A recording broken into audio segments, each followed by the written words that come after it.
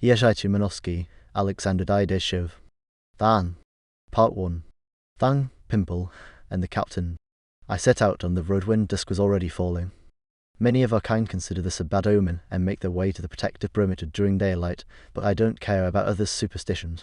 Back in the day, as an apprentice to a stalker shaman, I diligently recited prayers and dried the legs of exotic insects brought from the zone by others. My teacher, may his fate be kind, used to instill in me that the key was to find a rule. Let it be absurd, let it draw the mockery of the learned scholars from the zone research centre, but once you have it, you could become the greatest stalker and make a lot of money. He was a funny man, my teacher Lick. Whenever the road stretches out before me, I always remember him. I remember him with respect and sorrow. He didn't know what he was talking about back then. The sun, it seemed, had struck some cosmic mosquito ball patch, swashing itself flat at the horizon, splattering blood across distant clouds, and slowly crawling into its lair to lick its wounds and gather strength for its next journey into this world. The path beneath my feet carried me elastically over a couple of hills toward the nearest forest. The right mood came almost immediately, as soon as I crested the first hilltop. I began to see the world differently, more simply and much more clearly than usual. Extraneous thoughts were cast aside, and a light chill of monumental calm settled inside. If I hadn't been able to catch this mood, the trek into the zone would have had to wait at least a week. This is precisely why I don't bring tag-alongs. People eager to get something don't understand that everything has a price, and the price isn't always theirs to pay. I entered the forest with the last rays of sunlight. The sun lingered briefly in farewell before vanishing entirely. On the move, I shifted the knife on my belt behind my back, adjusted the waist strap of my flat backpack, one that didn't alter the silhouette of my figure, and headed under the tall canopies of trees still belonging to an ordinary forest.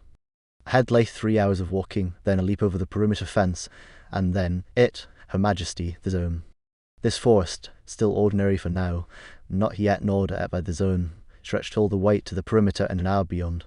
Only then do the tasselled trees appear, twisted into bizarre shapes by some unknown force, the land scarred by ravines and craters from explosions, and the grass begins to look like crumbled paper. But even here, the breath of another world is already felt. There's still life in this forest, but it's all strangely quiet and unremarkable. And the wind, managing to penetrate this far through the ranks of the woodland army, carries a faint scent of blue mould. I'd fully entered the necessary rhythm. Extraneous thoughts were discarded, leaving behind supreme focus and calm. My legs had transformed into an independent mechanism and suspension system for the stalker machine, and now I could walk long and fast, without tiring. Unlike many other stalkers of all stripes, I carried little gear. I dislike firearms and avoid carrying bulky metal items. I have my own style, and there are very few stalkers like me. The forest grew completely dark, but that didn't matter. I could walk to the perimeter with my eyes closed. Even if you get lost, you won't fail to stumble upon the wall of barbed wire strung between concrete posts. In the past, the approaches to the perimeter were heavily mined with low-yield anti-personnel charges. According to the military's reasoning at the Zone Research Centre, a stalker with wounded legs, since these mines couldn't do much more, wouldn't venture into the zone and would turn back. But what's a minefield to a stalker? Just a minor inconvenience. Night was ending when I found a suitable spot in the barbed wire and decided to make my move. It was a simple task, really. Avoid getting tangled in fine wire strewn generously along the perimeter, and don't trip the signal flares. After all, they wouldn't bother capturing you. The duty battery would lob a couple of shells at the disturbance, and that would be the end of the stalker. Even if the blast didn't kill you, even if it only left you lightly concussed, you wouldn't make it a kilometer into the zone. A restless mind doesn't survive long there. I didn't overthink it. A quick snip with the wire cutters at all the strands around one of the posts, a careful step over a tripwire, 2 leaps across the inner road, and I was at the inner perimeter fence. 100 heartbeats later, I was already leaving behind the most reliable defense of the zone, tossing aside the wire cutters an unnecessary tool now. When heading into the zone, one doesn't think about coming back. Long ago, shortly after the catastrophe that created the zone, it wouldn't have been so easy to pass. The perimeter was patrolled by helicopters and armoured personnel carriers, and the watchdogs haphazardly thrown up along the barbed wire bristled with sniper scopes. They say snipers were paid by the kill, but that perimeter has long since fallen within the zone. The helicopters have become home to all sorts of mutated creatures, and the APCs are buried at checkpoints around the scientists' field camps. The walking was easy. Too easy. I don't like it when things start off so well. It's a sure sign that fate is distracted, preparing something unpleasant in the meantime. Under the canopy of trees, it was still dark, but I could feel the night losing its grip. Suddenly, something ahead shifted. A faint, mournful sound broke through the branches and stopped me in my tracks. There's plenty of wildlife both in and around the zone, and many creatures are aggressive, so I instinctively placed a hand on the knife at my back and moved forward. Ahead, it grew lighter. Through the thinning branches, the grey sky peeked through. The clearing ahead was small, and I would have simply skirted it, but then the quiet, moaning sound came again, much closer this time. Something about that mournful, monotone whimper was horrifying. Someone or something was dying in the clearing, slowly and painfully. I couldn't just walk past. There are marauding stalkers who would kill even their wounded comrades. The shaman stalkers would tell me not to meddle in others' business near the zone. But I'm indifferent to others' praise, curses, or opinions. Circling cautiously, I began to approach the dark spot at the centre of the clearing. I see well in the dark. So I didn't take out my flashlight, but moved within 5 meters and started studying the source of the sound. Right before me, sitting on a massive stump, was a strange creature. It had likely once been a dog, but identifying its breed now would have been impossible. A thin, nearly hairless body twisted like a corkscrew struggled to support a large, grotesquely flattened head with a single eye that seemed on the verge of falling from its socket. That eye was staring right at me. A faint whimper spread across the clearing, and the sound made me want to fall into the wet grass and wail to complain to no one in particular about a hard life. A heavy shudder ran through the pitiful creature's body, and a cloudy tear welled up in its blind eye. The glass knife in my hand had already traced a deadly arc, but I barely resisted the urge to end the horror with a single swing of its crystalline edge. The zone was greeting me. The zone awaited me in its embrace. Greetings to you, zone. He stopped to rest when dawn had already broken. Sitting down on a concrete block, preserved from long ago, he pulled out some food, took a sip of water from a bulky flask, and lit a cigarette. An old narrow-gauge railway started here at the ruins of the repair workshops, and ran further along the edge of the swamp, following a raised embankment. A few kilometers down, it turned toward the place where, many years ago, something had happened at the nuclear power plant. It wasn't just an accident, as every newspaper had reported at the time. Sure, radiation had spread across the area, and my personal wristwatch Geiger counter indicated that the background levels still exceeded acceptable limits. But there was something else, something that had turned dozens of square kilometers of wasteland into the zone, a place still probably understood and far more dangerous than just a radioactive dump. Years ago, my mentor had brought me here for the first time to this embankment. From the remnants of handcars and rail wagons, we had cobbled together a small cot, placed it on the rails, and ventured deep into the zone in relative comfort. Back then, I was struck for the first time by the silence reigning here. Ordinary birds and insects had either died or left the area, and the few creatures that had survived had learned to behave quietly and inconspicuously. The narrow gauge track was overgrown with thick grass, making the rails nearly invisible, and we floated through a sea of greenery, occasionally pushing off with long pulls to the rare clatter of the cart's wheels. At that time, the embankment was the only almost safe, straight path. Nobody moves in a straight line through the zone. The cot saved us a lot of time. But now that path was no longer accessible. Even from here, you could see the heap of scrap metal that had once been a railway platform, now a grave for the last passengers on that route. 3 stalkers, a dozen scientists, and a platoon of guards that had been the composition of a scientific expedition 3 years ago, attempting to reach the burned-out reactor blocks from this side of the forest. The result was predictable. I had refused to join the mission and ended up spending a year and a half in a very different kind of zone. Colonel Marchenko had convinced 3 looters caught by patrol to help the scientists and lighten their sentences. May their paths be easier now. I had to reorganize and redistribute my gear. Speed wasn't the priority now, accessibility was. Nuts and pebbles went into the belly pocket. I probably looked like a kangaroo, while the 2 bone knives and wrist sheaths were strapped over my sleeves. A pneumatic pistol, a gift from a near friend, was holstered at my hip. Other items were distributed among my pockets and hung from my belt: spare needles for the pistol, a flask, a compiled map of all explored sections, a coil of rope, and some nasal filters. That seemed to be it. The rest of the small stuff was already in place. I tightened the now empty backpack and secured it on my shoulders. Jumped a bit, squatted. Seemed comfortable enough. I took another sip of water from the flask and smoked what I decided would be my last cigarette of the day. I'd often wondered why I kept going into the zone. Sure, for the money, but would I really risk my neck regularly just for cash? Among our group, I had a reputation as an oddball. I didn't bring back trinkets from the zone to sell to shady dealers, nor did I guide illicit tourists for a hefty fee. Even the maps I created, compiled at great personal risk during grueling expeditions, I never sold. My livelihood came from one of the centre's apartments. The rare items I brought back from my trips usually remained unique for quite some time. It was for their uniqueness that I was paid, and they guaranteed my anonymity while offering assistance when needed. For some reason, I always felt that by helping scientists in this way, I was doing something necessary and right. But why I kept coming back, I still didn't know. I had moved 2 kilometers away from the railway, and so far, everything was going well. The swampy area was left behind near the embankment. Now, underfoot, there was sand, overgrown with short yellow grass. I could have cut through the forest, but today I wanted to follow this wide meadow stretching in the right direction, so I didn't stop myself. Throwing pebbles and nuts, I marked out a somewhat safe route and cautiously moved forward. Once, I didn't like how a pebble twisted in the air, so I scooped up a handful of sand and tossed it around a small mosquito patch. Immediately, I marked it on my map in passing. A new one. It hadn't been here the last time. It would probably grow now, until it became vast, delighting Mother Zone and the bumbling scientists at the centre. The light grey haze overhead began to darken. Thunderstorms here were common and often didn't even bring rain, so I continued calmly. A bright flash of lightning directly above me and a deafening thunderclap made me pause. I caught my breath, looked back, and froze, staring at the light grey stripe of sky above the dark yellow line of the embankment I'd left over an hour ago. There, near my last resting spot, silhouetted against the sky, stood something four-legged. For a moment, I clung to the hope that it was just a trick of the light, an optical illusion, or perhaps some grazing herbivore. But the multi-voiced howling that followed, clearly audible even at this distance, dashed those hopes. Beside the first figure, another appeared, then another, and soon the entire slope of the embankment was covered with black-bodied wild dogs. I turned and held in not as far as I could. This was a risky maneuver. If it landed in a leg trap or a gnarled grass, it wouldn't trigger the danger.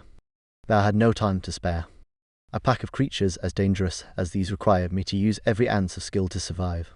The pack of black beasts, former pets now turned savage, had adapted to the zone's conditions, mutated slightly, grown stronger, more resilient, and smarter. They had begun breeding and living by their own unknown rules. Sometimes it seemed to me that they were almost intelligent.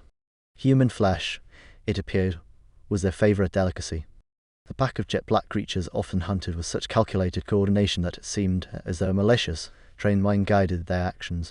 8 months ago, a zone clean-up team, following a well-marked and repeatedly tested route, was attacked by such a pack and lost half its members. They only survived by calling in airstrikes with poison gas shells. If those black dogs had gas masks, no guns, grenades, or body armor would have saved the soldiers. But I had a chance. I was familiar with these creatures and had survived such encounters a couple of times before. Moving as quickly as possible, I turned westward, toward an area on my map marked with clusters of ominous squiggles and tiny skull and crossbones icons. I hadn't planned to enter from that side, but now, if luck was on my side, the zone's lovely surprises might become my salvation. Dogs may attack smartly, but they don't sense danger zones and die by the dozens in traps, unlike the feral cats, which turned out to be natural stalkers. I needed a large mosquito patch, a meat grinder, or maybe an earworm. When the extended howling came from the sparse shrubs I had passed 10 minutes earlier, and I climbed a slope covered in thin grass, I spotted a large gravitational anomaly to my right. The patch was clearly visible. Even by colour strong, old anomaly had turned ordinary sand into something dense, brown, and shimmering with rainbow hues. Throwing rocks and nuts quickly, I confirmed another anomaly nearby, a trampoline, another gravitational oddity, but with the opposite effect. Once, I saw a small rodent jump off a tree branch onto one of these, apparently enticed by lush, tall grass. The creature was launched into the air so fast that its shrill squeak faded into the distance. I figured the patch and the trampoline were two sides of the same coin. The question was who or what handed us this cursed coin. I managed to slip into the narrow passage between these unpleasant neighbours just as the first dog emerged onto the clearing where I stood. Black, smooth-coated, with red eyes, it turned toward me without stopping. The next 5 seconds should have been the last for my throat. In such moments, I become as calm as stone. In a blink, my hand dived into the holster. Another moment, a cold grip hugged my palm. One more, the barrel, like a long accusing finger, pointed at the living death only meters away. My finger smoothly pulled the trigger, and a 5-centimeter needle flew into the animal's open mouth. I could almost see the thin barrier in the thick-walled body of the ampule breaking, releasing a caustic, corrosive liquid into the beast's throat. The creature screamed so loudly that my ears rang, leaped to the side, and convulsed violently. I took a couple of steps back, settled into a better position, slightly loosened my fingers, letting the weight of the pistol dangle on my wrist, and completely relaxed my arm. Though it was pneumatic, my gun was as heavy as large foreign combat revolvers. The gun had been a gift from SH, a former stalker who had fallen into a leg trap and miraculously survived. I'd found him by accident and carried him out of the zone's outskirts on my back. I always told him that someone else had truly saved him. There were 20 kilometers in a straight line between where he'd fallen into the trap and where I found him. That expedition was strange altogether, and SH claimed everything had been part of some divine plan. After losing his legs, the young stalker initially began drinking himself to death, but later found purpose. He started repairing and making equipment for stalkers. And he even dabbled in zone artifacts just a little. He had designed the pistol himself, coming up with a decent enough concept. A compressed air canister was mounted separately from the grip in a side attachment that wrapped around the outer side of the hand.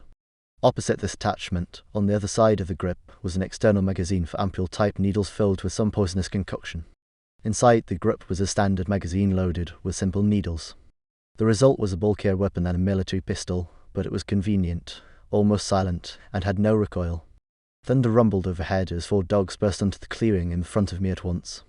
The one running to my right suddenly plunged head first into the ground. A spray of red splattered onto the mosquito patch. Quite a mosquito, I thought, and its body kept sliding upward and forward due to inertia. The rest was no longer interesting to me. I fired at the dog charging straight at me, then at the one following, while the departure of the 4th intruder via the trampoline went unnoticed. I only heard its pitiful yelp from somewhere above. But the pack was now pouring out of the slope in full force. 2 injured beasts were writhing on the ground, foaming at the mouth, 5 meters from me. To my right, 2 more dogs splattered onto the patch. To the left, another one was launched into the grey sky. The pack stopped. Not a single animal moved forward, as if held back by an invisible command. They didn't look at me directly, sniffed the air, and cautiously approached their dying comrades.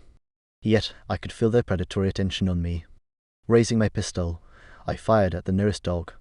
The needle struck its shoulder, the beast twitched and tried to bite the unexpected pain. It grew darker around me, and another deafening clap of thunder sounded almost directly overhead. The injured dog snarled briefly, then unexpectedly lunged at the nearest companion. Pack seemed to have been waiting for this.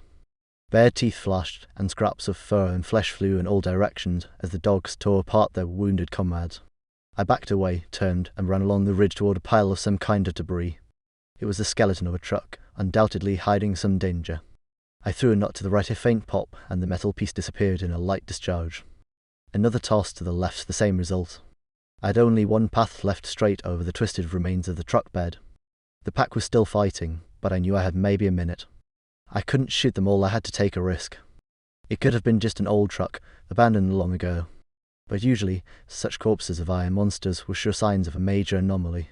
Naturally, I tossed a nut into the truck. Then a rock. Nothing particularly suspicious.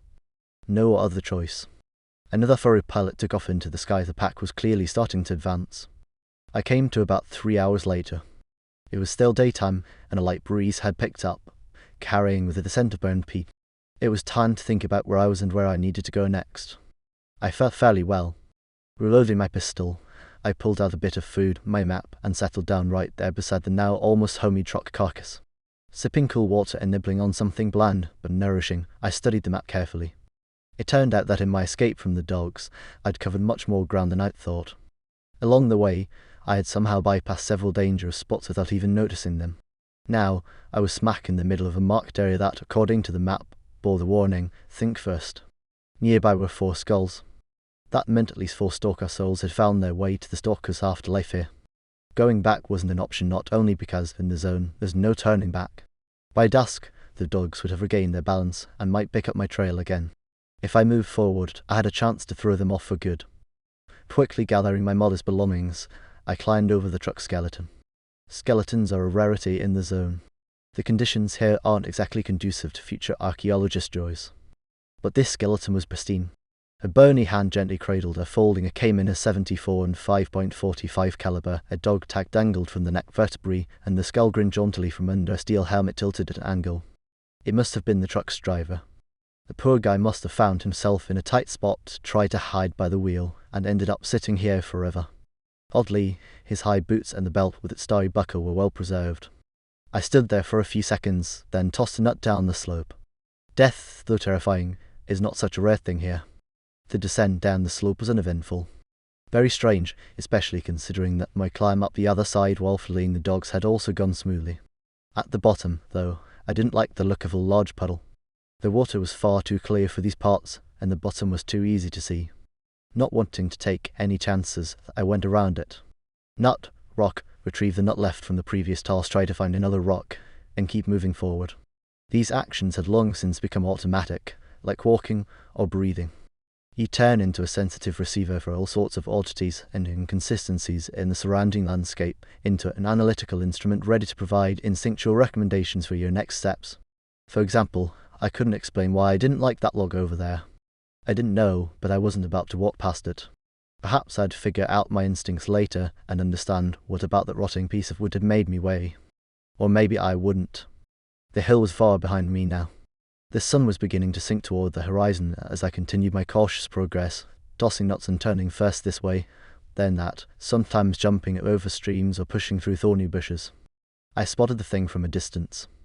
Against the light grey ground lay a flat black spiral about 10 centimetres in diameter, and above it hovered a faint blue shimmer. I'd never seen anything like it before. Pulling on leather gloves, I appended a pouch filled with small scraps of various materials and sent the first handful of mixed debris after the nut. After half an hour, it became clear that I wasn't going to detect anything more dangerous here. Now, it was all up to luck. Things like this sometimes showed their true nature even after you'd left the zone. My heightened senses registered the familiar trembling on my knees when, after thorough inspection, I picked up the unknown object. It was always like this when I touched these kinds of things. Every bit of my stalker experience told me it was time to head home. The thing was rare, possibly even unique, and it wasn't worth the risk of wandering the zone with such a trophy any longer. Besides, this short trip had already provided me with everything a stalker usually lacks between expeditions. I moved about 200 meters west before allowing myself a small break. I pulled out my map, lit a cigarette, and took a swig from my flask. According to the map, I had a chance to quickly leave this area and then fairly easily make my way to the perimeter. There was only one problem: I hated walking through swamps, and that was exactly where I had to go. The marshland stretched far in both directions, but was less than 10 kilometers across at *its narrowest point. A long time ago, just a couple of years after the zone appeared, a very powerful nation had politely but firmly requested permission to deploy a group of military scientists in this area. Since representatives of the nation were well embedded in the center, it became clear that under the guise of military scientists, they were likely sending military personnel with scientific training or perhaps a unit of an unusual designation. Permission was granted, equipment was provided, although they brought their own helicopters and transport planes, and all materials, including the findings of reconnaissance groups, were handed over. The locals were even warned of something almost unbelievable: that stalkers should avoid a specific area at a specific time. No one who'd ever been in the zone could understand what motivated government officials to send special forces into such a place. Who were they going to fight? Rita rabbits? At dawn, an oddly shaped transport helicopter flew into the zone, followed by 2 aggressive-looking attack helicopters. What exactly happened there remains unknown in detail. Half an hour later, explosions were heard at the checkpoints, followed by a second detonation and then bursts of machine gun fire. Despite the near impossibility of using radios in the zone, the center had tuned into the relevant frequency that day and, by some miracle, caught a voice in a foreign language repeatedly stating that the group had landed, was engaged in heavy combat, and that all helicopters had been destroyed in circles. Nothing else was heard, but the zone began to pulse with its anomalies, an unmistakable sign that something significant was happening inside. Later, the sequence of events was pieced together in a rough outline, and everyone filled in the gaps as they pleased. It seemed the zone had decided to toy with humanity's deadliest representatives. It let them land, destroyed their helicopters, and then likely sent something their way, perhaps dogs, maybe mutants of some kind, or even just scared them with phantoms. Otherwise, there would have been no heavy combat. Afterward, it scattered the unit across the swamp and hunted them down one by one over several hours. Old stalkers claim the sporadic gunfire could still be heard in the swamps for over a day. Of course, the center requested guidance and offered assistance. But the commanding officer of the Special Forces, stationed at the airfield, declared that if his men couldn't get out of the situation, no one on Earth could help them. He even said, "No one on Earth." Then he announced that all participants had died heroically for their great nation and would be posthumously honored. Out of the entire unit, only 1 man survived. 2 days later, he reached the perimeter, covered in winter webbing, wearing the tatters of his uniform, almost out of his mind but clutching a pistol. The pistol, however, was empty, and upon seeing 2 stalkers near the barbed wire, the crazed commando kept pulling the trigger until the men took the useless weapon from him and led him to the hot unsafe ground. When he realized they were humans, the Special Forces soldier shed a tear and sank into apathy. It was the stalkers who saved him. They removed the webbing and cleaned him with herbal juice. They steamed him in a bathhouse and plied him with vodka until, by the time they delivered him to the center, the soldier was nearly coherent again and even managed to speak intelligibly. The only problem was that he remembered nothing. And so, he returned to his faraway, mighty nation, having forgotten even to thank his saviors. Or perhaps they just didn't have that custom. I'd been walking for about an hour, heading toward the swampy part of the forest to the north, when a harmonious, multi-voiced howl erupted somewhere behind me. The pack had recovered from its losses surprisingly quickly and, apparently, had found a way around the deadly hill. These creatures howl when they catch a scent, and it was unlikely there was anyone else nearby to hunt besides me. Dusk was already falling, and despite the considerable distance I'd covered today, the dogs would catch up to me by morning. Even if some of them fell into traps along the way, the bulk of the pack would most likely follow my trail just like last time. This meant I'd have to spend the night in the swamp. Of course, the dogs would follow me into the swamp too, but picking up my scent there would be extremely difficult. I tried not to dwell on the immediate future, but a creeping terror gnawed at me from within. A night in the Zone swamp, a singular experience I'd carefully avoided until now. But it seemed the Zone had decided every proper stalker needed to sample its full menu. Fine. Swamp it is. Somewhere beyond the forest, the sun was finishing its long story with a sunset. Though it was still fairly bright, the twilight atmosphere had begun draping picturesque landscapes with its summer veil. I moved forward cautiously, calculating how far I had left to go until I reached the saving embrace of the swamp's muck, when a soft but distinct moan came from my right. Help. I nearly jumped out of my skin. In the Zone, you can encounter almost anything but a human. That was a rarity. Still, the owner of the voice apparently suspected my presence, as they now called out louder. Help me. A human, no doubt about it. I cautiously moved toward the voice and, parting the low shrubbery, was granted a view of an unusual scene. In the middle of a large muddy puddle sat an equally muddy man of considerable girth. If I were an uncouth stalker, I might have called him fat, but I prefer the term corpulent. His face was scratched and bore the unmistakable marks of someone profoundly concerned for their life. He was dressed in the most peculiar manner for the Zone, a torn, mud-soaked three-piece suit. His short legs, sticking out of the puddle, sported the pitiful remains of patent leather shoes. Not noticing me, he suddenly drew a deep breath and let out a shrill, unexpectedly high-pitched scream. Help me. The initial shock had worn off. I'd seen plenty of strange things in the Zone. Deciding it would be best to get the details directly from the hefty man himself, I pushed aside a branch and calmly asked, What are you yelling about? The effect was beyond anything I'd expected. The man squealed and fell backward, slowly sinking into the muddy sludge. I thought he'd lost consciousness, but then his hefty body began squirming, and the owner of the suit looked at me in terror. Who are you? The muttered figure stammered in a shaky voice. I was tempted to reply with a popular quip, but it was clear the man was in shock and not in a mood for jokes. So I tried to respond as amicably as possible. Fang, I'm Fang. Fang? What the hell is Fang? He wailed hysterically. Where are the rescuers? I don't know, I replied politely. Why do you need rescuers? It turned out to be both simple and baffling. Mark Sergeyevich Olgokov, a high-ranking official visiting the Center for Zone Research, had asked the helicopter pilot to fly over the edge of the Zone so he could personally glimpse this terrible place full of mysteries and secrets from a bird's eye view. The helicopter, however, had entered a bird carousel anomaly and crashed into the swamp.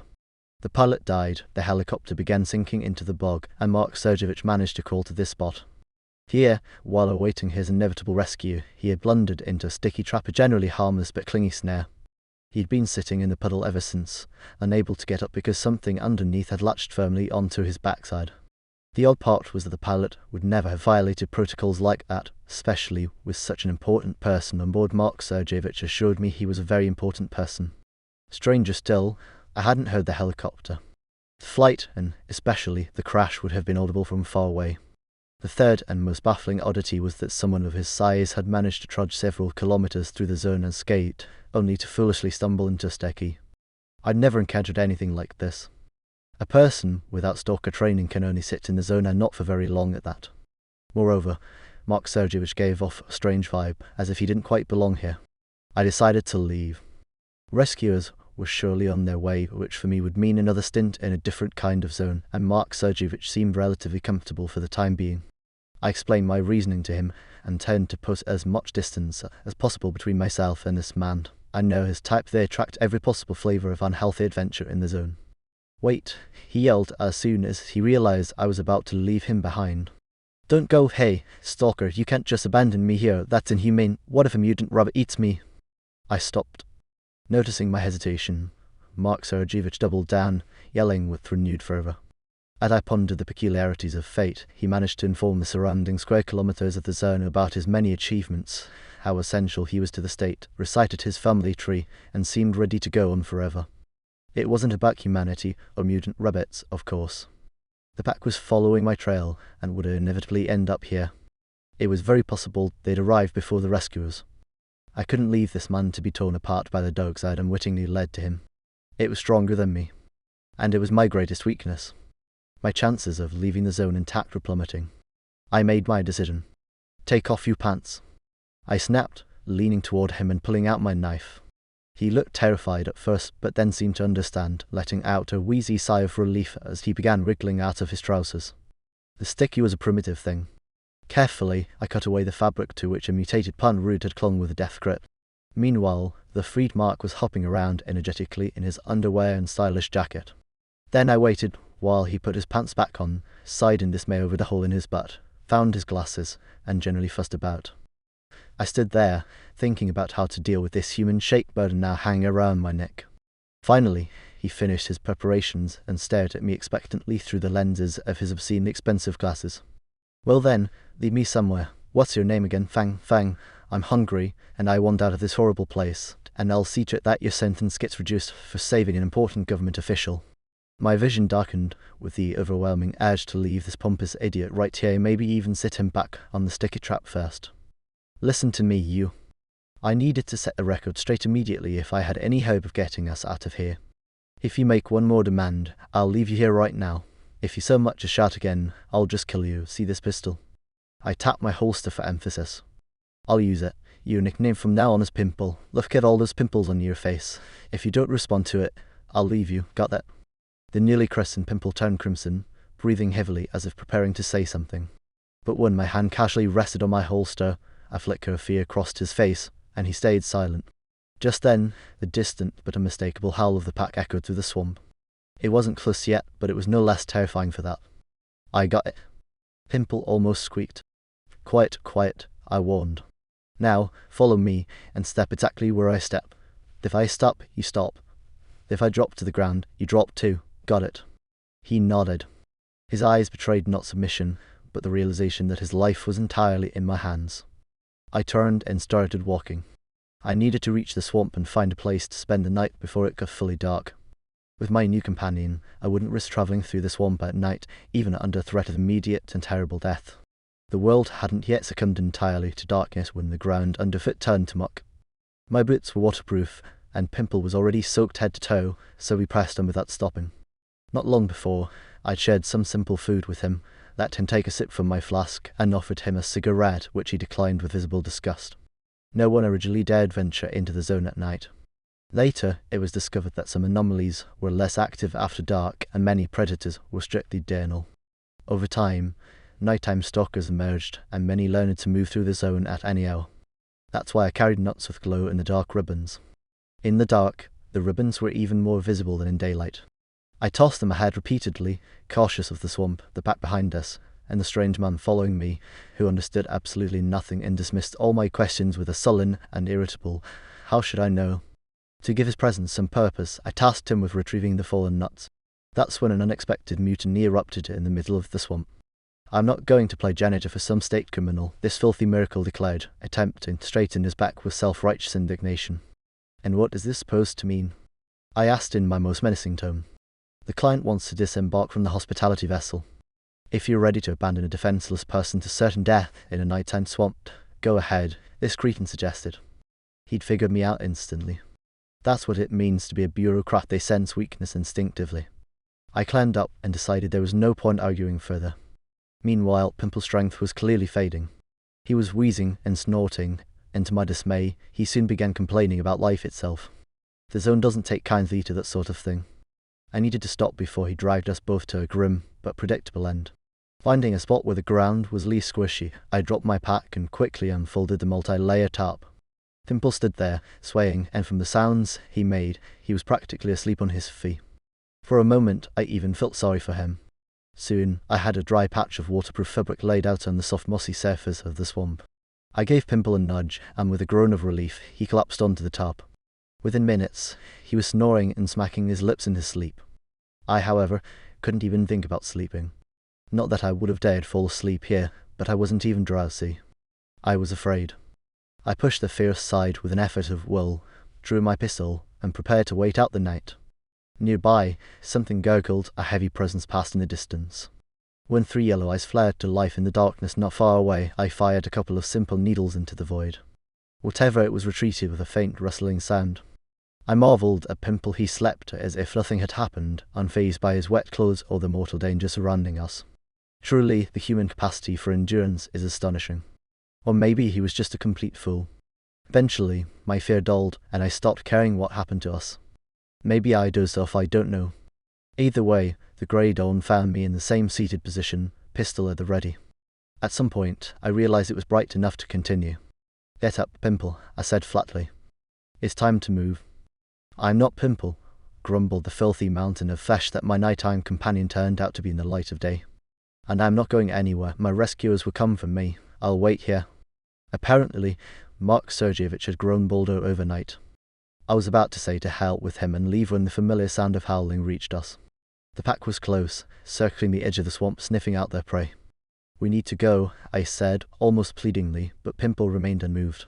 "You have a gun," he replied logically. "Shoot them all." "You might as well try talking them to death," I retorted in despair.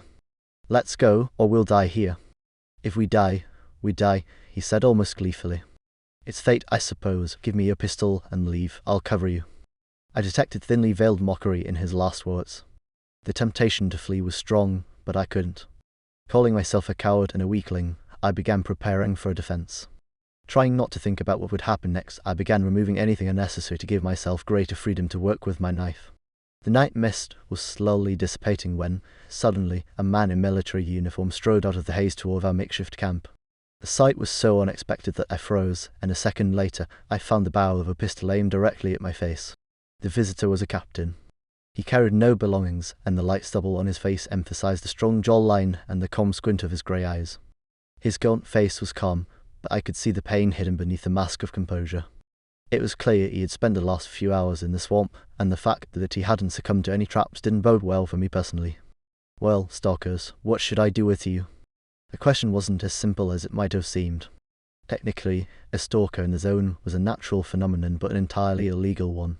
Being in the zone without authorization from the Center for Zone Research was a crime punishable by immediate execution or arrest, depending on the authorized official's discretion. Pimple stirred, trying to get up, but the pistol didn't wave evidently. The soldier had quickly assessed each of us and deemed neither of us much of a threat. "I'm not a stalker," came a voice from the pile of mud that had finally shifted into a sitting position. "I'm Ogakov Mark Sergeyevich. You should know that my helicopter crashed. I demand to be evacuated immediately. Report this to your superiors." The captain's gaze grew thoughtful. "Yes, I heard something about that. And who are you?" he asked, clearly directing the question at me. "The helicopter pilot." "That's definitely a stalker." Pimple interjected, pointing a grubby finger at me. "Arrest him. He threatened me with a gun and keeps trying to scare me with tales of wild dogs." As if on cue, the pack howled in the background. The sound was closer now, almost upon us. The captain lowered his pistol, crouched beside me, and pulled out a cigarette. Encouraged by his example, I wordlessly took out one of my own. We lit up together. "What is this nonsense?" Pimple bellowed. "Didn't I make myself clear about what needs to be done?" Ignoring his outburst, the captain gestured for me to explain what the hell was going on. I did, laying out the situation in full detail and emphasizing the growing howls coming from the mist.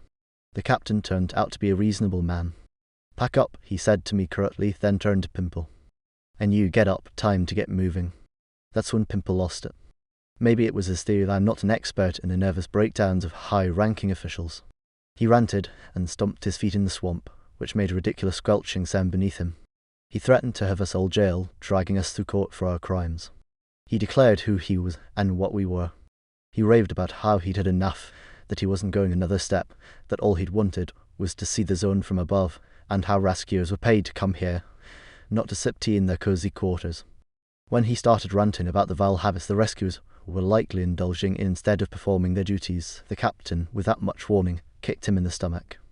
Pimple doubled over, silent at last. "Get up, you toad," the captain barked harshly. "I'm your rescuer. Last night, a half-platoon and 2 stalkers entered the zone to save you. I'm the only one still alive, and all I want right now is to strangle you with my bare hands, but I'll follow my orders. Now, get up." To punctuate his command, the captain planted his boot in Pimple's ribs. The man let out a short yelp and scrambled to his feet. "Not far from here, I saw an island with large rocks," the captain said, gesturing vaguely. "We'll try to haul up there." He marched off into the mist. The rapid shift in circumstances left me momentarily dazed. But seeing the captain march straight through the swamp, I hurried after him and offered to take the lead. "You can't walk through the zone like it's a training ground," I said in a conciliatory tone. "That's why your team brought stalkers along in the first place." The captain stopped and turned to face me. "Is that what you think?" he asked with bitter irony. "Let me tell you something. The stalkers were the first to drop dead. They tossed their wire loops, kept tossing them, and then just collapsed simultaneously. I've seen enough corpses to know what they look like, and those guys looked like they'd been dead a week." "You shouldn't have worked with looters," I said gently. "They stick to fixed routes in the zone, probably young and inexperienced if they agree to come with you." I thought I'd convinced him. Without a word, I pulled out a knot and tossed it ahead. Behind us, I heard the loud squelching of Pimple's footsteps as he struggled to keep up. Everything was perfectly timed. On the rocks that formed a circle around the modest little island, we set ourselves up along with all our gear. I shared the last of my water and food with the captain, but Pimple didn't get anything for bad behaviour. The rocks were tall and sheer on the outside of the circle but sloped gently inward for some reason. The task was clear, but the captain still laid it out in the form of orders. I think this helped him regain his composure, allowing him to feel like the commander of a combat unit rather than just another of the zone's hunted victims. Our goal was to prevent the dogs from breaking through the narrow passages between the rocks, and if they did, we were to retreat to the largest boulder nearly 5 meters tall and make our stand there. Surrounding the rocks, massive trees grew, completely taking up every patch of dry ground. The captain surprised me when he pulled 2 more pistols from under his camouflage jacket and emptied his sagging pockets of extra ammunition. His level of preparedness was exceptional. I decided not to ask questions and wait for a better moment. After loading 5 magazines, the captain handed me one of the pistols along with 2 spare magazines. "Take this, stalker. I see you already have a pistol," he said, his gaze lingering on the grip of my pneumatic gun. "What an ugly thing. I hope you're not afraid of it yourself." "It's a pneumatic needle gun, completely legal," I replied cautiously, accepting the unexpectedly light and warm weapon. Fine.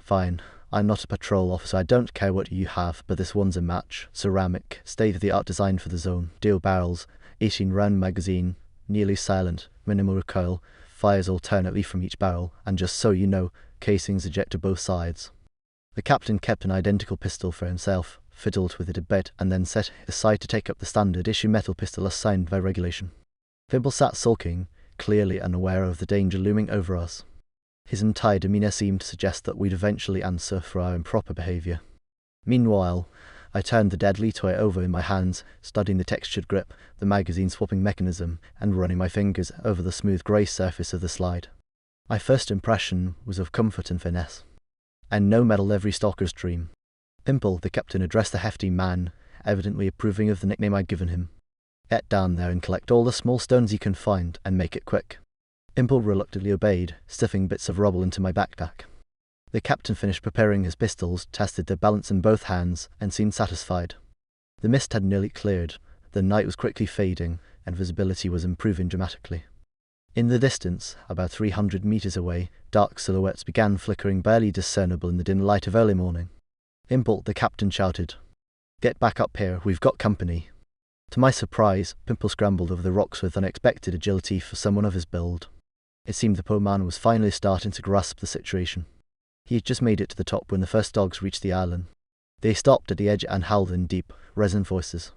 Calling for reinforcements, the captain remarked with a wry grin, settling himself atop a neighbouring rock. "Try to aim carefully. If the pack's big, we won't have enough bullets, and you," he turned to Pimple, "keep an eye on our rear and give a signal if you see any inside the circle, and if you must, give them a love tap with the rock." Only then did I notice genuine fear in Pimple's eyes. "Captain," I said, unstrapping the knife from my right wrist sheath and tossing it to our new commander. He caught it, nodded, and tucked it with the sheath into his belt. Down below, more dogs were arriving. I had the impression their numbers were even greater than at the anomaly-covered hill. Perhaps I'd underestimated the size of the pack earlier. 10 more minutes passed, and the number of dogs kept growing. Then, as if responding to some unseen command, the pack suddenly surged forward in total silence. "Well, would you look at that?" the captain muttered, raising his pistols. "They'll be marching information next." The massive black bodies split apart, flowing around our rocky circle. Their objective became immediately clear. The dogs were attacking every passage between the rocks simultaneously. The first shot boomed deafeningly, the second was almost silent like the pop of a champagne cork. 2 dogs crumpled before reaching the passage. I turned and fired at a black shape in one of the rear gaps. The pistol gave a soft push against my hand, and the dog lost half its head. I fired again. Then again, and twice more, clearing the inner circle. The pistol's incredible smoothness and responsiveness were astonishing. Every shot hit its mark, but it felt futile. The captain's pistols fired in alternating rhythm with almost no pause. He was shooting with both hands, and at least 20 black beasts writhed in their final convulsions in the space below him. Yet more dogs kept coming, oblivious to their fallen packmates. Pimple crouched behind me, trembling, but I had no time to check on his mental state. I was firing non-stop, spent casings flying left and right in uneven streams. The entire inner circle was spattered with blood. Each passage was clogged with dying dogs, but those outside were dragging the dead away by their poles and pushing in again. This couldn't go on forever. My pistol clicked as the slide locked back out of ammo. I fumbled to eject the empty magazine and insert a new one, my shaking hand struggling to align it properly. By the time the first round slid into the chamber, 2 dogs were already scrambling up the rocks. The first shot knocked one of them down, but the second was mid-leap, and I couldn't react in time. The Black Death was already airborne when a large rock smashed into its face, sending it howling and tumbling back to the ground. I quickly cleared the inner circle with several more shots before turning to Pimple. He was standing with a strange, almost blissful smile. Noticing my gaze, he simply nodded and stood, holding another rock. Incredibly, something had changed in him over the past few minutes. There was no trace of fear on his face, his eyes burned with fierce determination. I'd seen such transformations in the zone before. The captain, loading his final magazines, joined us. "There are too many of them. We can't hold out like this," he said, taking down a dog that had darted through a gap and leapt onto the rocks. He nodded approvingly as a rock from Pimple struck another dog in the nose, then gave him a thumbs up before aiming at another passage. The dogs kept coming. It was clear that some unseen force was driving them to their deaths. 10 minutes later, I was out of bullets. I switched to my pneumatic gun, sliding the ceramic marvel into an empty holster. The captain dropped his empty metal pistol at his feet and pulled one last magazine for his ceramic weapon from an inner pocket. "My emergency stash," he said with a grim smile, noticing my glance. Someone tapped my shoulder hesitantly. I turned to see Pimple, his face a mix of emotions. "Give me a knife, Fang." His gaze was a strange blend of pleading and defiance. Without Part 2. 1 year later. Fang and Sentinel. My house is a wonderful veranda. Whenever I have no pressing matters to attend to, I sit on that veranda, facing the distant hills on the horizon, watching the sunset and keeping my hands busy with whatever small task I can find. As long as my hands are occupied, my thoughts flow smoothly, effortlessly piecing together a clearer understanding of things that had been unclear or unresolved. This is one of the few activities that brings me genuine satisfaction and rest. I never focus on anything specific. My thoughts wander freely through the hidden corners of my memory, pulling out whatever they fancy for my contemplation. On this particular day, the sunset was especially striking. Thin, feathery clouds stretched across the horizon, promising a change in weather by morning. The sun spilled crimson tears onto those clouds, flooding the horizon with its sorrow, behaving almost indecently for such a brief farewell to our world. I couldn't let such a tranquil evening go to waste. Sitting on the veranda, I was carving intricate patterns onto the blade of my bone knife, and my thoughts had drifted far away. They came like waves, washing over my mind, retreating gradually, leaving behind scattered islands of the past. My fingers moved instinctively, guiding the metal tool as a complex loop had nearly encircled one side of the blade. That's when the gate in my low fence creaked, and a man began walking up the path to my house. I felt a mix of irritation and curiosity. The man was tall, broad-shouldered, dressed in something resembling the grey field uniform of the Zone Research Centre soldiers, and entirely unfamiliar to me. I don't bring tag-alongs into the zone, what I call those who follow STALKER, and I don't sell my findings to just anyone. Everyone in the area knew this which meant the man had either come to the wrong house or was here to ask for copies of my maps. I rarely refused such requests after some vetting, though my maps weren't known to bring much profit to stalkers, at least, not that I'd heard of. By the time the stranger reached the veranda, I was already angry at him. He was about to ruin my evening, and his own life with some foolish idea he'd cooked up under his cap out of boredom. He stopped as close as the veranda railing would allow and fixed me with a heavy gaze from under thick eyebrows. My mind automatically began analysing his appearance. In the first half-second, my memory noted his prominent nose, massive low jaw, grey-green eyes, and a silence that was dragging on almost to the point of rudeness. But this was my house, and I wasn't about to speak first. He'd come to me, so he clearly wanted something. My eyes continued to scrutinise the uninvited guest, noting his solid musculature and indeterminate age of somewhere between 30 and 40, a grim expression, and a short haircut under a modestly sized cap that didn't seem military at all. I stared at him steadily, my face unreadable, as he studied me with equal intensity. This was already starting to annoy me. "Fang?" the stranger finally asked in a tone that was more a statement than a question. "I need to get into the zone, and fast." Just like that, no more, no less. I hadn't even uttered a word yet, but the big guy seemed to think he'd already completed his main mission, as if his face now read, "So, when do we leave?" The sheer absurdity of his assumption amused me so much that all my irritation evaporated without a trace. If there had been an audience of the dozens or hundreds of young stalkers, tourists, military officers, or agents from the Zone Research Center who might turn down no matter their money, threats, pleas, or attempts to persuade, they would have given him a standing ovation as the best comedian of the year. I go into the zone alone. That simple rule is the main reason I'm still alive and relatively healthy, well, relatively ever since that trek. I caught myself slipping into memories of the past again. None now. I looked into the stranger's eyes, then smiled. "Good evening," I said, using my politest tone and trying to keep the sarcasm bubbling inside me from being too obvious. "You're not just at the wrong house, you're in the wrong town." The big man blinked in confusion, nodded as if performing a delayed ritual of greeting, and gave me the most questioning look I'd ever seen.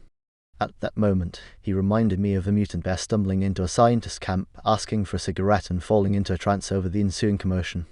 "The quickest way to get to the zone," I continued in a honeyed voice, "is to rent a helicopter or a paraglider. Those are only available at the military airfield 30 kilometers from here, so you'll need to head to the Three Roads crossroads and hitch a ride. Who knows?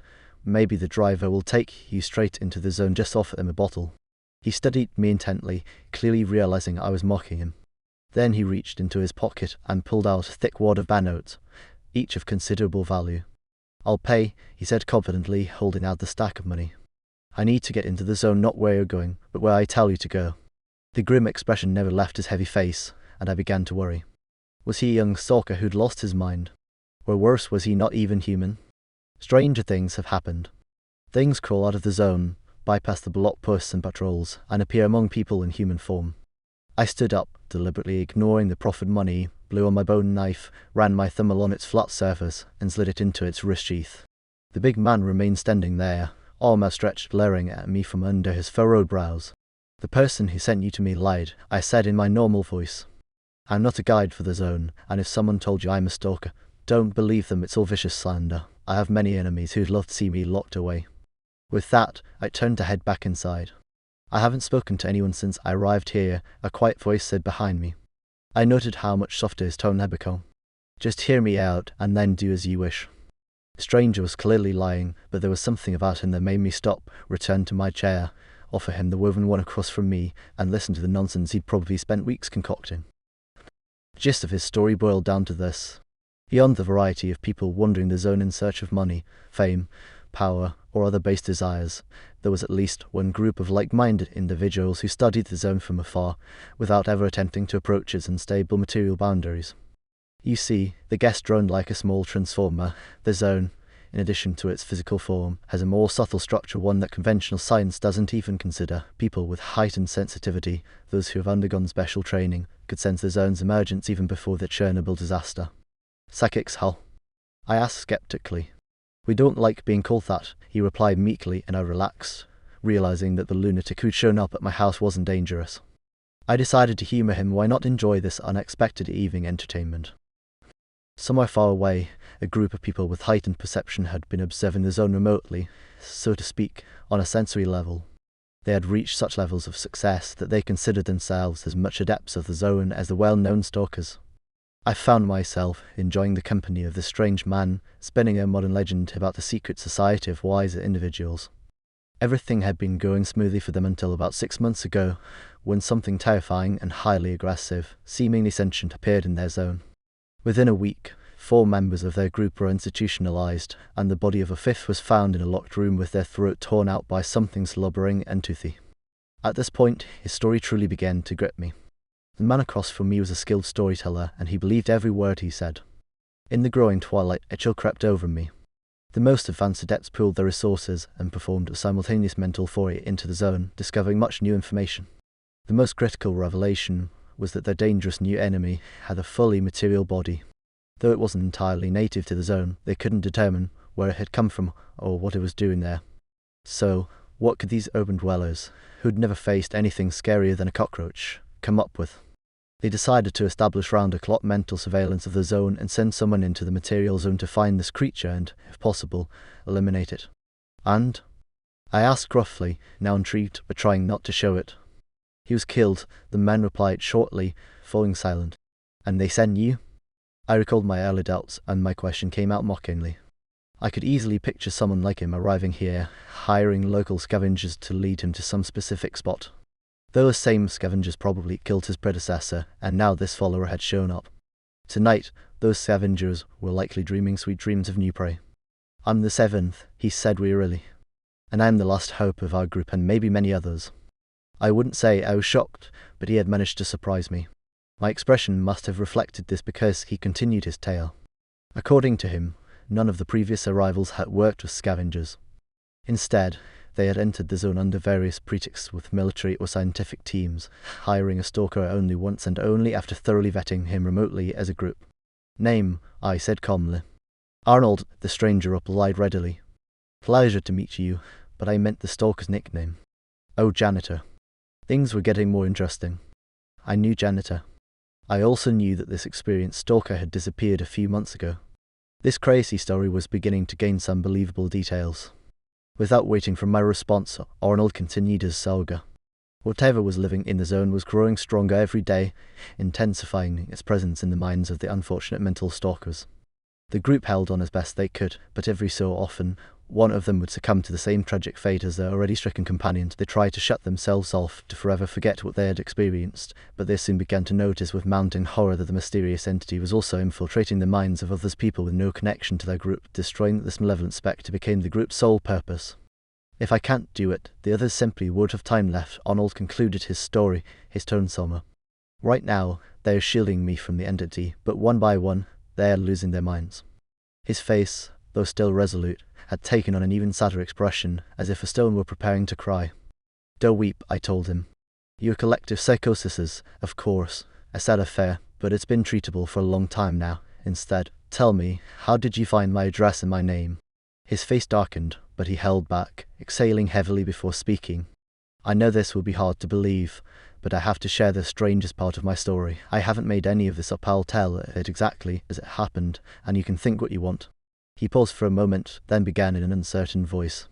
2 weeks ago, I had a dream. I was sitting in a forest clearing when a man approached me. He was plump, wearing a suit and glasses. He looked at me kindly and said he knew a stalker who could help us. He explained where to go, how to find you, and said the stalker's name was Fang. He told me to hurry. The dream was incredibly vivid, and in our line of work, we place a special significance on dreams. The next morning, I shared it with the others, and we decided to give it a try.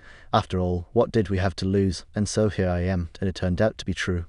I was just about to start the process of showing my melancholy guest the door. His last statement struck me as a blatant lie when Arnold suddenly added, "Oh, and he also asked me to send you regards from Pimple, and to tell you that not everything that seems to be something really is." I stopped listening. My thoughts surged like a storm, dragging up suppressed memories and buried doubts. What he just told me was impossible. Even if this 2-meter brute had suddenly transformed into a beautiful princess before my eyes, I'd have been less surprised. For a moment, my mind was in utter disarray. He couldn't have known about Pimple, no one could. I'd often told myself there was nothing mysterious about the trek, that the hardships of a stalker's life had simply worn down my mental health. But the ceramic pistol hidden in my stash, with its undeniable physicality, told me otherwise. In the end, I'd accepted it as part of the gamer reality that didn't matter whether it was believed or not. And now, here was another piece of that reality. Arnold, not even fully believing his own words, had dealt another blow to my perception of the world. But that settled it. There could be no talk of going into the zone. It was already a dangerous endeavour, and under these conditions, it would be outright suicide. I informed my guest as much. So, you believe me? The fool's face lit up in surprise. That means everything matches up for you too. That's none of your business, I snapped, thinking how this day would be etched into my memory. Did you hear what I just said? I can't take you. He seemed to snap out of it. But people, they're dying there, losing their minds. I'm not enough of an altruist to risk my life for someone else's stupidity. But why do you keep talking about dying? All I'm asking is for you to take me to where I can sense that thing's presence. Then you can leave. I can't go into the zone with a sheep willingly walking to slaughter. My voice was calm, but I avoided meeting his gaze. Why slaughter? I'm going into battle. I never intended to come back. Ancient Vikings dreamed of dying in combat. How are we any worse than bearded barbarians? Everyone has their own Valhalla, and everyone reaches it in their own way. Frankly, I think it's a better fate than drooling in a madhouse. Despite the absurd melodrama, there was a certain logic to his words, and I hesitated. His stories about a different hidden world intrigued me. He mentioned someone who, by all accounts, couldn't have existed anywhere else but in the strange realm. All he wanted was to reach a specific point, and for the first time in my life, I didn't feel the usual danger from this potential tagalum. I needed to think. It's late, I said to Arnold. You've nowhere to go, so come inside and sleep in my bed. We'll figure things out tomorrow. And what about you? He asked, concerned. If I take you into the zone and it's still unlikely, you'll need to obey me completely. Get used to it, do as I said. The night was nearly over. A pack of cigarettes had turned to stubs, and my 2-litre thermos of coffee had given up its last drop to my mug. I didn't understand what was happening to me. I shouldn't have gone into the zone under any circumstances. And yet I felt compelled to go. At some point, I let go of everything, made my decision, and found peace. My thoughts, like moths, had fluttered since the previous evening, swarming through my poor mind. Why now? Why at all? It felt as though I was already walking through the zone. My memory, mocking me, dredged up images of a past that hadn't happened. Or had it? It didn't matter to me why Arnold wanted to go into the zone. Some of what he'd said was likely true, some of it almost certainly a lie. Perhaps it was true that certain people could communicate with the ghostly remnants of humanity, and as for the dangerous creature in the zone, maybe it was just an obsessive idea. What really got to me was his dream. I'd learned to take such inexplicable things seriously. As an apprentice to stalker shaman, I'd seen countless times how the zone loved to orchestrate pseudo-coincidences, bringing together seemingly unrelated pieces of an unsolvable puzzle. To be honest, my decision to help Arnold was largely fueled by the hope of solving my own mystery. Arnold emerged from the house just as dawn broke. I prepared nearly everything, but I decided to postpone the conversation. It was time to focus on my companion. First, I let him wash up and fed him eggs with bacon. Throughout it all, Arnold didn't ask a single question, though I could sense a quiet tension in him. I liked that. He had composure, remaining calm despite the critical nature of the situation. We'll leave at sunset, I said, pulling out a cigarette. We just settled on the veranda with some tea, and Arnold froze mid-sip. His eyes lit up with joy, and I marvelled again, how could someone be so happy about walking to their likely death? I'll set plenty of conditions, and you'll need to follow all of them, I added, hoping to dampen his excitement. But he immediately agreed to everything. Damn fool. I felt a twinge of irritation and smoked in silence, letting the herbal tea wash over my thoughts. Forget your real name. If the wrong people hear it, you might as well not exist. You'll end up wandering the swamps as a half-dead wreck, and no one will be able to help you. I'll call you Aham. Sometimes my comrades call me Sentinel, Arnold offered hesitantly. It's because one time. No need, I interrupted. Sentinel it is, that's all. No backstory, no connections. I continued, your primary task, Sentinel, is to obey me without question. I'm already putting myself at risk because of you. Sentinel immediately pulled out a wad of cash and placed it on the edge of the coffee table. This is for the risk, he said, naming a sum that I could have earned only after 5 grueling treks. All I ask is that you take me to a specific location. After that, it'd be better if you left. What happens next will be incredibly dangerous, and you might get in my way. He said all this with a deadly serious expression, even adding a heroic note at the end, which thoroughly irritated me. The fool didn't seem to understand the difference between bookish bravado and the ocean of filth that real-life heroes often have to wade through, especially in the zone. Or maybe he'd never seen anything more serious than cowboy movies. I grabbed the money and took out my spare glass knife. Take this, I don't use metal knives in the zone, so you'll leave yours here. This glass blade is specially crafted nearly as strong as weapon-grade steel. Any other metal gear you have in that bag will also stay behind. After about half an hour of swapping out some of his equipment, I went to take a nap, instructing Sentinel not to go anywhere and to occupy himself with whatever he liked. I couldn't shake the feeling that I'd overlooked something important or that my own actions surprised even me, but I decided to set those thoughts aside for now. I figured out once I was back. We set out at sunset. My normally flat backpack was a bit bulkier than usual. I had to pack extra supplies to account for Sentinel's inexperience. He hadn't caused any problems so far and followed behind me, weighed down by his ridiculously bloated pack. I had no idea what he'd managed to come in there. We'd gone through his meagre belongings together, and nothing substantial had been included. We moved briskly, without breaks, and reached the perimeter a couple of hours after midnight. This was our first stop. We ate leisurely, watching the road beyond the double-barbed wire fence under the full moon. Everything was quiet.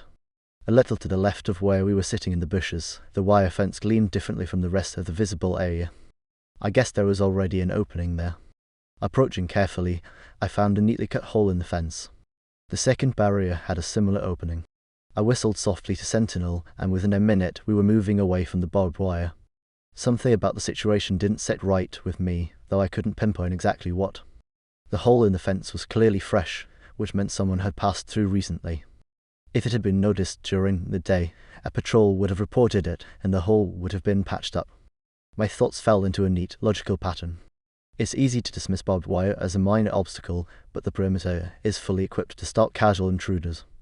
No one knows how many lives it saved, perhaps not even the military. The barrier also prevents the zone's creatures from escaping into the outside world. Nothing larger than a rat can breach the full perimeter. That's why damaged sections are repaired promptly, access points are mined, and tripwires, spike spheres, and tangles of fine wire are scattered all around. Sentinel behaved commendably. He followed quietly, barely making a sound after I suggested he tread more lightly, and even offered to carry my backpack. I didn't bother replying, simply ignoring the offer and quickening my pace. He couldn't see anything in the darkness, but he followed my sounds without a single complaint. About an hour later, he stopped. We were just a short distance from the zone's edge when he turned his head and said the object of our search was far to the left. It didn't make sense to cut through the zone itself, so we detoured through the ordinary forest for now. Trouble could find us here too.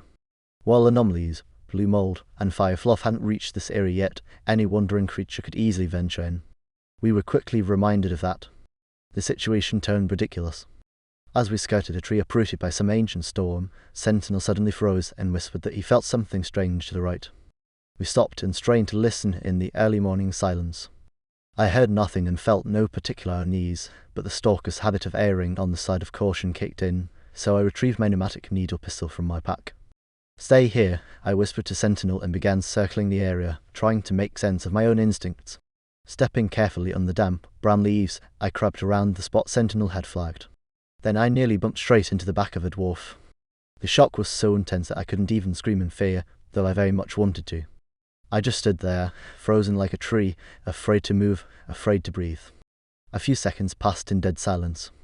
A flood of adrenaline coursed through my veins, clearing my mind.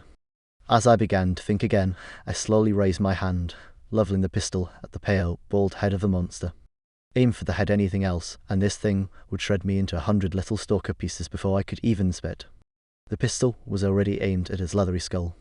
The dwarf remained motionless, but one last hurdle remained. The safety was still engaged. For some reason, at that exact moment, it occurred to me that if Sentinel hadn't sensed the monster, we'd already be neatly stacked piles of fresh meat. I flicked the safety off with my thumb and immediately pulled the trigger. The creature, however, managed to whip its head toward the sound in an instant. For a split second, our eyes met. I thought I saw something more in them than just the desire to kill or devour. The dwarf seemed startled. I could have sworn it was just as shocked as I had been a moment earlier. And the reason for that shock was that it couldn't hear me, or more precisely, couldn't hear my thoughts. Dwarves could detect prey long before it came into view. Everyone called it telepathy, though no one fully understood how it worked. These thoughts flashed through my mind as the air cracked with a loud pop, and a thick needle embedded itself in a white, wrinkled forehead with a sickening sound. It was the first time I had shot a dwarf with my pneumatic weapon, and I was pleasantly surprised as I watched the creature freeze in its final spasm, reduced to a lump of muscle by the poison in the needle. After such a hit, it couldn't have harmed us even if it wanted to. There were cases, after all, where these little monsters, riddled with bullets from a Kalashnikov, still managed to kill a few people as a parting gift. The dwarf's body or what was left of it had to be burned. Otherwise, within a day, parts of the creature would begin to grow into the soil, and in 2 days, a loose mound would rise from the ground, and something would crawl out of it. Maybe a controller, maybe not, but definitely something similar. An old friend of mine, a loner scientist and frequent drinking buddy, once shared his theory about the origins of some monsters and their connections to one another. He laid out an intriguing scheme, one I tried to immediately purge from my mind. It reeked too much of military interests, which is always a bad sign for a stalker. Rumour had it the military had once deployed helicopters and special forces just to smoke out the stalker who'd learned too much. Still, that scheme would occasionally resurface in my memory, especially when things aligned with it. According to this theory, dwarves and controllers were linked by some kind of reproductive process. Maybe not explicitly, but linked nonetheless. And that opened a whole new can of worms. Better not to dwell on it. I called Sentinel over and pulled a bag of the necessary compound from my backpack. I always carried a couple dozen of these packets. They didn't take up much space and had a variety of uses. Carefully slicing it open with my knife, I sprinkled the contents over the dwarf's remains and the surrounding soil. Then I took out some hunting matches, ready to briefly open a branch of the crematorium here. A few minutes later, Sentinel joined me, just as I struck the match and dropped it onto the dwarf's body. The powder flared up instantly. Bright flames danced in a circle, crackling and hissing as they devoured the creature and half a metre of earth beneath it. The white-blue fire banished the pre-dawn gloom for several metres around us, and we stood there like two scouts around a campfire. Sentinel, visibly impressed, began asking what the powder was and how it was made, but I quickly shut him down, reminding him that dwarves sometimes hunt in pairs. We left the blackened, melted pit far behind, but I couldn't stop thinking, why hadn't the dwarfs sensed me? Could they get sick too? Was this one ill? My thoughts kept circling back to Sentinel, but why? By now, dawn had fully broken. The forest around us was tall and bright. The zone only breathed its stale air over the trees, but hadn't yet stretched its course here. Pines reached toward the sky with their green crowns. There was almost no undergrowth, just clusters of shrubs scattered here and there. We steadily covered kilometres in their secretaries, waiting room of the zone, breathing in the almost clean oxygen of the autumn forest. My earlier unease evaporated without a trace. The stalker addict inside me smelled the zone's proximity and chased away all unnecessary emotions. Forward, it urged me, faster, run into the zone. Soon, Sentinel started pestering me again about the thermal powder. We were walking along the forest edge, skirting the slope of a steep, tree-covered hill to our right. Sentinel kept asking questions, but I suddenly thought I heard the crack of a dry branch where we'd just passed. I made a threatening face, showed Sentinel my fists, and dropped to the ground. He immediately fell silent and lay down beside me. Above us, the slope was dense with bushes. I was about to move into their cover when, from that very spot, I heard the clack of a weapon's bowl sliding into place, and a rough, smoker's voice growled, "Stay right where you are, move, and I'll turn you into Swiss cheese real quick." At the first sound, I flinched. By the time the unseen ambusher finished his sentence, I already had my wrist blade drawn. But when I saw a pair of worn sneakers step out of the bushes, followed by baggy camouflage pants, a scraggly red beard over a faded jacket, and an unknown model of rifle, I decided not to play hero. I drove the bow and knife into the ground beside me. Sentinel, to his credit, behaved himself. He lay face down and didn't even breathe heavily. Apparently, we'd stumbled into a primitive ambush. Bandits. Most likely they usually operated near the zone's exits. Catching a stalker on the way was risky, difficult, and not very profitable. Judging by the voices coming from the direction we'd just come, I was probably right. There were 5 of them. They approached from different sides, all armed with rifles, dressed in mismatched military-style clothing, with unshaven faces and bulky backpacks. They held their rifles pointed down, but ready to fire at a moment's notice. Classic marauder tactics. The bearded one was clearly their leader. I lay on the damp ground, inhaling the scent of rotting leaves and mushrooms. Meanwhile, the bearded man pulled the glass knife from my belt sheath and sliced the straps of my backpack, taking it off me. The whole time, another marauder crouched nearby, aiming his rifle at me. On my right, they were similarly stripping Sentinel. Everything happened in total silence. These guys were disciplined. The situation needed to change now. Otherwise, there'd be 2 bursts of gunfire, 2 corpses, and the bearded thug would see his reflection in my knife every day. "Commander," I rasped. "Hear me out. Let us go, and I'll show you a secret stash enough loot to last you a year. We couldn't carry it all last time. That's where we're heading now. Let us go, and I'll give you a map and point out the traps. Or, if you want, I'll even guide you there." The worn sneakers moved closer to my face, bringing the stench of unwashed feet. The beard came into view, and greedy little eyes glinted under bushy brows. "All right, talk," the leader said, licking his dry lips. He was nervous. The bastard I'd hooked him. "What, here, in front of everyone?" I feigned incredulity. "You want me to spill about the zone, the loot, and the traps out here? What are you, a rookie? How many times have you even been to the zone?" My last words were deliberately insulting. Any second now, he'd kick me in the ribs to assert dominance, and damn, he didn't hold back. That kick hurt. "Just wait, you bastard, I'll get you all." The bearded man yanked me to my feet by the collar and shoved me toward the bushes where he'd ambushed us. "Hold on, boar," said one of the marauders, stepping closer to me. With a single deft motion, he pulled the second bone knife from my wrist sheath. "Now it's all in order." I saw the knife, Boar grumbled. "What's he gonna do to me with that toothpick?" I didn't bother interfering in their conversation or convincing them of the quality of my bone blades. Instead, I simply moved toward the bushes. The marauders continued rummaging through Sentinel's belongings, one of them impatiently tugging at the drawstrings of his backpack. After pushing about 40 meters into the thicket, I stopped and turned to face the approaching boar. I had no illusions. No matter what I said to him now, he'd kill me here anyway. He wouldn't risk keeping me around as a guide. He knew how forced marches with stalkers usually ended. I needed to distract him somehow. I was just about to spin a long tail when suddenly, from where they were holding Sentinel, I heard a surprised cry and someone excitedly shout, "Boar, get over here, you won't believe what we—" The voice cut off, followed by the sound of gunfire. Boar turned his head toward the noise. That was all I needed. I had a bone pin sewn into one of my seams, but it was unnecessary now. My second glass knife hung in a sheath on a thin strap between my shoulder blades. In one smooth motion, I pulled it out from under my collar while stepping toward Boar, who had just begun to turn back toward me, alerted by the sound. His rifle was aimed squarely at my chest. I dove to the side, planting my feet precisely, just as a deafening burst of gunfire erupted near my ear. Then, launching it off the ground, I slashed both of Boar's arms, knocking him to the ground and pinning him under my weight. He screamed, writhing and trying to throw me off, then began to roll, fumbling with his bloodied hands for something inside his jacket.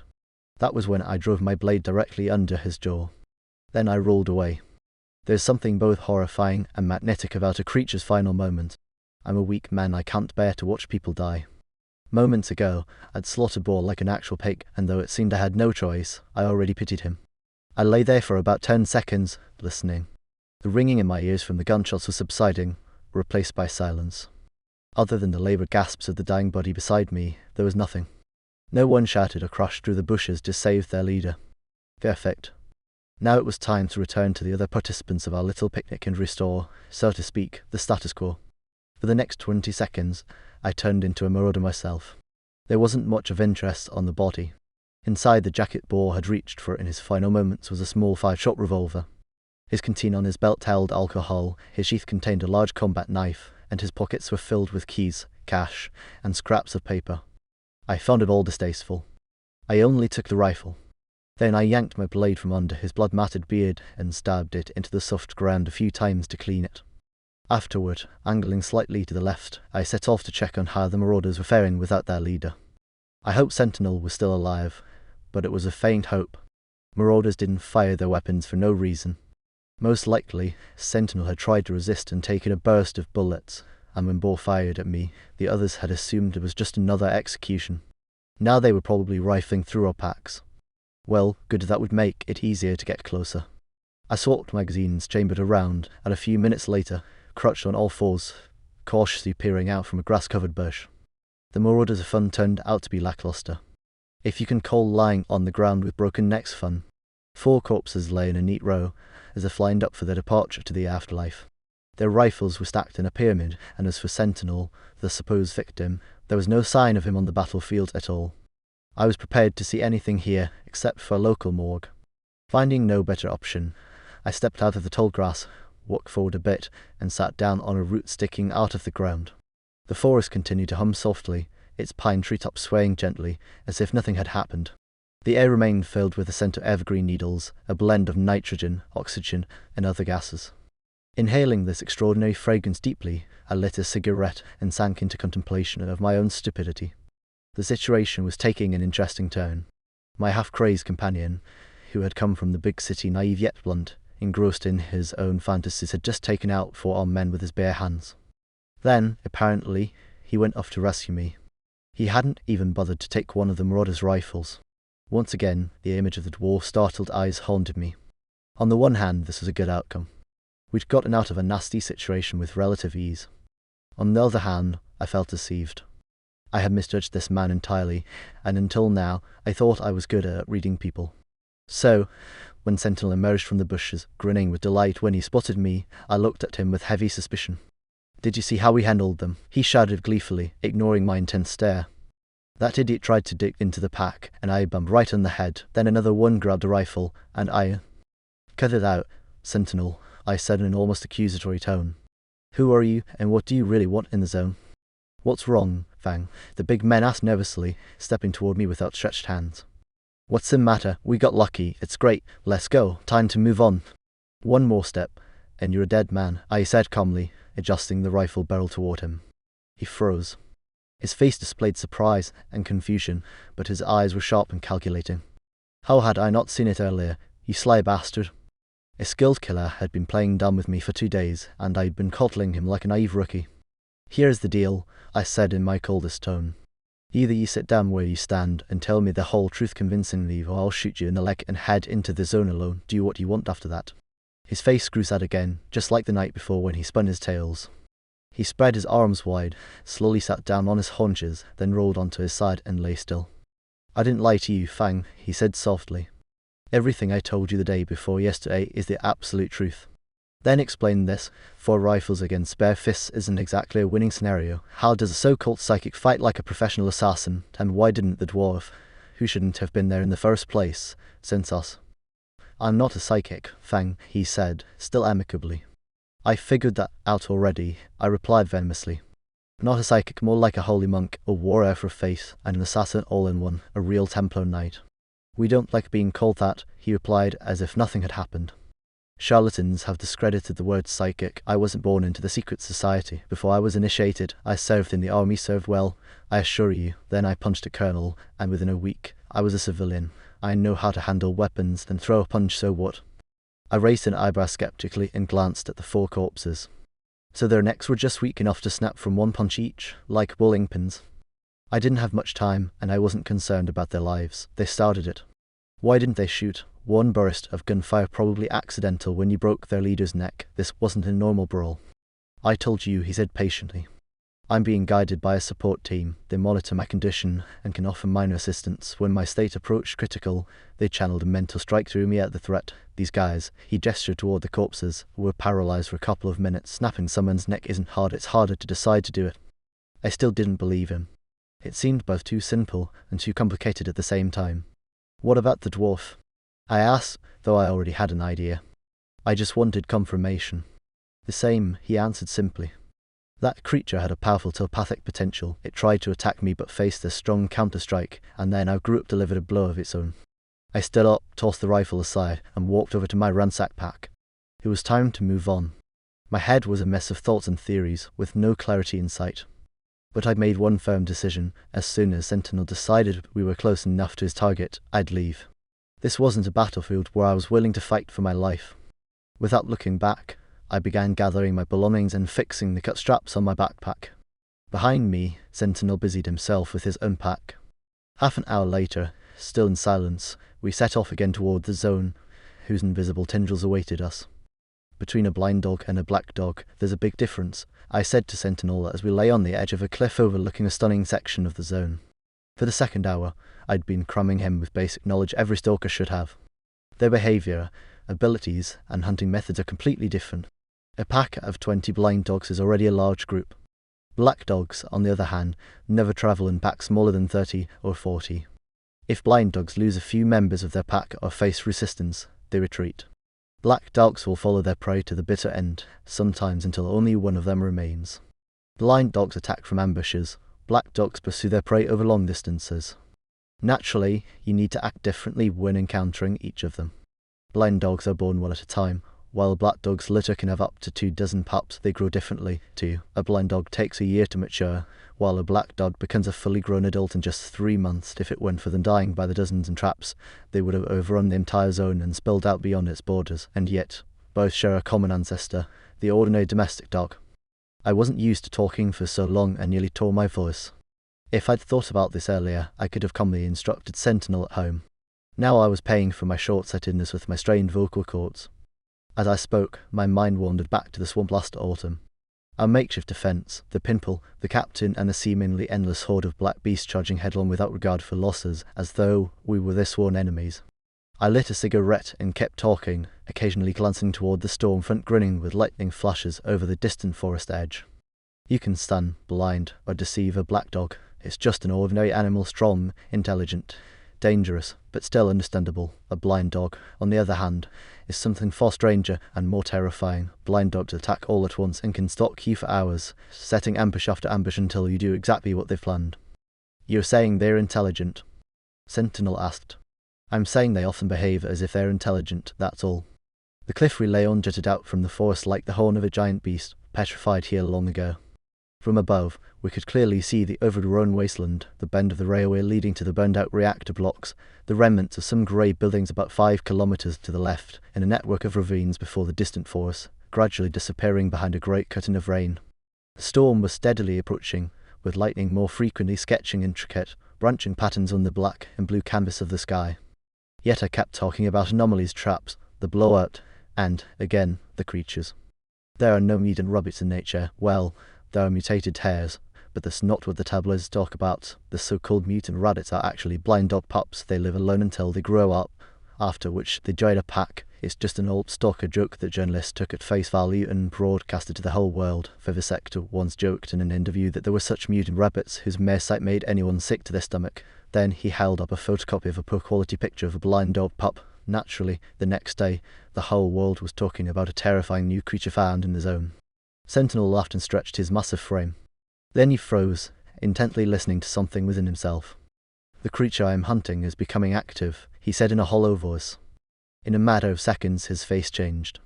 Just moments ago, he had been laughing carefreely, but now he frowned, deep wrinkles furrowing his high forehead, and silent pain lingered in his eyes. It's taken down 2 more of us, he added softly. I didn't know what to say to him, or how to comfort this miserable man I knew I'd have to abandon in a matter of hours. Any words would have seemed unnatural and unnecessary. However, there was one question that intrigued me and could distract Sentinel from his sorrowful thoughts. So, do your friends see us even now, and hear everything I'm saying? Of course not, Sentinel replied gloomily. This isn't a radio. I can feel them, and they can feel me. When necessary, they can protect me a little from telepathic attacks, strike back at threats, or enhance my sensitivity. You see, we're part of a single whole, and at the same time, each of us is a unique individual. I paused, digesting his words, then stood up. We need to find shelter from the rain. When we climbed up here, I saw a cave in the slope. Let's try to settle there. The rains here can be unpredictable. It's better not to get wet if we can help it. Picking up my backpack, I started heading down. We were sitting in a small cave with sandy walls while a storm raged outside. Lightning flared continuously, blending into an unbroken brilliance, as if a brigade of giant welders had decided to compete in rapid electric welding. The rain had long since ceased to resemble the usual restless autumn drizzle. A solid wall of water stood in the grey gloom just outside the cave entrance. Feels like the tropics, Sentinel shouted in my ear, trying to make himself heard over the successive cracks of lightning and rolls of thunder. His demeanour was beginning to concern me, sitting there with a blissful grin, as if he were lounging on a park bench with a beer rather than crouched at the edge of the abyss in a ridiculous sandy burrow. I nodded at him then, for what must have been the 100th time, felt along the ceiling of our little cave. Still dry. But with this deluge, the dryness could instantly transform into a torrent of mud that would carry 2 battered corpses down into the zone. I hadn't seen storms like this here in a long time, perhaps ever. Roots from the plants clinging to the hill above us hung from the cave's walls and ceiling. This offered some hope that the cave wouldn't collapse and that we might be able to wait out the storm in safety. The lightning continued to flash. Rain relentlessly polished the ground's surface, as though trying to cleanse it of the corruption, the filth that had inexplicably seeped into this world and violated it. Furious streams battered the profane fields and forests, yet no amount of water could wash away this blight.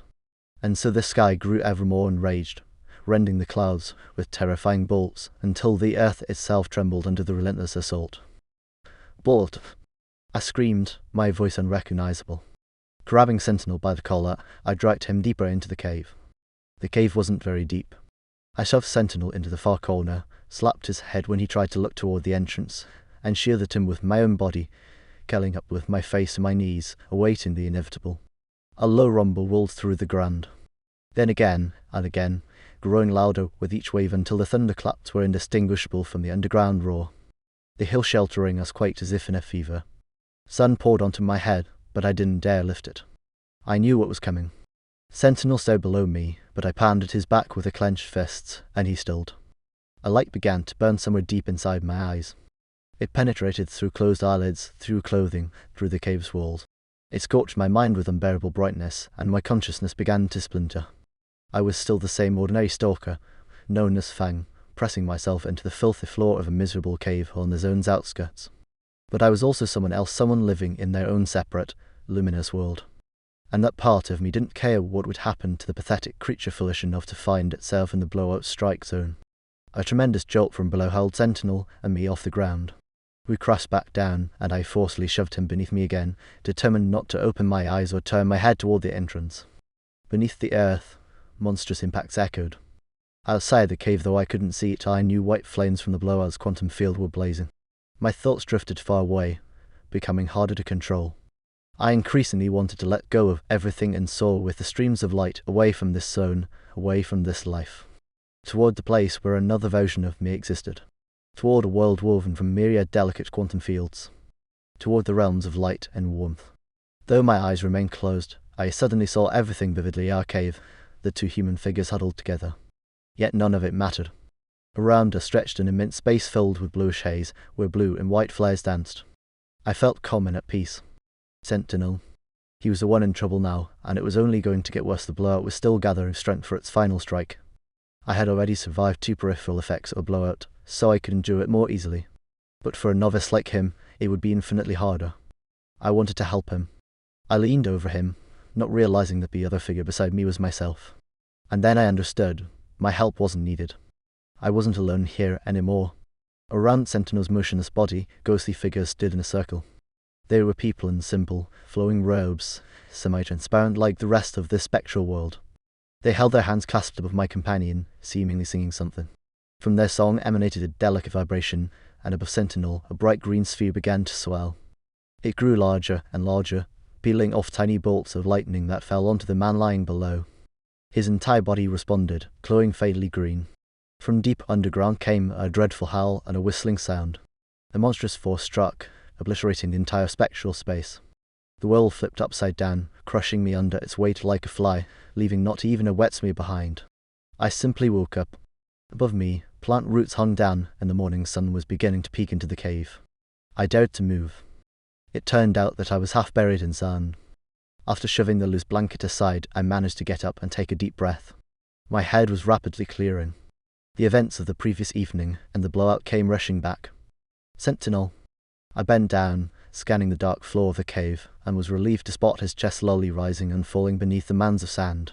Sentinel was asleep, and I hoped he had survived the blowout unscathed.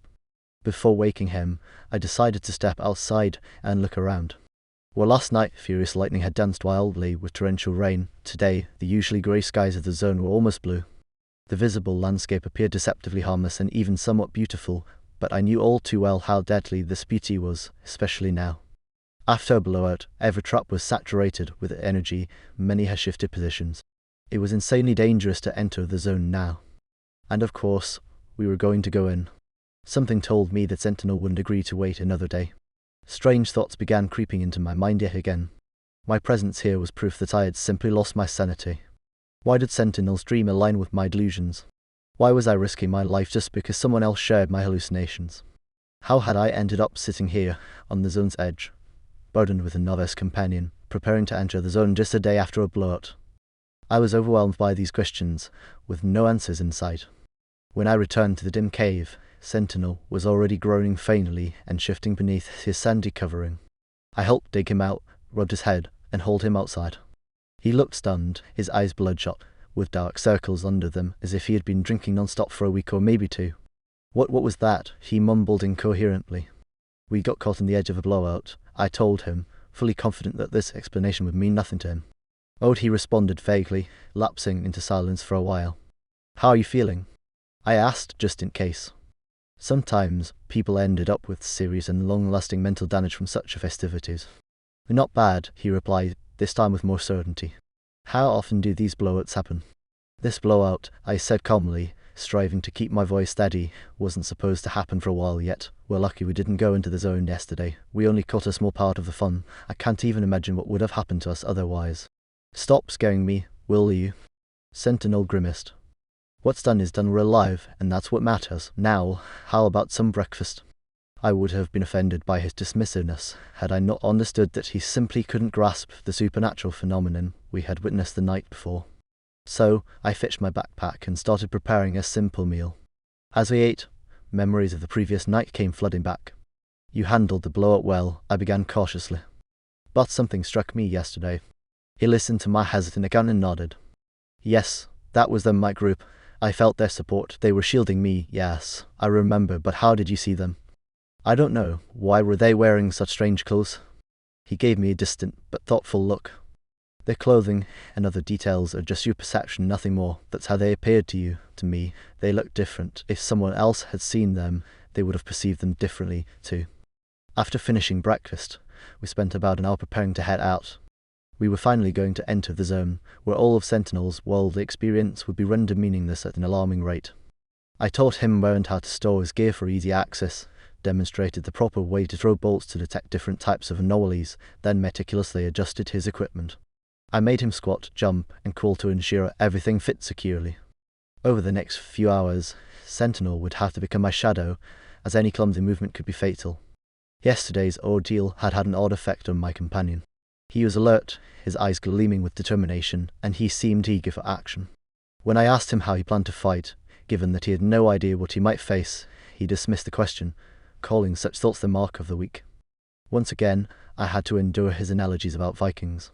Vikings, he proclaimed enthusiastically, were the ultimate warriors. They feared neither God nor the devil, and they were the ones who discovered America.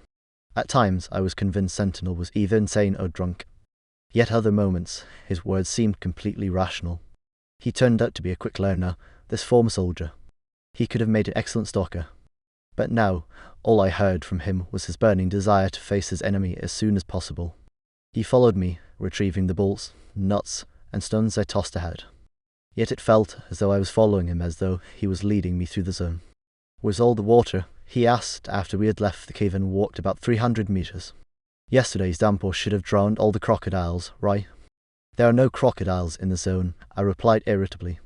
"And don't joke about the zone, especially not while you're in it. There's not much water because of the blowout." I moved on. "Thanks for the explanation," he muttered sarcastically behind me, but wisely fell silent when he sensed my mood. I didn't have time to explain further. Ahead, above a patch of grass, hung a small rainbow. Vibrant, 7-coloured, double-layered, and barely a metre high, it was both beautiful and deadly. Rumour had it that near such traps, they sometimes found several stalkers' corpses at once, all dead from thirst and hunger, their emaciated faces frozen in expressions of bliss. We had to take a detour, and I didn't even let my overly cheerful companion glance in its direction.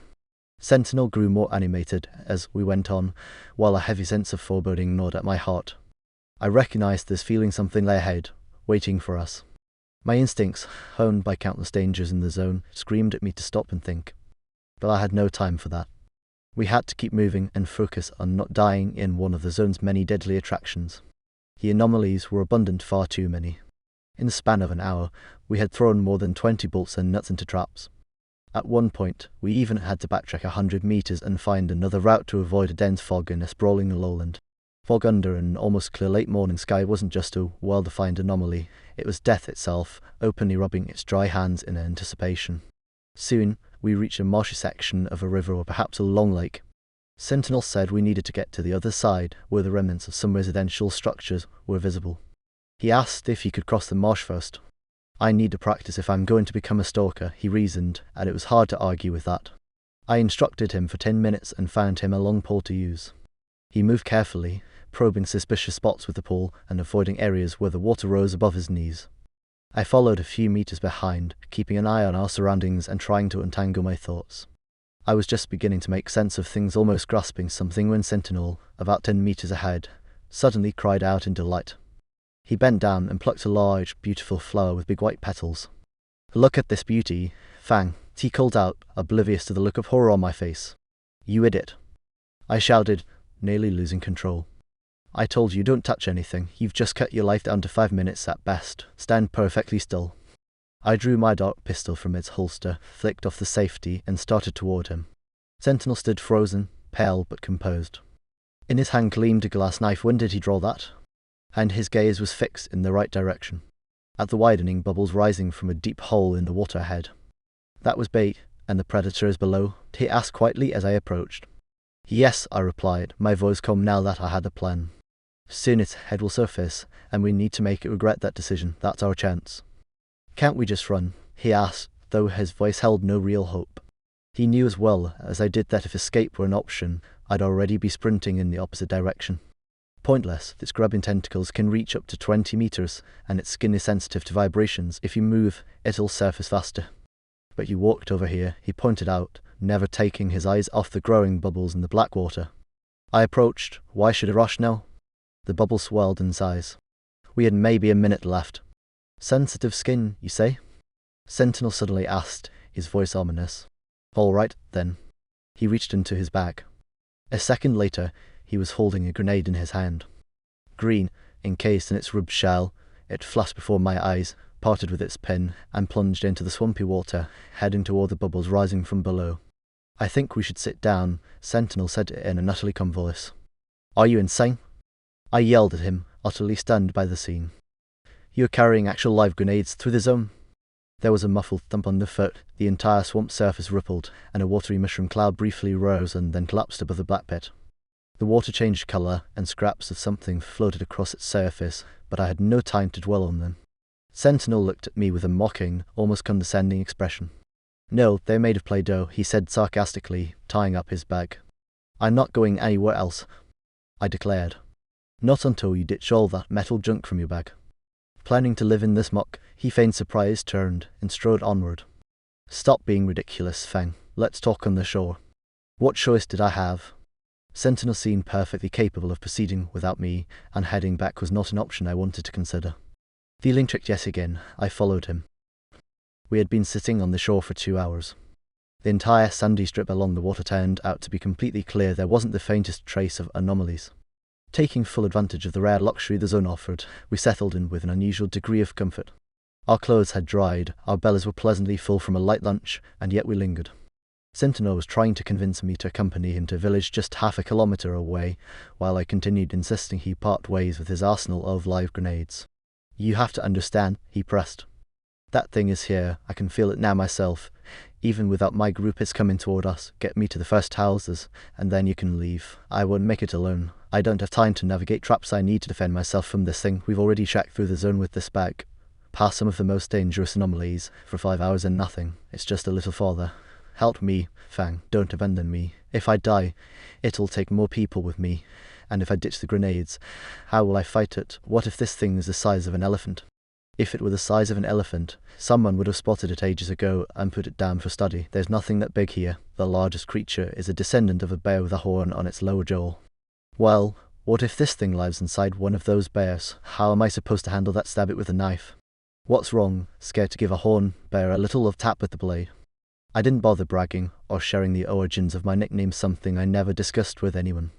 Still, he seemed to pick up on something and fell silent, lost in his thoughts.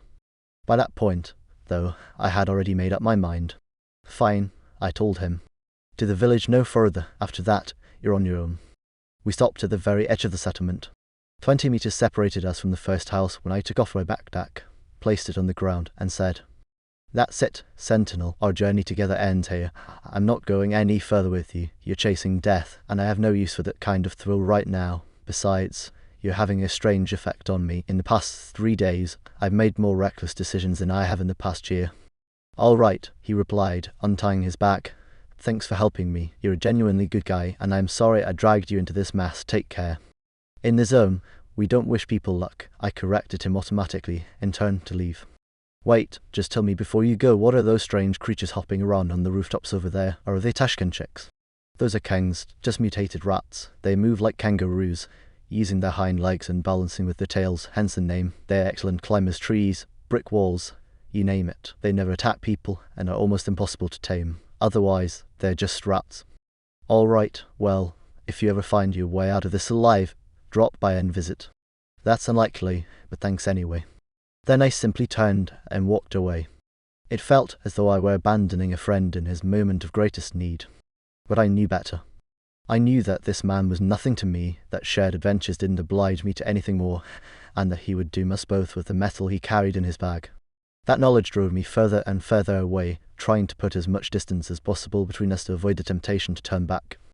I tried not to think about anything, but something about the kangs nagged at me, hammering at my brain. Something strange about their behaviour as I was leaving. Then it hit me like a bolt of lightning. My mentor Lick had once told me that kangs only danced on rooftops or tree branches in the presence of blind dogs. An ambush. That's what awaited Sentinel in the settlement. I broke into a run. Finding Sentinel as quickly as possible was paramount. When I reached the spot where we had parted ways, I forced myself to slow down. As I walked, I transferred my pistol from my backpack to the holster on my thigh and carefully advanced deeper into the settlement. The damp ground was littered with fresh kang tracks, so I didn't bother throwing bolts. Kangs were flesh and blood creatures, and where they moved freely, I could too. Occasionally, I spotted Sentinel's footprints, confirming I was headed in the right direction. The scene I came upon at a crossroads could have illustrated a textbook titled Stalker. Don't think you know everything about blind dogs. Sentinel stood with his back against the brick wall of a large building. A pack of blind dogs was there too, slowly advancing on him in a semicircle. I had never seen or heard of anything like it before. Normally, these creatures attack their prey from all sides, quickly kill it, devour it, and disappear just as swiftly. A pack needs less than a minute to reduce a person to a pile of gnawed bones. But now, they were advancing as if to taunt him, tormenting him with a sense of utter hopelessness. The hefty pistol in Sentinel's hand didn't seem to impress them much. Sentinel, it appeared, had little faith in his weapon either. He stood utterly still, the barrel pointed at the ground. I arrived in the middle of this canine psychological assault. Despair was already etched on Sentinel's face, and the pale, sightless beasts were crouching on their broad, clawed paws when I calmly, purposely materialized from around the corner. Without breaking stride, I drew my pneumatic pistol just as steadily. These creatures had something in their heads, some kind of switch with incredible capabilities. Half the pack turned their sightless heads toward me, but by then, it didn't matter. The air filled with the steady pops of my weapon. I squeezed the trigger with mechanical precision. Step, 3 shots. Another step, 3 more needles whistling toward their targets. I wasn't afraid, and no one in my place would have been. Catching a blind dog pack in an ambush is no fight to slaughter. If it had been black dogs, I would have been in trouble. But on the pale hides of the blind dogs, crimson flowers began to bloom. The beasts turned, but they lacked the speed needed to counter a shooter like me. The venom in the needles seemed to have a paralyzing effect. The injured creature simply collapsed without a sound. I kept shooting as I approached them, dangerously closing the distance, but the job was almost done. Blind dogs have a threshold for losses. Once it's reached, the pack loses cohesion and retreats. With a sharp, almost synchronized movement reminiscent of a school of fish, the pack scattered in all directions. Within seconds, the street was empty. I slowly holstered my pistol and stopped in front of Sentinel. He was sitting against the wall, staring at me with a calm, distant gaze. I crouched down and looked into his eyes. "How are you? Still alive?" "Thank you, Fang," he said. "You've given us another chance." I patted him on the shoulder, stood up, and walked over to the dead dogs. Lifeless, white-eyed mutts. We were sitting in the ruins of some roofless building on a wind-blown second floor in a pair of miraculously preserved armchairs. Snacking, smoking, and needing something to talk about. Sentinel had already lost all his earlier enthusiasm. He was now deeply introspective, though he'd flinch and offer a guilty smile every time I spoke. "Why didn't you lob your grenades at them?" I asked, breaking the silence. "They came at me too fast," he said, his voice steady. "Besides, my group was supporting me. Those creatures worked together to channel mental energy. They're incredibly effective at it. My people held them off as long as they could, but it couldn't last forever. I was their focal point, the conduit for their will. If I had started shooting or reached for a grenade, I'd have lost the necessary concentration. They would have torn me apart instantly. The dogs, he uttered with a sudden smile that eased my nerves a little. The joke wasn't great, but it did help me relax. I realized I had been genuinely worried about this big guy. Still, I didn't know what to do next, and that uncertainty gnawed at me. The creature is here, Sentinel said suddenly. Somewhere on the other side of the settlement. I can feel it. It's telling me it's going to kill us, all of us. He paused, his voice taking on an unfamiliar tone as he fixed me with a look I couldn't quite interpret. I think it's time for a confession. He stood abruptly and walked to the broken remnants of a window. His entire posture radiated hesitation. What's wrong, Sentinel? I asked, confused and slightly annoyed by the way he just looked at me. I lied to you, Fang, he said without turning around. Then, facing me again, he continued, I deceived you. There was no dream about Pimple. I don't even know who that is. I just needed to get here to this creature. But, I stammered, my thoughts spinning out of control for the third time in as many days. It's very simple. I spent a week asking about stalkers and chose you. They told me you always go into the zone alone, and that worked in my favor. The creature I'm hunting can enter any mind. It's hard to explain, but I needed a sort of camouflage, and then... He hesitated, as if gathering the strength to continue. I used mental pressure on you. I had the ability, and I used it. I said things to you, and you thought you were hearing something convincing. I didn't even realize it at first. It was you who told me. After that, I kept pressing, keeping you from noticing obvious things, like the weapons in my bag. I'm not influencing you anymore, Fang. After the grenade, you broke free completely, but I was planning to part ways with you here regardless. Forgive me and leave. I felt both offended and relieved. Offended that I had been used, but relieved to know I hadn't been losing my mind. My training as an apprentice to a stalker shaman had unexpectedly helped me resist mental control. Who would have thought? I had always dismissed those tales as exaggerated nonsense. Everything now made sense. The only thing I regretted was the lack of proof about Pimple and the captain. I needed that proof to keep from losing my mind. I realized that only now. And suddenly, it was gone. Of course, I'll leave, I said bitterly. But this is no way to do things. What other choice did I have? He asked, spreading his hands in a gesture of helplessness. Screw you. I spat, grabbing my backpack and heading down the remaining stairs. Goodbye, Sentinel, I shouted from below. I'll try not to come back. A wave of disgust washed over me. I'd been used, turned into some kind of zombie. As Sentinel, he was nothing more than a human controller. Disgusting. It was time to head home, and I marched resolutely toward the outskirts. I had walked about 3 kilometers from the settlement when I realized I couldn't go any further. A black haze cluttered my vision, and my legs felt weak. I needed to rest. I found a safe spot under some trees at the edge of an embankment overlooking a meander in what used to be a large river. Settling in comfortably, I intended to rest for 20 minutes but soon fell into a deep, peaceful sleep. I dreamed of something good, so good that I might have even been smiling. That made it all the more unpleasant to wake to the sound of gunfire. The shots were close, from a large caliber pistol.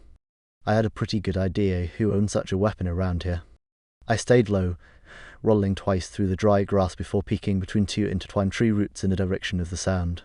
Down below, on a large meadow between the swampy river and the embankment where I had taken refuge, stood a tall figure with their back mostly to me. Sentinel. He was firing his pistol into the grass in front of him.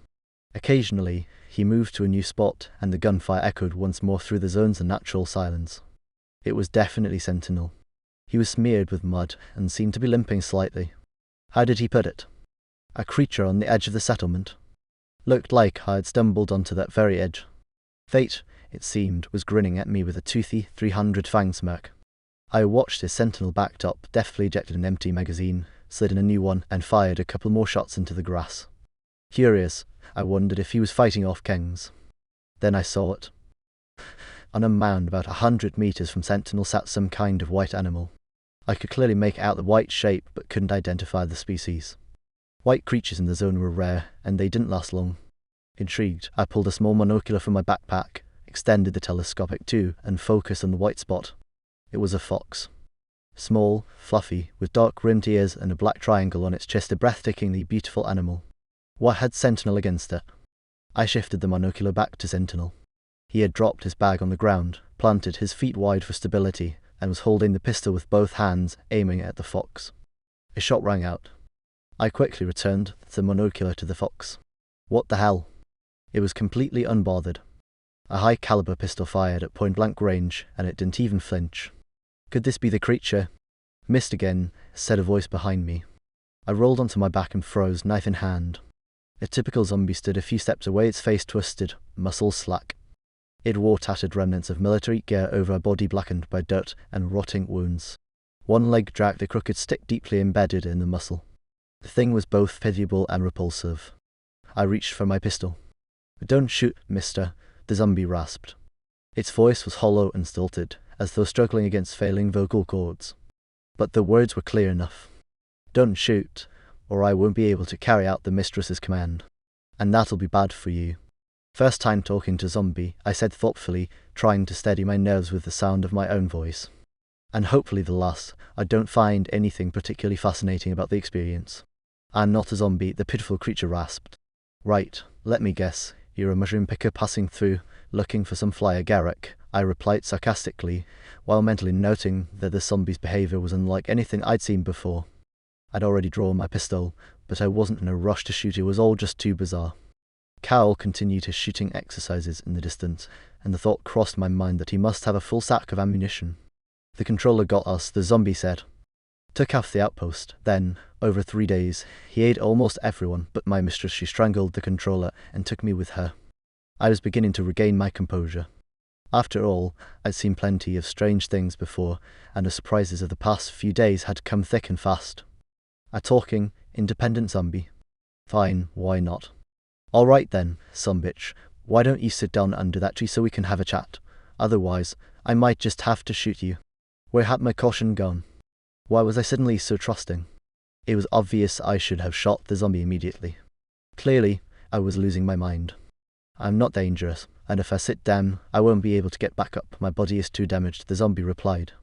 "If you don't sit, your body will become completely useless," I said cheerfully, flipping off the pistol safety. The zombie seemed to listen to something only he could hear, then shuffled over to a tree and awkwardly sat down. A broken bone poked out of his rotting leg, already blackened. I'd never understood how zombies managed to keep going. Now I could keep an eye on Carol and engage in this absurd conversation. "Your mistress, is she that white creature over there?" I asked, staring at what I'd initially thought was a cat but now realized was a white raccoon. An animal transformer? This was beyond the realm of reason, a drunken stalker's hallucination after a brain-scorching anomaly. But there it was, sitting calmly. "Yes, she freed me from the controller. Your friend shooting is pointless. Mistress can see the bullets and evade them. She told me to tell you to come to her. She'll give you something valuable, say what she needs to say, and let you go." I can't imagine a more ridiculous situation than a stalker discussing loot with a white raccoon. I laughed, though I felt a chill run down my spine. A creature sending messengers. A shapeshifter. My God, what kind of insanity was this? And who is your mistress? Why do you think she's invulnerable? What if that guy down there just walks up and shoots her in the head at point-blank range? How would she dodge that? My question was meant to provoke, but the zombie was surprisingly earnest. "He won't approach. Mistress is her god. The god can come from the past. Not the future, though. Mistress wants to leave here, but the zone won't let her. She wants the future, but can only go to the past, and only a little. The bad controllers trapped her in a burrow, and your friend almost freed her. Now, he's here for some reason to fight her. He needs to die. If you don't go to her, the guard will tighten the circle, and you'll die with your friend." I couldn't make sense of his ramblings, and that irritated me. "What circle? What guard? Your brain's clearly rotted," I snapped, feeling my grasp on reality slipping further. "No. My mistress keeps my brain safe. Her guard is simple-minded. The circle has been closed around you for 2 days. Soon they'll come from all sides." I didn't believe him. I didn't want to believe him. But when I turned my scope to the far edge of the meadow, I saw something that sent a chill down my spine. A long black line of creatures was slowly advancing from that direction, filling the visible space. I knew what kind of black beast travelled in such massive packs. My personal curse. The black dogs were coming. More of them than I'd ever seen. "Running is useless," the zombie said. "The guard comes from everywhere. Go to my mistress. She'll let you go." I don't believe in kind foxes that can crush controllers, and she hurt my friend. Let her leave, and we'll leave. Everyone will be fine, I proposed, though I knew it was futile. "She can't leave. That man shooting there hurts her with his mind. Mistress is good. She'll kill him, then destroy the zone. She said to tell you she's not lying. She can destroy the zone entirely. No more deaths. No more controllers eating people. No more horrors or nightmares." The idea struck me like a lightning bolt. No more zone. No more mutants, controllers, midgets, dogs of every breed. No more death traps and endless danger. "Agree," the zombie whined again. You'll die anyway, but this way, you'll go home rich. No more risks, no more zone. And I'm supposed to decide this? What nonsense. Saving the world was the hobby of another people, another nation. Why were they asking me to make this call? In the meadow below, Carol rummaged in his bag and pulled out another grenade. The zone. The zone is dead people, doomed stalkers, the curse of humanity, a cancer growing on the earth. The zone brings death, pain, betrayal, deceit, and cruelty. But the zone is also mysteries, an escape from dull, grey lives, and the stark truth of human nature stripped bare. Did humanity need the zone? I couldn't answer for the world, but I could answer for myself. I was a stalker. What would I be without the zone? And trust some monster that could destroy the zone, a creature born of the zone itself. No, I didn't believe in kind monsters. A grenade explosion echoed below. I didn't even look, I knew it wouldn't harm her. You know, zombie, I said, shaking everything out of my backpack and starting to pick out only certain items. Once I found a book in an old house, almost in the center of the zone. There was no way to step outside, so the book was just lying there, open, and I read it without touching it, to distract myself from the hunters on my trail. It was an old book. It's yellowed, brittle pages covered in a thin layer of cobwebs. I didn't dare touch it, so I never saw its title or author. I tugged at the drawstring at the top of my backpack. But when I read, they stuck with me, as if I had memorized those pages word for word. One day, every stalker reaches a moment when they no longer know why they venture into the zone. They are drawn to it like a child to their mother, like a beast to water, like a flower to the sun. They walk into it not knowing how their journey will end or what they will carry back in their hands from the womb of mysteries and secrets. I pulled a strip of sturdy fabric from my backpack and wrapped it tightly around my neck. In the front pocket of my vest, I packed pouches of combustible powder. Small straps with fastening mechanisms were secured around my arms and legs. After a few years of this life, a stalker resembles a drug addict. They can live without the zone, without the lethal risks, without the peculiar silence that surrounds them, or the dim sun hanging over their heads. Try locking a stalker in 4 walls for half a year, and you'll see what a stalker without the zone looks like.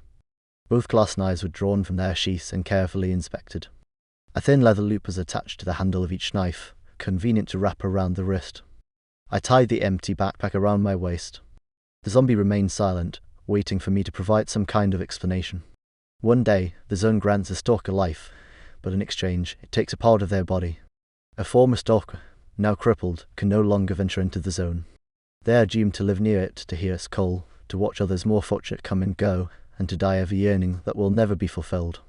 I tightened every strap I could, buried anything unnecessary in a small pit, and covered it with sand. Meanwhile, Cal was pulling a massive object, some kind of pole pipe, from his bag. The zombie, apparently realizing what was happening, came back to life and rasped. Fighting is pointless. The mistress has more servants than there are trees in the forest. Sometimes, a stalker reaches a moment when they must face their final, mortal battle. They must choose to die happily in combat or to remain being a half-stalker. It's a delicate moment. Each makes their own unique and most important choice, to draw the enemy into a deadly dance and merge with them in the timeless void of the zone, or to surrender part of their inner self to the enemy and preserve a life that now holds little meaning. Cal was assembling the pipe, twisting and adjusting parts, lifting something into position. Another noisy contraption. I finished my preparations and looked through the monocular again, focusing on the far edge of the meadow. The dogs had drawn closer. It was now clear there weren't just many of them, there were an unfathomable number. Where had they all come from? Could this mistress have gathered every creature from across the zone? I glanced toward the fox. Far behind it, a dark wave of movement was surging closer. The zombie hadn't lied. We were surrounded. But I had figured something out. A true stalker understands what it means to face the final battle. Everyone meets it differently. But if you understand, if you grasp it, if you embrace it, then no further explanations are needed. Final battle is part of the ultimate struggle of all living things against everything else. I speak to you, true stalker, if your time has come, give your life without hesitation. For your death is merely the compressed reflection of your life. The last moment, filled with the joy of battle, what could be more beautiful than that? The last moment, filled with the joy of battle, isn't it beautiful? I asked the zombie under the tree. You must submit to the mistress. He hissed in response. Listen here, you so-called mistress, I said mockingly. Your charade isn't working. The spot is too far gone for such serious conversation. I've seen zombies in my day, including ones under a controller's influence. You're no different from them. The external is not analogous to the internal. The zombie hissed, his tone suddenly changing. You have a real chance to survive, Stalker. Help me, and you won't regret it. Otherwise I'll crush you into fine pulp, just like your friend, by the way.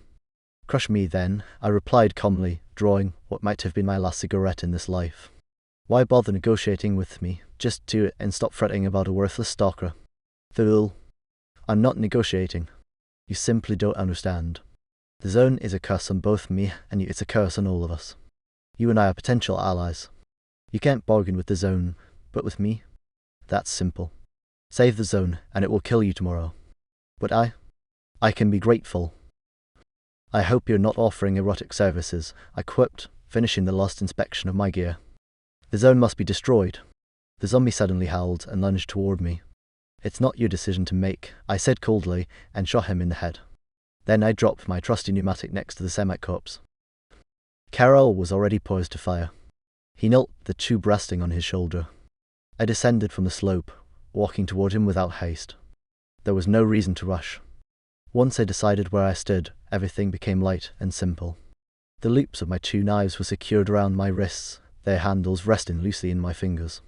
With a heavy thumb, like someone loudly blowing their nose, the tube hurled a ball of bright blue fire into the tall grass.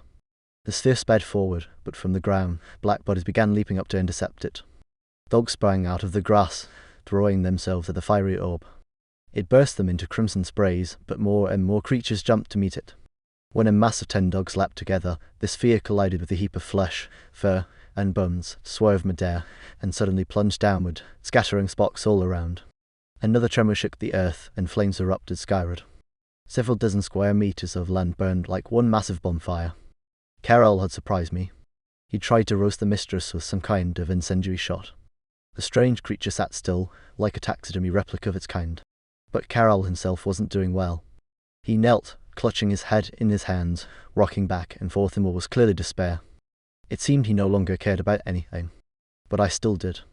Behind Carol, a pack of about 15 dogs crept closer. He didn't notice or didn't want to. Lost in his grief, he didn't see the danger. I broke into a run. We reached the kneeling man at the same time, the first dog and I. Maybe I got there a fraction of a second earlier. The dog leapt at Carol, but as it soared, my knives crossed in an arc, severing its head. Its red-eyed skull hit the ground 2 meters from its body. A line of blood trickled down my face. The next 2 dogs came at me, 1 for each blade. I gutted one and pierced the other's throat. Then there were 3. I stood motionless until they were close enough to leap, and then I lunged toward them, slashing limbs and snapping spines. Howls, snarls, and the wet weight of blood-soaked clothing surrounded me. The thick, metallic stench of blood filled the air. Strike, another strike, and mangled beast flew to the side, and I turned to face the next. 17 dog corpses surrounded Carol, who still rocked on his knees. I shoved his shoulder, and he raised his head. His empty eyes stared at me from a lifeless face. "It up, Carol. There's no time for tears. The final battle is upon us." "It's all over," he rasped, continuing to swear. "I couldn't kill her. We're all doomed." His face twisted with incredible torment. I slapped him across the face, hard. His head lolled limply from the blow. "Stand up, warrior. We're all doomed from the moment we're born. We all die someday. That up. You wanted to die like a Viking, in battle. Here's the most hopeless side of your life. Die properly, like a warrior. Head up, you bastard." I struck him again. It seemed to work. Carol lifted his head, and fury burned in his eyes. "You're right. I have one last debt to pay. Thank you, Fang," he boomed, rising to his feet. I almost drowned in my own self-pity. That creature, she nearly crushed me, but now I'll bring death and terror to her servants. Come on, let them come. He gripped a large double-edged knife in one hand, while slowly wrapping a rag around the other. From the rack protruded the tip of the glass blade I'd given him before we entered the zone. "How did you get here, Fang?" he asked in a strong, almost cheerful voice. "I thought you swore never to return." "I fell asleep at the wrong time," I replied. "Otherwise, I'd be far from here by now, though probably dead. As it turns out, we've been surrounded by black dogs for 2 days." "You didn't fall asleep," Carol said, his fierce gaze locked on the unmoving white figure ahead. "She pinned you down. When I arrived here, my friends found a way to force her to focus only on her own safety." "I learned something," I said nonchalantly. "Someone told me you're connected to this mistress's presence here. Is that true?" "Both yes and no," he answered gravely. It's true that about 2 years ago I made a reckless mistake. Because of it, she gained the freedom to maneuver, but I didn't bring her here. She's always been here. I think, though I could be wrong, that the entire zone is just her prison, and we accidentally helped her find a loophole. She's trying to escape somewhere, but it's clearly beyond our level of understanding. Still, for some reason, everything is being decided here with us. Otherwise, I wouldn't have come. I'm guilty, but only of unintentionally meddling with some delicate control structure. None of that matters, I said brightly, watching the black mass closing in on us from all sides. The hour of the final battle is upon us. Are you ready to die, Arnold? Alexander, he corrected. Call me Sasha. And then the black wave engulfed us. I think I growled, meeting the first beast with a long thrust of both knives. After that, I exhaled silently with each strike, conserving every breath of precious air. Strike, another strike, a step back, half a second of rest, and then another sliding step forward, under the belly of a leaping predator, mere centimetres from its gleaming white fangs.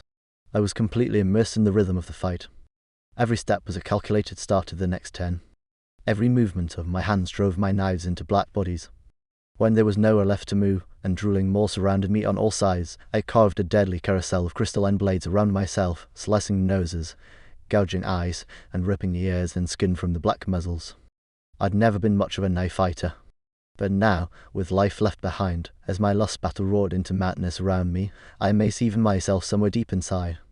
I must have looked like a windmill, a giant meat grinder, or some deranged machine accidentally left in a meadow. Blood splattered with every strike, streamed down my arms, covered my face, soaked through my clothes, and gleamed as it sprayed from my blades. And I grinned through the blood mask, baring my teeth at the snarling muzzles of the dogs.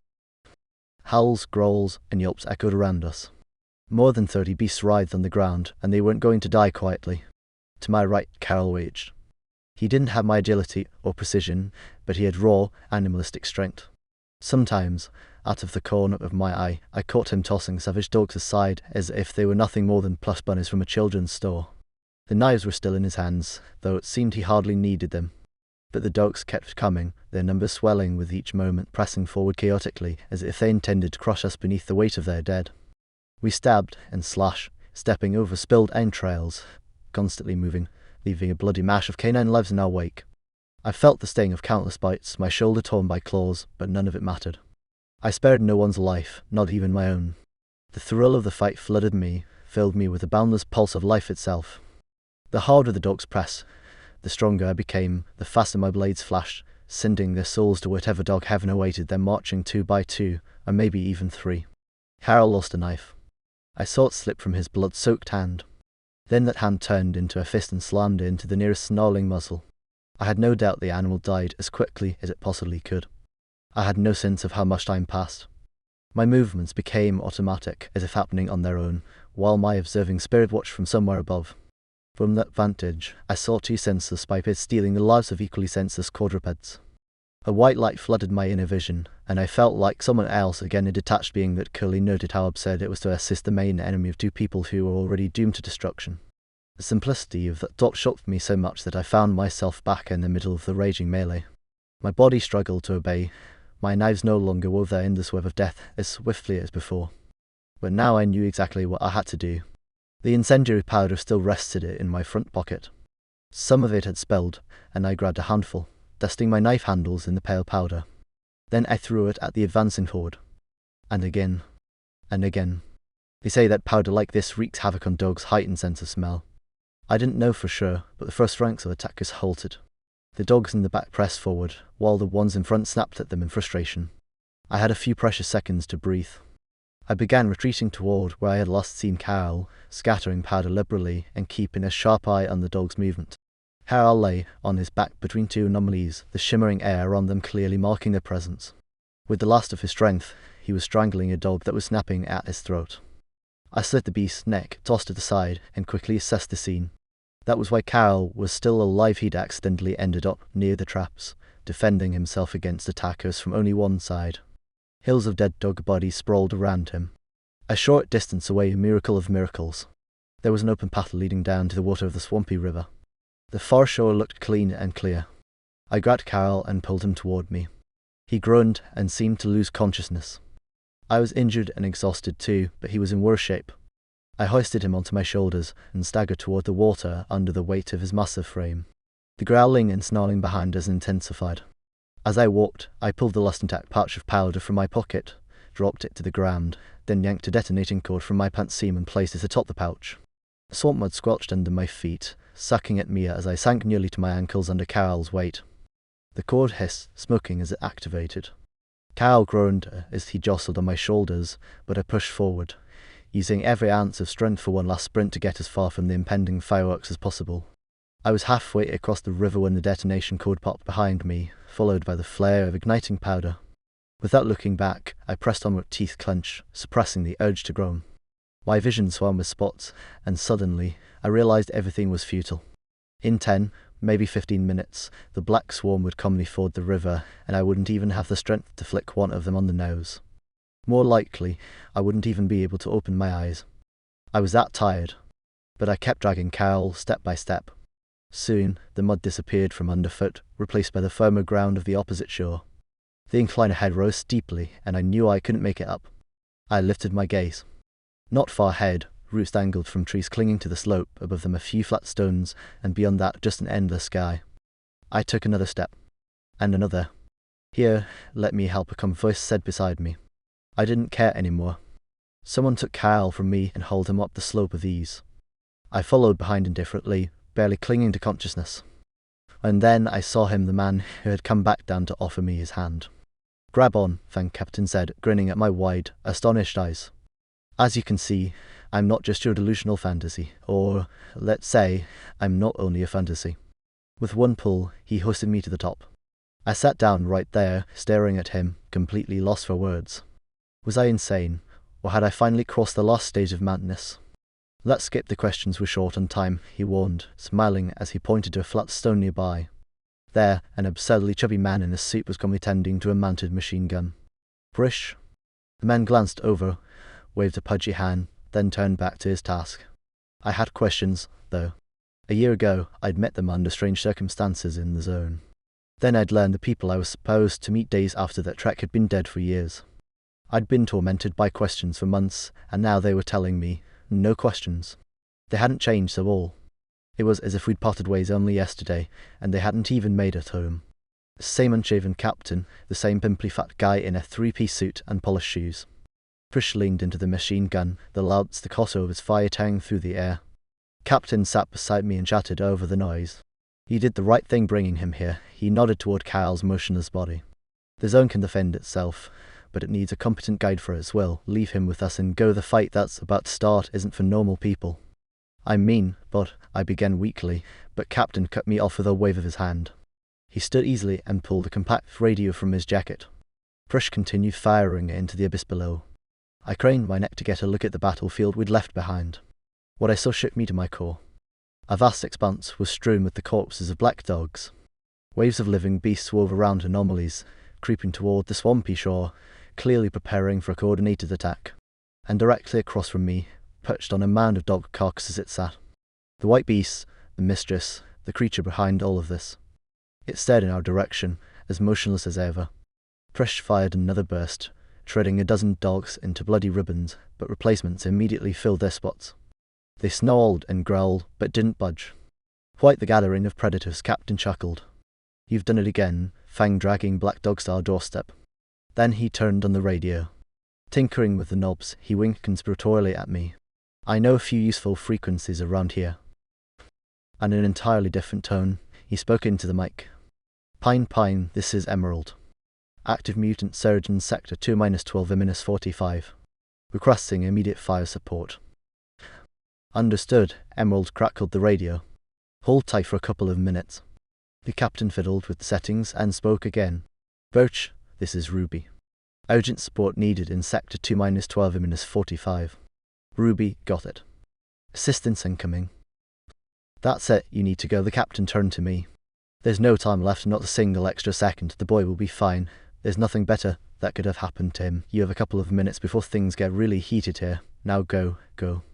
There was such authority in his voice, such power in his eyes, that I ran. Despite my injuries, despite my crushing exhaustion, I ran through the forest without regard for the path or the anomalies. Soon I was wheezing like a hunted animal, but I kept running. Overhead, artillery shells whooshed through the air, and somewhere, a volley rocket system roared. The ground vibrated under my feet, and I could vividly imagine the swampy riverbank boiling with explosions, the disoriented packs of black dogs scattering in panic, finding no escape from the death raining down from above. 2 artillery batteries would quickly turn that patch of land into a charred wasteland. I ran for a long time, then walked, then crawled, and through it all, only one thought wandered through my mind: would the mistress still manage to survive, even now? Then I thought that none of it was real, that I'd simply gone mad, drunkenly stumbling through some junkyard, crawling to nowhere. Eventually, I stopped thinking entirely. I'd lie on my back, staring at the blue sky, then roll over onto my stomach and crawl, crawl, crawl. A passing APC picked me up by chance near the perimeter. I didn't even notice. When I came to, I was lying on the armoured vehicle's hull, tree branches flashing above me, and someone nearby said. He opened his eyes. "Lieutenant, he's not delirious anymore. He's coming around." "Why'd you head into the blowout, Stalker?" asked a young officer, adjusting some rug under my head. "It was a scheduled blowout. The timing was known in advance. You don't seem like a fool. And who's Cal? What's this about a mistress?" "It wasn't scheduled," I rasped, barely audible. "How could it not be?" The lieutenant replied in surprise. "Here's the calendar, here's the blowout date. Everything checks out." "Don't listen to him, Lieutenant," someone chimed in from the side. "People get vivid hallucinations from the blowout, very convincing ones. Sometimes they lose their minds entirely. We'll take him to the hospital. They'll sort him out there." "No hospital," I muttered, barely moving my lips. "Take me where I tell you you'll be well compensated." The last thing I heard before pointing them toward home and slipping back into unconsciousness was a report the radio operator relayed to the lieutenant. Apparently, some joker had hacked into classified encrypted frequencies and tricked 2 artillery batteries into shelling a piece of the zone. The message suggested heightened vigilance and orders to detain anyone suspicious carrying a radio. Part 3. Another year passed. Then enters final battle. When giving, do it lightly. When losing, do it lightly. When parting, do it lightly. When giving, losing, parting, do not mourn the future, but thank the past. I dreamed of Carol. For the first time in a year since I had left him in the heart of the zone, along with my understanding of what had happened and my belief in the reality of existence. In the dream, I stood on a steep riverbank, watching the sunset. The rays of the setting sun pierced through a thin layer of clouds, sparkling and shimmering as if in the spray of a boiling waterfall. The sight was so striking that I didn't even notice when a man appeared beside me. At some point, I simply became aware that I was no longer alone in enjoying the spectacle of the unruly sun. But in the dream, I felt indifferent to his presence. The sun was sinking into a golden red bed of clouds, lazily fluffing the soft pink tufts around it, preparing to slumber sweetly until morning. Then, from the south, a damp wind began to blow, and a grey haze started to rise between the sky and the earth. It was as though something vast and malevolent was trying to creep unnoticed toward the celestial orb. The haze cloaked most of the sky, and a black tendril stretched toward the careless sun. Suddenly, dark crimson spilled across the horizon from edge to edge. I shuddered. A familiar voice beside me said, "We've got trouble, Fang. The military's been up to something. When you wake up, don't get up right away." I finally turned my head and, for some reason, wasn't surprised at all. There stood Carol. Clad in a white hooded robe, he looked stronger and younger than the last time I had seen him. But am I even asleep? I asked, puzzled, and at that very moment, I realized I was indeed dreaming, and woke up.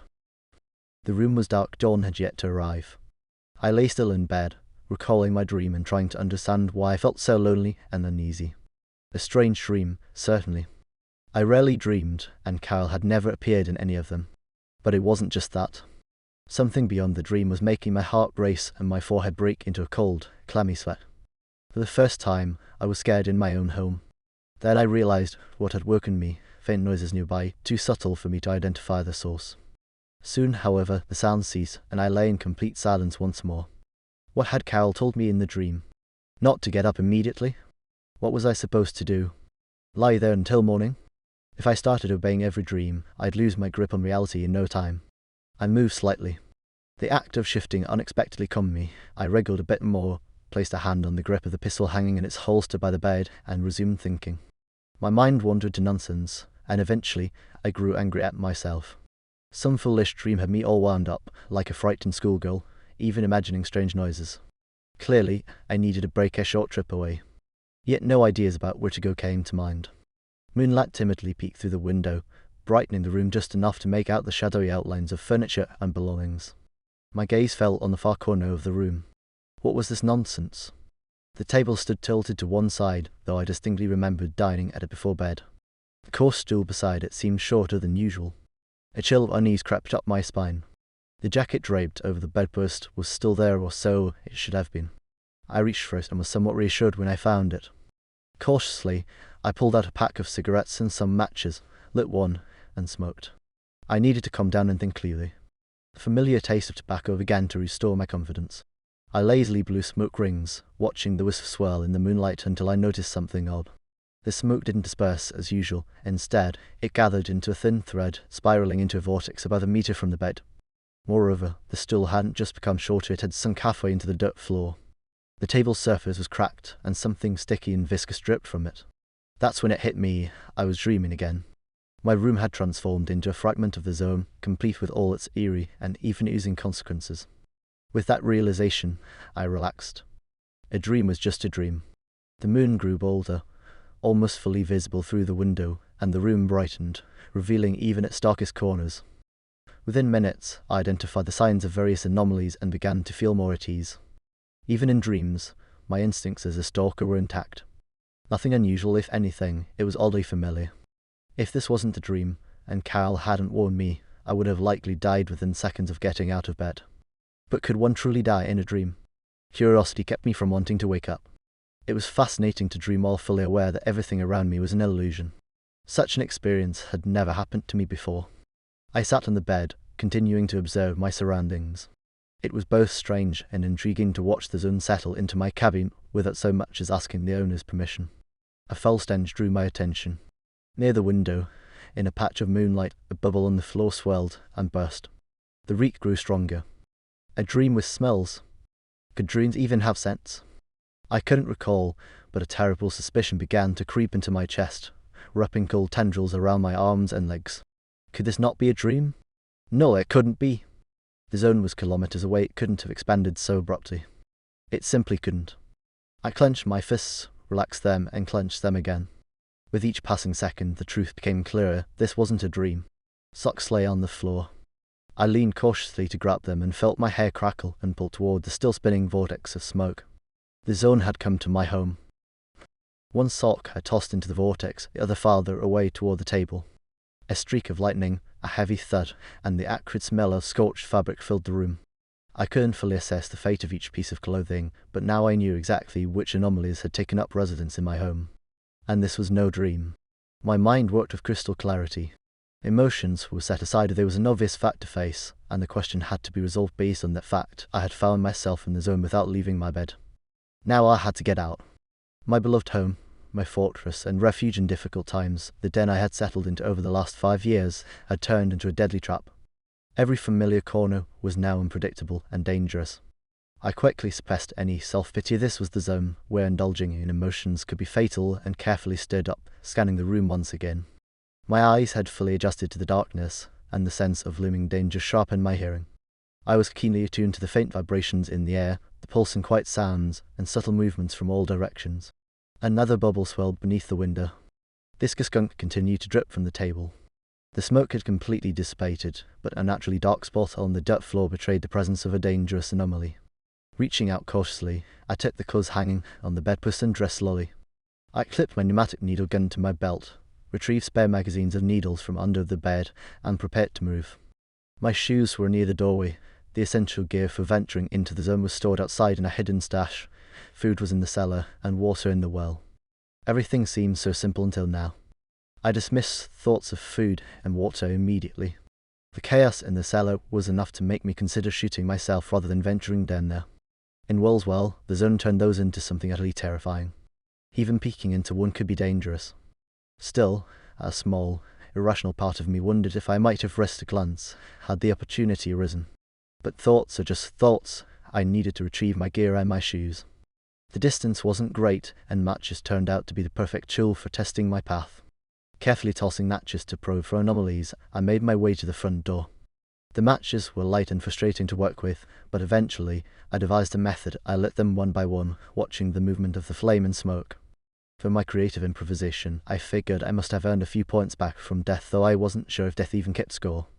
Something fell with a muffled crash in the hallway. I flinched instinctively and froze, half drawing my pneumatic gun from its holster.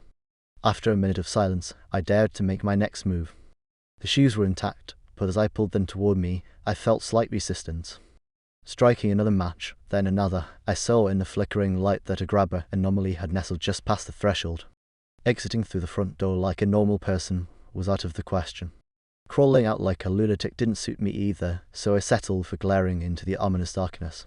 At least I'd managed to retrieve my moccasin. I put on the shoes, grabbed a pouch of small onions from the wall by the exit since I was out of matches, and headed back. In the moonlight, the pale trails of spent matches clearly marked the safe path, and for a moment I doubted the reality of what was happening. Perhaps I was still dreaming. The low moon was visible through the window, with ragged clouds drifting across its face. The silence outside was deafening, and I suddenly realized how deceptive that calm was. The walls of the house seemed tense, as if bracing against some unseen, merciless force, ready to give way at any moment. But for now, they held. If I didn't get out in time, death might not be instant. Bubbling intensified near the window. Waves of heavy, noxious odor spread through the room.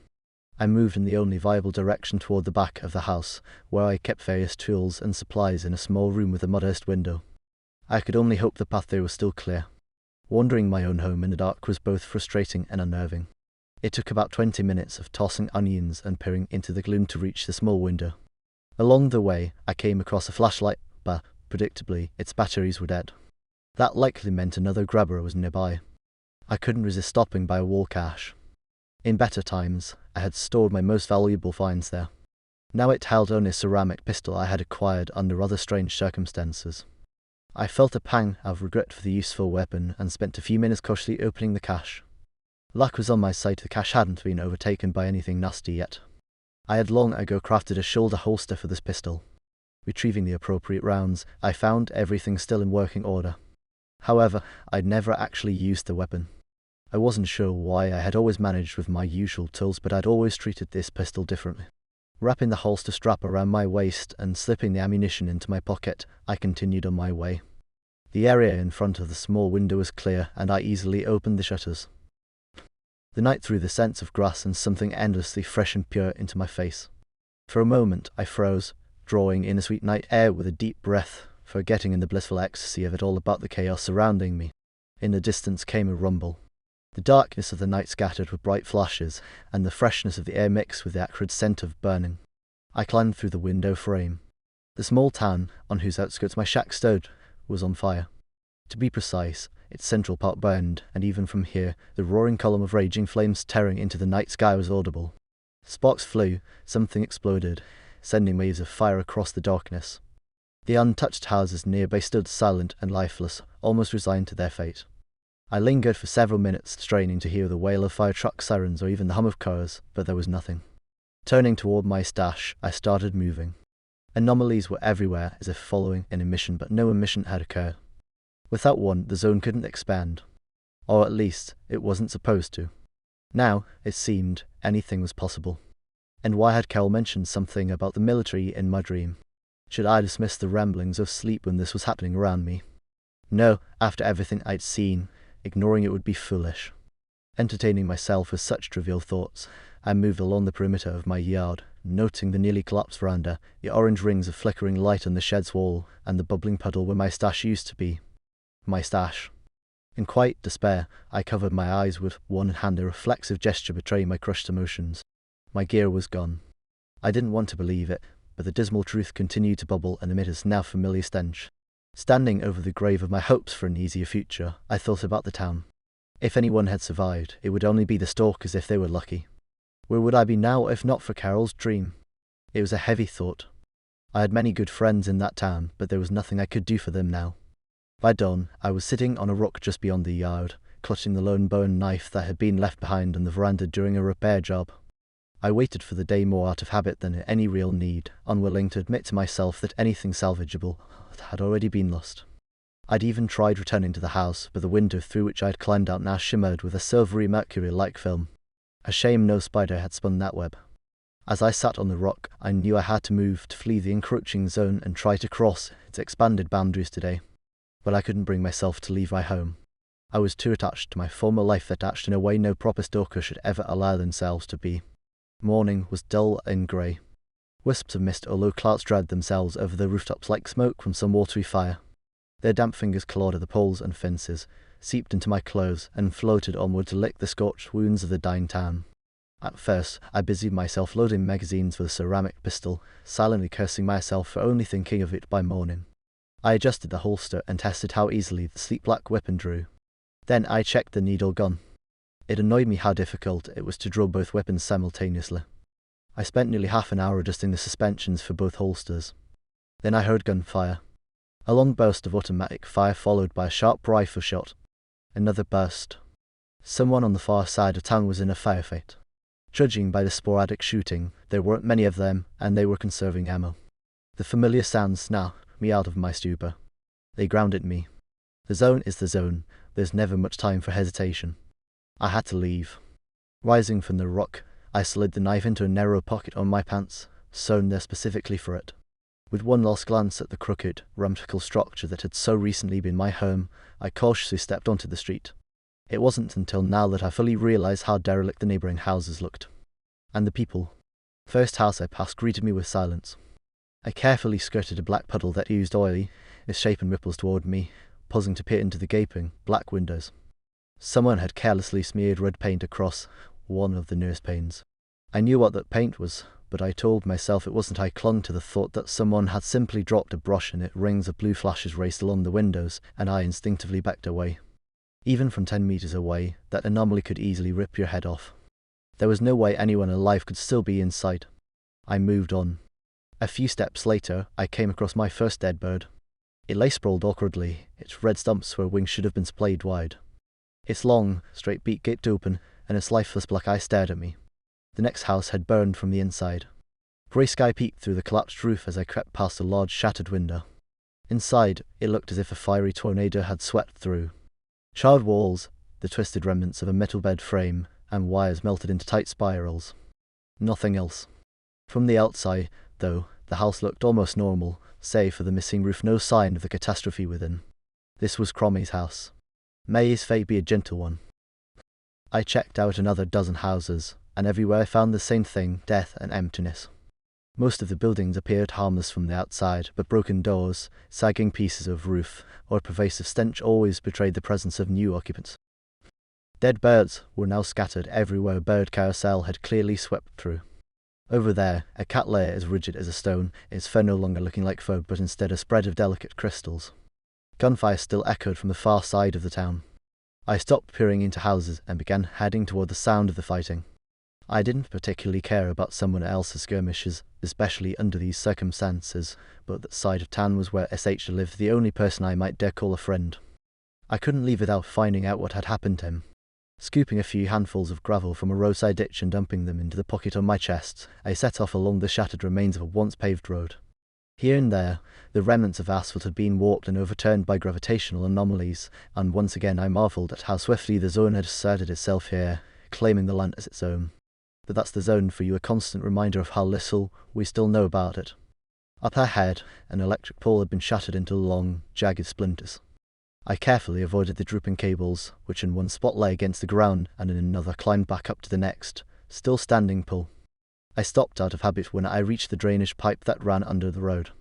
In the zone, such spots were prime real estate for all kinds of hostile creatures and undead. Here, it should have been safe, but habit forced me to crouch down anyway.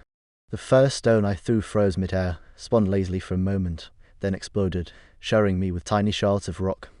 There was no surprise, no disappointment, everything was unfolding as it should. I slowly backed away, stood up, and retreated a good 10 meters before stopping. The familiar zone marathon of navigating invisible obstacles had begun.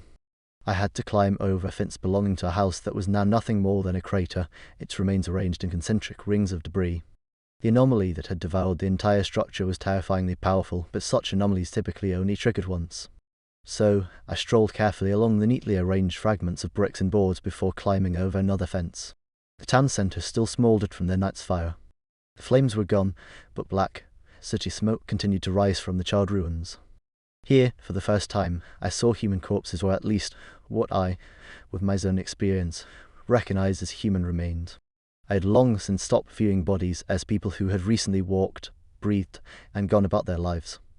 But now, the sight of these remains filled me with a profound pain, and I turned down a side street to avoid the horror left in the wake of the night's catastrophe. It was as if my eyes had suddenly been opened. Images of the houses I had passed flashed through my mind, bodies, and more bodies. Intact, torn apart, shattered, dismembered. I had never seen so much death, not even in war films about the Great War of the distant past. After a while, I felt slightly better. I sat on the ground, my eyes tearing up. "Forgive me, Chromie, forgive me, Reggie." I muttered these words like a prayer, almost delirious. If it weren't for the approaching gunfire, I might have believed I was entirely alone here, left with a dead city and a deranged zone for company. But someone was still relentlessly using up ammunition, and I had already forgotten my search for SH. I simply got up, wiped my face, and headed toward the sound of automatic fire and the booming sniper shots. I had to walk about 100 meters along a wide promenade. I had been here just a couple of days ago, strolling absent-mindedly between two rows of birches dressed in their yellow autumn finery, cracking the first night's frost on a random puddle. Now, the trees on both sides stood black and coated with soot. Thin black cracks had begun creeping up their slender trunks. Mosquito baldness, a rare and poorly understood aerial anomaly, had taken up residence directly across from the squat branch of the Zone Research Center. But there was no one left to study it anymore. The building's windows overflowed with thick green foam, which had spilled out and filled the interior. One touch of that foam would cause burns severe enough to char tissue. The central square, with its statue of some figure from the past century, appeared almost untouched. But I didn't dare cross it directly. I stood there, shifting from foot to foot, reluctant to detour but unable to take even a single step forward. My subconscious screamed of hidden danger. Cautiously, I tossed stone ahead of me and spent several minutes watching the ripples spreading outward from where the rock disappeared beneath the grey surface of the concrete slabs. The entire square seemed to be an impeccable illusion, a perfect mirage floating on a lake of viscous liquid. Such phenomena weren't new to me, but there's a difference between a deceptive grassy clearing hiding a strange bog and an entire liquid square complete with a statue. I turned onto another street just 3 blocks over and nearly stepped into a massive red stain that surrounded a manhole cover. The lid was securely shut, but horrifying squelching sounds echoed from beneath it. A wave of nausea hit me, and the road I had just travelled seemed to replay itself in my mind's eye. I instinctively pulled my pneumatic gun from its holster, backing away slowly. That's when I saw a cat leap from the window of a first-floor apartment. The animal froze at the sight of me, hissed, arched its back, and then bolted. I took off after it. I tried to keep up. The terrified feline was saving me a lot of time by choosing a safe route. It raced down the centre of the street while I trailed behind it at a distance of about 20 meters. Acrid smoke carried by the wind called at my lungs, biting at them like a swarm of invisible teeth. Breathing became excruciating. My head spun, but I didn't stop until I reached SHJ's house. My heart pounded like a sledgehammer, as though trying to escape my chest.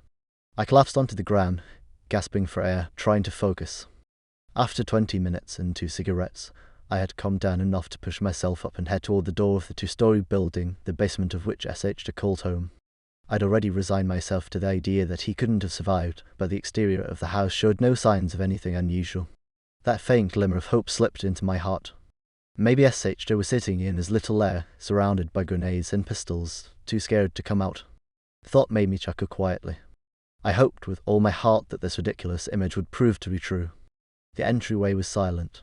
I descended the stairs to the basement, throwing gravel ahead of me every few steps, and pausing to listen. Silence, save for the muffled crack of a sniper rifle, now very close.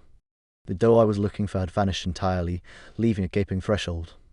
I froze there, struggling to comprehend what had happened. The room was in ruins. Everything was overturned and broken. The walls were streaked with some kind of grey, slick substance. Rats scurried freely across the floor, and on the bed lay a perfectly clean, gleaming white skeleton, its legs missing from the knees down. My breath caught. SH had lost his legs years ago. I had carried him out of the edge of the zone myself, saving his life. Since then, he had lived here, repairing simple stalker gear to make ends meet. I'd visited him often. He was the only one I'd confided in about the nightmarish battle with what must have been thousands of black dogs. Cut the crap, he'd said back then, hoisting himself into a custom-built chair with his powerful arms. You were good with knives, sure, but taking down that many beasts and surviving, not a chance. I know, I had replied hesitantly, my tongue thick from too much booze. But that's exactly how it happened. Don't believe me? Who was it that got their face smashed in at the bar the other day, Hal? He'd asked, laughing as he poured another round.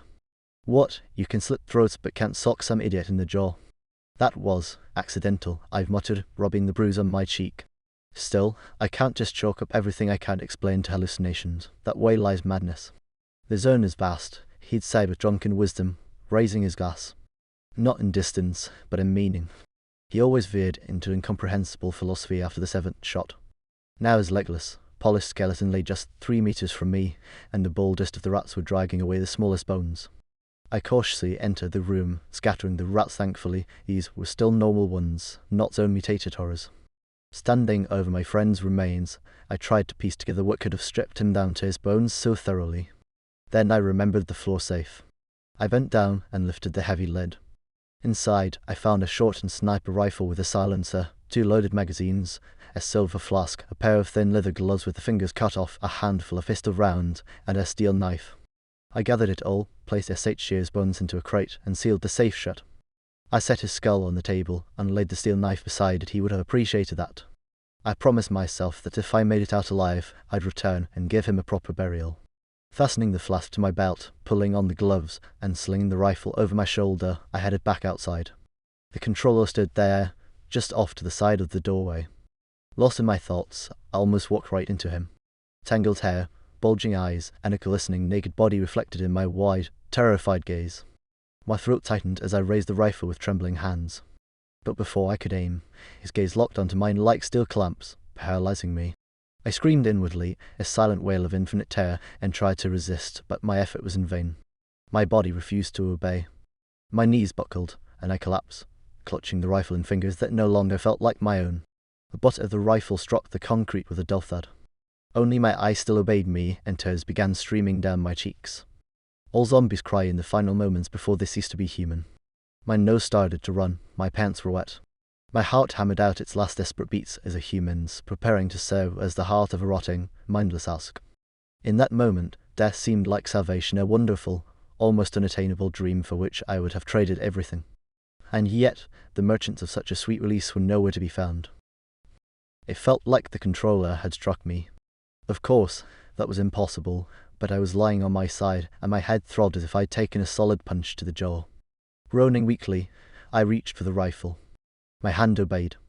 Hope surged through me, giving me strength. With a guttural roar that sounded more like a beast than a man, I pulled my legs under me, forced my numb body upright, and brought the rifle butt crashing down on a wide-eyed creature that had nearly stripped me of the most precious thing in my life for my death. The next few minutes vanished from my memory. I think I kept pounding its lifeless body with the rifle butt, spraying thick, brown ichor everywhere, shouting something furious and unintelligible.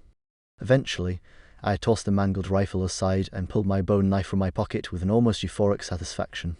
When clarity returned to my rage-fueled mind, the controller lay before me, reduced to a mutilated pile of flesh and chunks.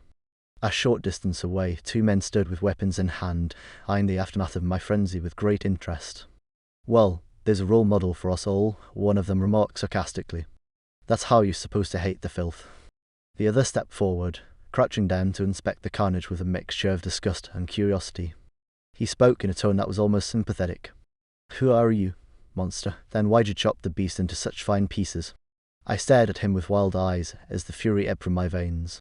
My hand opened involuntarily, letting the knife fall into the puddle of brown sludge. Then I let out a short laugh, struck by the absurdity of the scene. Kneeling amidst the remnants of the controller, I started laughing uncontrollably. The laughter turned into howls as I collapsed onto my side, overcome by the most unbridled mirth I'd ever experienced. I was alive, the controller was dead, and across from me stood 2 remarkable guys with an extraordinary sense of humour. I rolled in the muck, nearly choking with relief, my body shaking with spasms of joy. At some point, they doused me with water. I sat propped against a wall, still trembling from the tension I'd endured, as a flask was shoved to my lips. Obediently, I took a sip. The pure alcohol burned my throat and cleared my head. I coughed, spat, and then clutched the flask with both hands, taking 3 more gulps. Now fully conscious, I stared up at my rescuers. The laughter had faded. They were stalkers tall, well-built, and bristling with gear and weaponry, strapped down with belts and packs. They looked almost like twins, both bearing the distinctive insignias of their clan. Oh, I knew that insignia. I didn't recognize these men, but the duty faction was too infamous for any stalker to mistake their emblem. I had never been on good terms with the duty faction, and no group was further from my own approach to the zone. but I had no outright quarrel with him either. A bar brawl or two didn't really count. "You back with us?" one of them asked in a concerned voice. "Who are you?" "Fang," I croaked, my throat so dry it nearly cracked. "Stalker," the duty member asked rhetorically, answering himself almost immediately. Of course, a stalker, a loner, by the looks of it, judging by that funny little knife one of the shamans, huh? He stood and loomed over me, his tone no longer aggressive. "What's it to you?" I retorted, clearing my throat and gripping the wall for support as I slowly pushed myself to my feet. "I just want to know who the Zun tossed into our laps," he replied, his voice free of malice.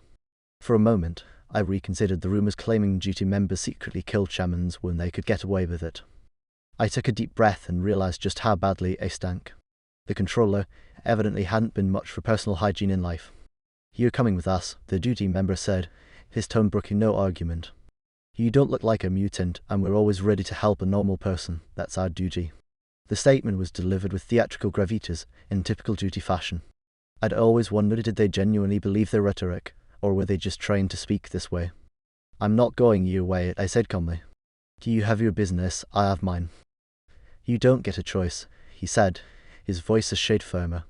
"What business do you have other than getting out of here alive?" It was a fair point. There was no sense in picking a fight with these two, so I changed my mind. "Fine, I'll come, but I need to clean up first." "I'm stuck," the duty member said, ignoring my request. "And this is Dzot."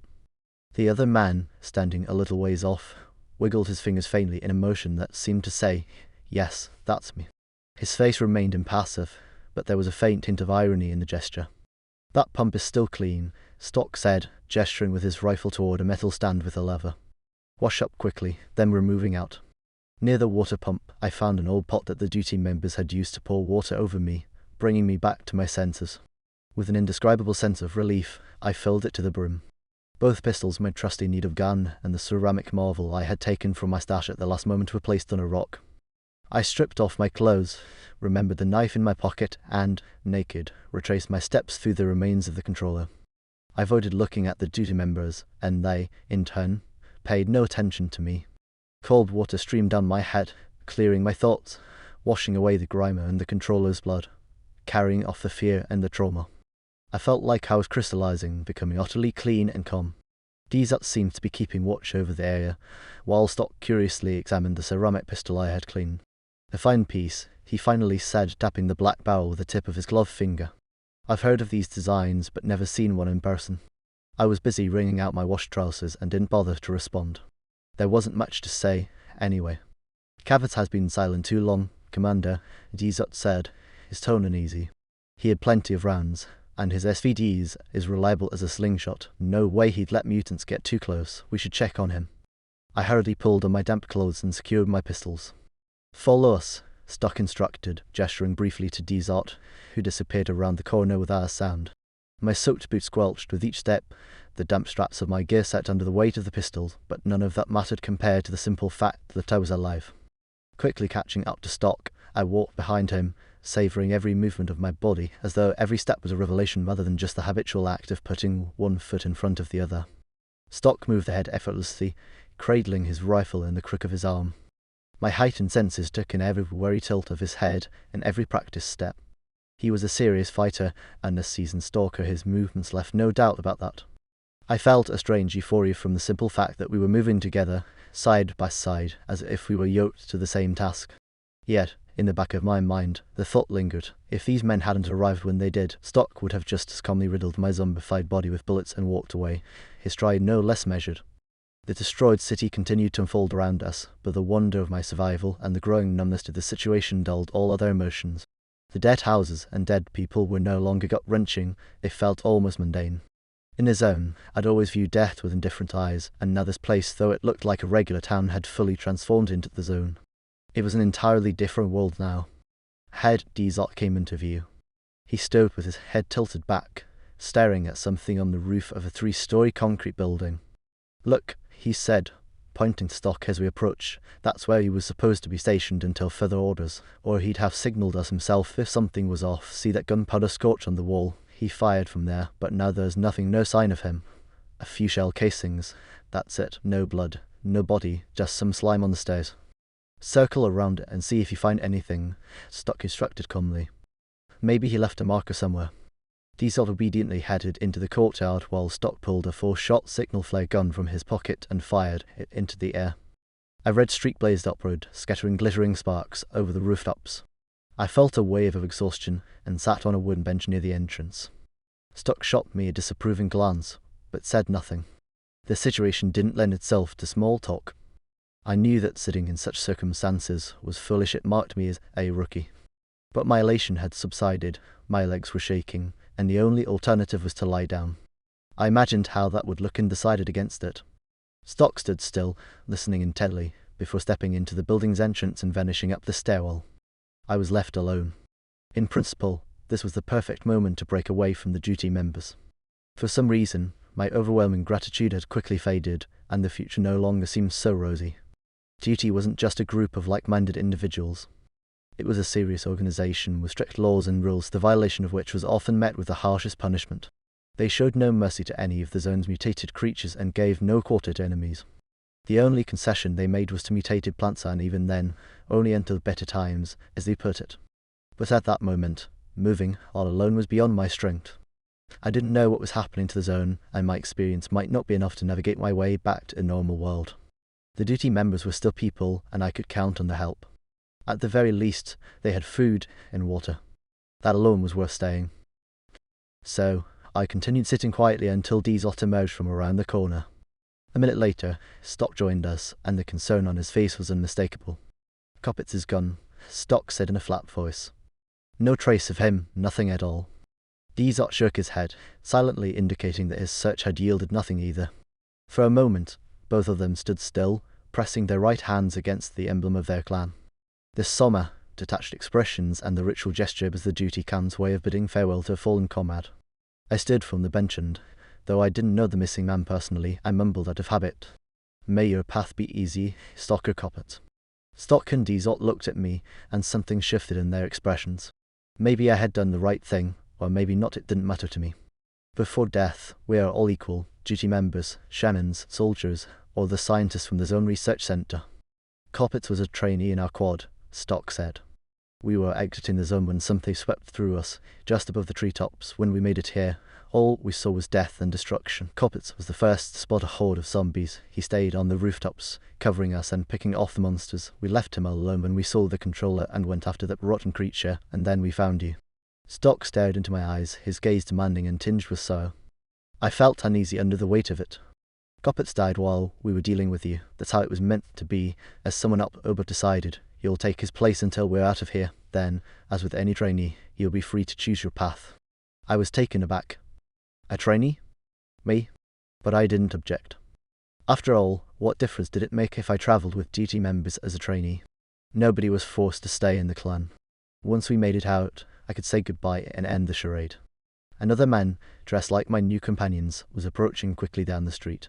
A long-barreled, large-caliber weapon hung on his back, while he carried a rapid-fire rattle for close combat in his hand.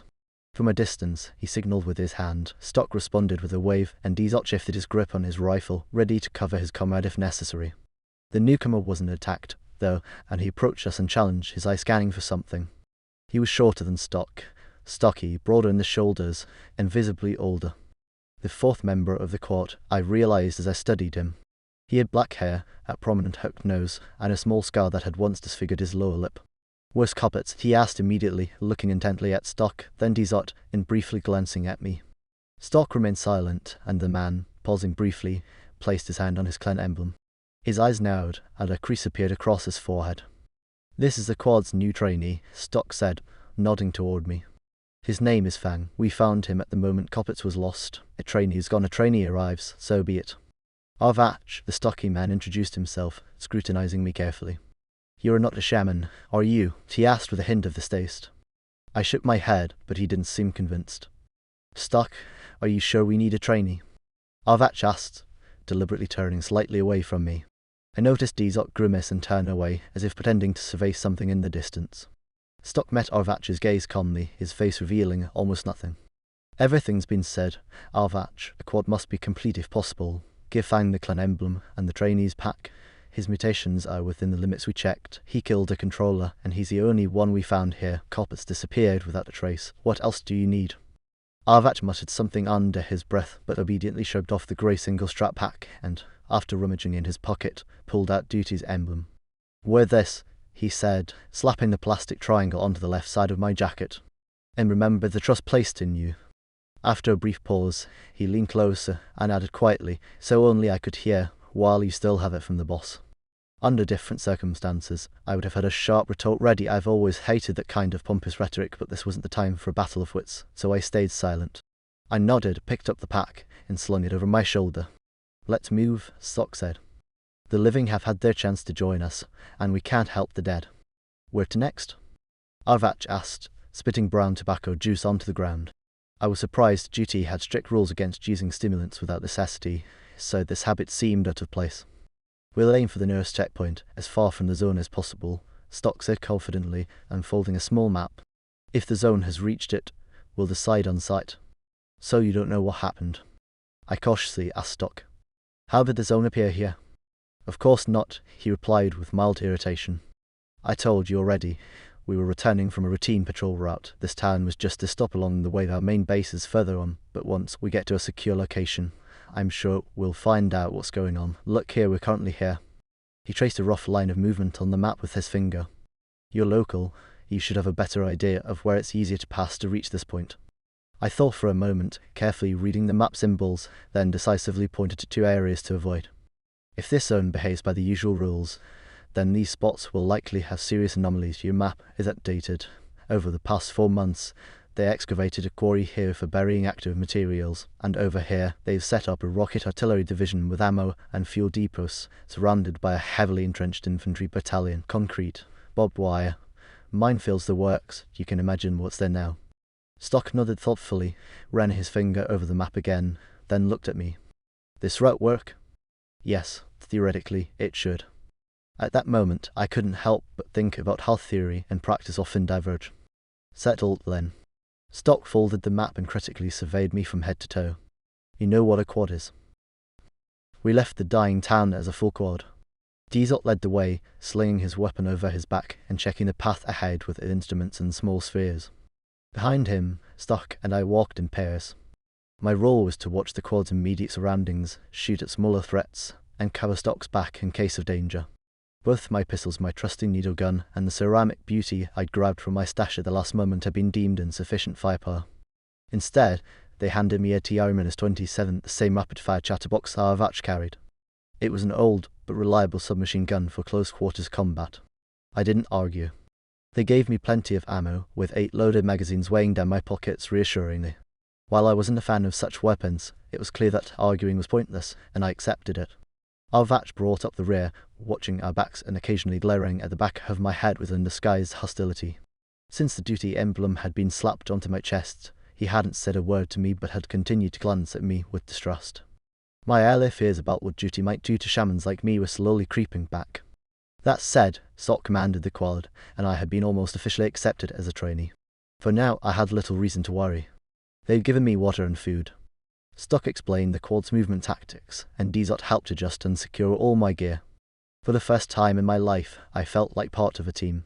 Though occasionally, my mind would snap awake, take in my surroundings with astonishment, and ask itself, is this real? Am I really a Duty member now? Is my family now this quad? Then I'd start quietly chuckling to myself, somewhere deep in my thoughts. This must be how schizophrenia starts, I mused bitterly, once again testing the balance of my short automatic weapon. The gun was heavier than my pistols, equipped with a suppressor, and had an awkwardly shifted center of gravity. I wasn't entirely sure how I'd handle shooting small, fast-moving targets with it. For a while, we managed to stick to the road, but it was soon blocked by a deep trench filled with muddy water. Something splashed ominously below the bridge, so we decided to detour through some bushes and a small wooded area that stretched in our direction for a few kilometers. We veered to the right. Dizot confidently waved his probes and tossed bolts attached to strings ahead of us. Behind us, Arvach muttered curses after stepping into something that looked suspiciously like cow dung. The grass beneath our feet was still green, though the bushes and trees had already turned various shades of yellow, occasionally transitioning into deep reds. Beautiful, I noted to myself, while mentally filing away the curious observation that there was surprisingly little fallen foliage on the ground. We passed through the bushes and approached the first trees of the grove when a curious ginger face poked out from the nearest clump of grass. Again, the little creature's beak-like black eyes stared at me, and I could have sworn it was smiling slightly. I never harmed kengurs. These rat-like creatures, resembling tiny kangaroos, were generally harmless and could even be helpful in certain situations. Usually, I'd toss them a bit of bread or sugar, and they'd leave me alone. It was surprising to see one this far from its usual territory. So, I simply walked past, feeling slightly at ease if kengurs were roaming about. It likely meant there were no large anomalies or dangerous mutant rats nearby. But I'd forgotten about Arvach. Trailing 10 meters behind, keeping watch on the quad's surroundings, he noticed the Keng. A burst of muffled shots from his chatterbox made me spin around and ready my own weapon. Nearby, Stock scanned the area with his weapon at the ready, while Dizot, ahead of us, had also pulled his rifle from his back but kept his eyes forward as prescribed by the squad's tactical formation. If we had walked into an ambush, he would have been the first element of our defensive circle. But, of course, there was no ambush. The Keng didn't even have time to squeal the rapid-fire weapon in skillful hands tore it to pieces.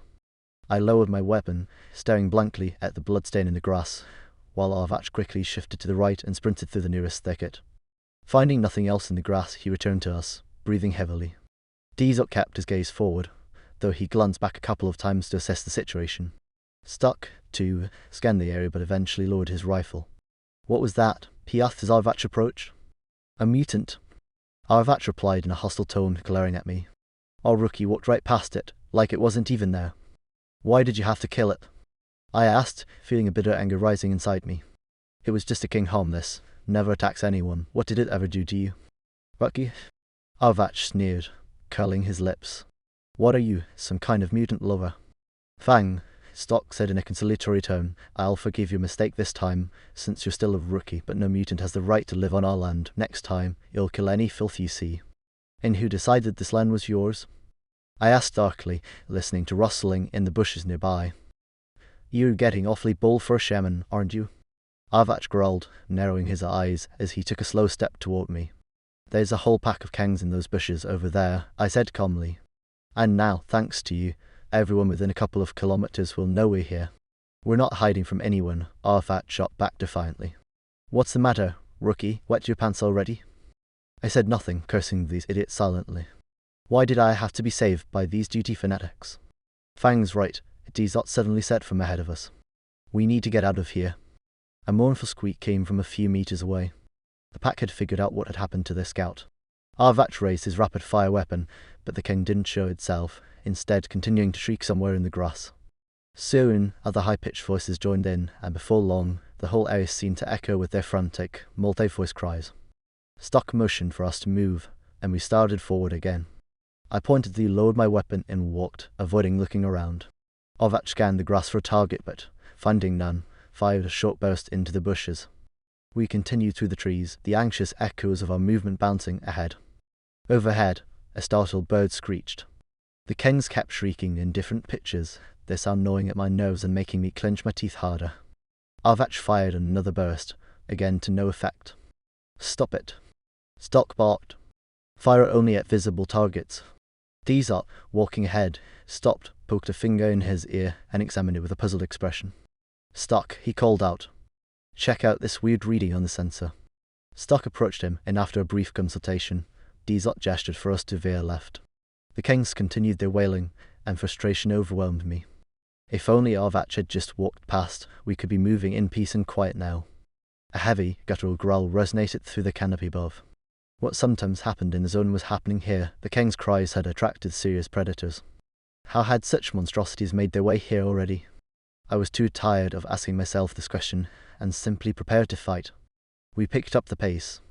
Dizot seemed to have found a way to navigate safely without relying on his equipment, holding his rifle ready to fire immediately if attacked.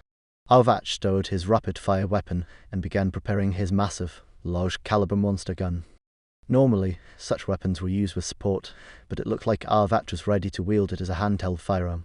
The perforated cooling shroud, the intricate shoulder suspension system, and the large square ammunition box with a belt-fed system made the weapon look imposing, more fitting for a tank or APC. Despite my dislike for Arvach, I felt a pang of respect. The Kengs kept screaming, moving alongside us and hiding in the bushes. Birds above squawked nervously, and something growled ferociously, dreaming of feasting on human flesh. Once again, I told myself that if I had been alone, I would have slipped through unnoticed, not drawing the attention of a single creature. Stock pulled a flashbang grenade from his belt, called to Dzot, showed it to us, and threw it far to the side with a wide swing. A moment later, Dzot tossed another. I crouched, squeezed my eyes shut, and covered my ears. This sharp sound, like the tearing of a massive mattress, pierced through my hands clamped over my ears and shook the last coherent thoughts out of my head. I got up, dazedly glancing around. Dzot was almost sprinting forward. Stock gestured for me to follow, and Arvach was striding quickly behind us with his enormous machine gun at the ready. All three of them looked calm and confident, as if this was just another routine task. And, of course, it was for them. The realization dawned on me suddenly, and I ran after Stock, noting absently that the kings had gone silent, and the forest was now heavy with an oppressive, deafening quiet. For several minutes, the only sounds were our heavy breaths. It felt as though even the wind had stopped rustling the treetops, gazing invisibly down at the duty squad that had caused such a ruckus. I had fallen into the squall's rhythm and moved confidently in my assigned corner of the diamond, stepping lightly and slightly hunched for stability and the ability to quickly open fire. And then, ahead of us, the thick grass began to shift, and the pale forms of a pack of blind dogs spilled out onto the static green of the forest floor. Dzot was almost running ahead. Stock waved at me, and behind us, Arvach advanced quickly, his massive machine gun at the ready. All three looked calm and confident, as if they were doing their usual work. And indeed, the words suddenly dawned on me, and I hurried after Stock, noting as I ran that the kings had stopped screaming and the forest had plunged into an oppressive, deafening silence. For a few minutes, the only sounds were those of our heavy breathing. It seemed even the wind had stopped rustling through the treetops, watching us invisibly as the duty squad caused such a commotion below. I felt like I had finally fallen into the rhythm of the squad's movement.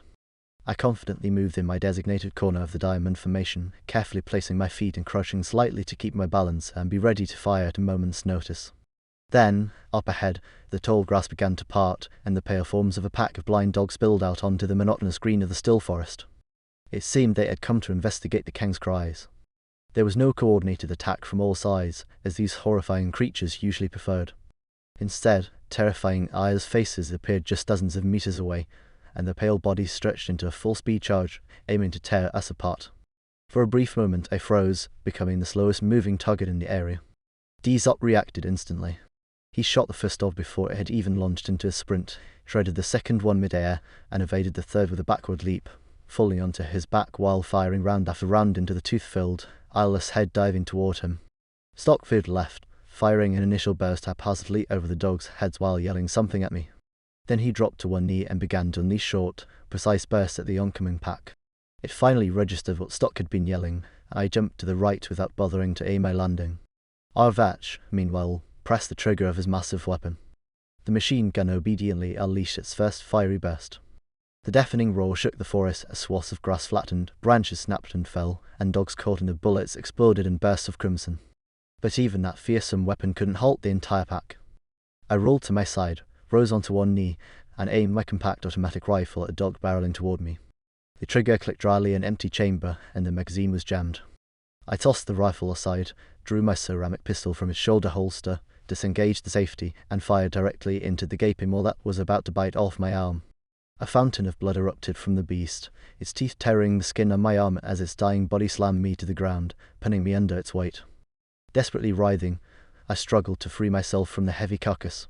A short distance away, Dzot was retreating toward Arvach, his rifle firing in ragged bursts, single shots, bursts, then singles again. On the other side, Stock was moving to Arvach as well, his bursts precise and controlled. 3 rounds per burst, no more, no less. Finally, I pulled myself free, dragging my battered body away from the beast's corpse. 2 more dogs were already charging toward me. I flipped onto my back, tilted my head, and gripped my pistol with both hands, unleashing a frantic barrage at the advancing predators. The ceramic gun snarled, setting out muffled crimson flashes.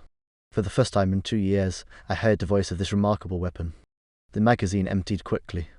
Both dogs collapsed, writhing on the ground, and I managed to stand. My ears had begun to adjust to a pounding staccato of machine gun fire and rifles, and the short yelps of the attacking dogs barely pierced the cacophony. I drew my pneumatic pistol with my left hand, simultaneously disengaging its safety. For a moment, I stood frozen, absurdly posed like a cowboy in some duel, both pistols raised. The situation didn't demand immediate action from me yet. Arvach's heavy machine gun continued to mow down the clearing, leaving trails of blood everywhere. But the dog circled among the trees, unwilling to retreat. It was then I realized why I hadn't been torn to shreds yet. Arvach had positioned himself to block the brunt of the pack's assault from reaching me. Flanking him were Dizot and Stock, covering his side and rear, while I stood within their fiery perimeter like some oddity shielded by the ferocity of the duty squad. I reloaded my pistol and moved toward Arvach.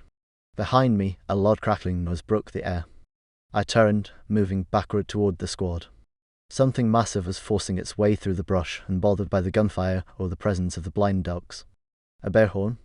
What could I do against a bear horn? A pistol round would be nothing more than a tickle to it. My pneumatic pistol had poison darts, but they wouldn't even pierce its hide. At that moment, Arvach's machine gun fell silent, and I screamed, my voice cracking. "Arvach, over here, bear horn!" Arvach obediently turned, sweeping the massive barrel of his weapon in a wide arc. Stock and Dizot spread out slightly to the sides, and that's when I noticed the space in front of them was empty, no sign of any living dogs for the moment. I saw the distorted expression on Arvach's face, realized the man was not entirely in his right mind, and once again, for what felt like the 100th time in recent minutes, threw myself flat on the ground. A deafening roar erupted overhead, accompanied by a wave of hot air rolling across my neck and head. Awkwardly turning to look, I saw nothing but bushes shattered into splinters, no blood, no body, not even the faintest hint of a dangerous predator. Not a sound. Nothing. Arvach eased his finger off the trigger, and a muffled silence descended like a heavy blanket. I slowly got to my feet. The duty fighters remained quiet, listening intently to the stillness of the battered forest around us. "Let's move," Stock said hoarsely, his gaze sweeping the scarred woods. I stepped closer to Arvach, and back to back, we began to cautiously retreat from the battlefield. The blind dogs were gone, but what had scared them off? "You noticed, didn't you?" Dizot suddenly spoke up. "How many of those things there were this time? At least 40. They never used to travel in packs that big." "Yeah, I've already noted if the Mike survived. Luckily," Stock replied. "About half the pack pulled back. It means something's changed for them here. This isn't exactly in normal zone." "Who cares?" Arvach barked, adding his own commentary. "There are more of us too. We'll kill them all." I wisely kept my mouth shut. Shame gnawed at me over my panic about the imagined bear horn. But I'd heard something. There was a crackling sound. Someone had been pushing through the bushes. A black shadow fell over us from above. I looked up. Over the treetops, circling directly overhead, was a massive flock of blackbirds. Stock gave a command, and we reformed into the squad's travelling diamond formation. And then, an awful, guttural roar sounded from somewhere behind the nearest trees. Startled, I half-crouched, momentarily deafened and disoriented. The faces of all the duty fighters went pale at once as they spun to face the source of the sound. The birds overhead disappeared as if blown away by a gust of wind. Nothing in the zone could make a sound like that. Nothing I knew, anyway. But the zone was changing. It seemed time to start learning a new set of rules. Stock was the first to recover.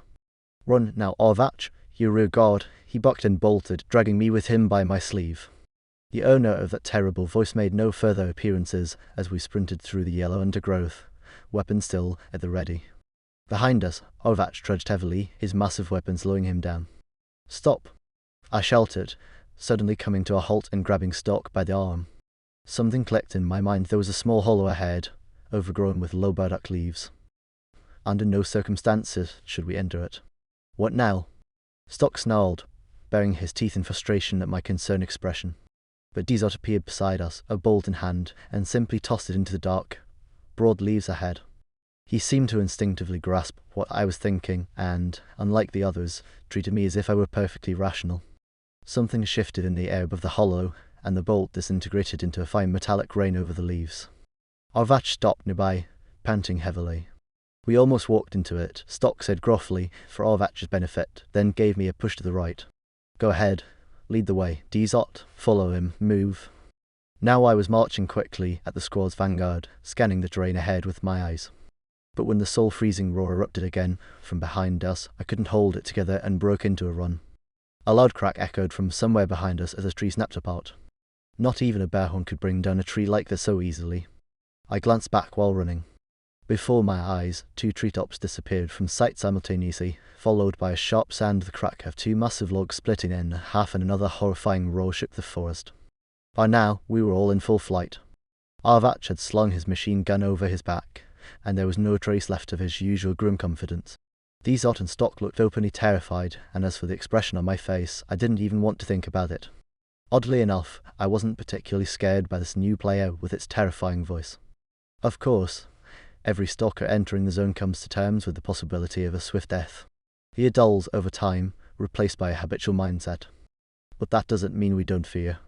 We fear even the ordinary, almost memorized beasts of the zone, fear controllers and dwarves, and are utterly terrified of unknown threats. That's just how it is. We fear the flesh, which also fears us. Otherwise, survival is impossible. Without fear, you can't muster the strength to overcome the zone's next cruel twist and make it out alive. But we understand the power of fear, its uses, and its dangers. The key is not to let it take full control, balancing on the razor's edge between animal panic and complete self-control. Yet the fact that I wasn't feeling particularly frightened by this new, thunderous threat scared me even more than the potential appearance of our pursuer. Several times, I thought I spotted dangerous patches ahead and steered the squad around them to the left or right. The trees behind us kept snapping like twigs, but we were almost out of the woods. Up ahead, through the thinning trunks, I could see open space, easier terrain to deal with any beast. But then I stopped in confusion, turning my head this way and that. Dizot rummaged in his pocket, pulling out bolts and wiping the sweat streaming down his face with his hand. Behind me, Stock jogged up and stopped with a heavy sigh, while Arvach, 10 meters away, slowed to a walk. There was nowhere to go. I hadn't even had time to voice my thoughts when Dizot began scattering bolts in all directions, then ran his finger over the buttons embedded in his sleeve, listening intently to the chirps of the detectors. Stock remained silent, clearly assessing the situation as well. Arvach stood with his back to us, facing the sands of trees being ripped apart, and, to my surprise, didn't say a word either, understanding that others were already doing the thinking or simply trying to catch his breath. We had walked into an intriguing trap. All around us, the ground seemed to be covered with ordinary bumps and hollows, but even the most clueless rookie wouldn't dare to pass through this area. The withered, sometimes perfectly circular patches of grass, fresh splinters from shattered roots sticking out of the earth, and the earth foam everywhere were classic indicators of the stalker's golden rule: never go there under any circumstances. Dizot headed back and to the right, trying to find a way out.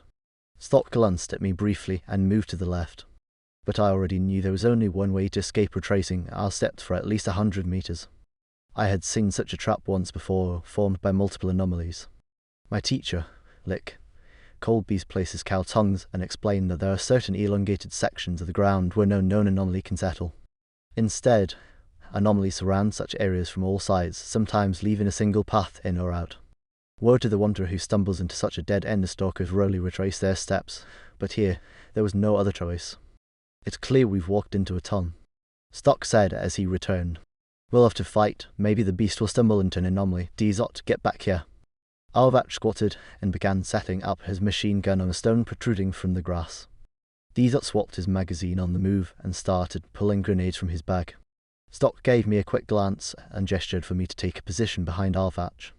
The trees quivered at a deep roar, and yellow leaves rained down. Dizot and Stock exchanged glances. For some reason, my attention was fixed elsewhere toward where we could escape. If only there were a path between that bone-breaker anomaly and the greedy one nearby. A silhouette in a white cloak waved at me from the farthest visible anomaly. I craned my neck, trying to make sense of the unexpected observer, when another tree behind me crashed with a terrifying crack too close for comfort. Shoot for the eyes and legs, Stock ordered in a calm voice. If it even has eyes and legs, Dizot added with a wry smirk. At that moment, I recognized the man in the cloak.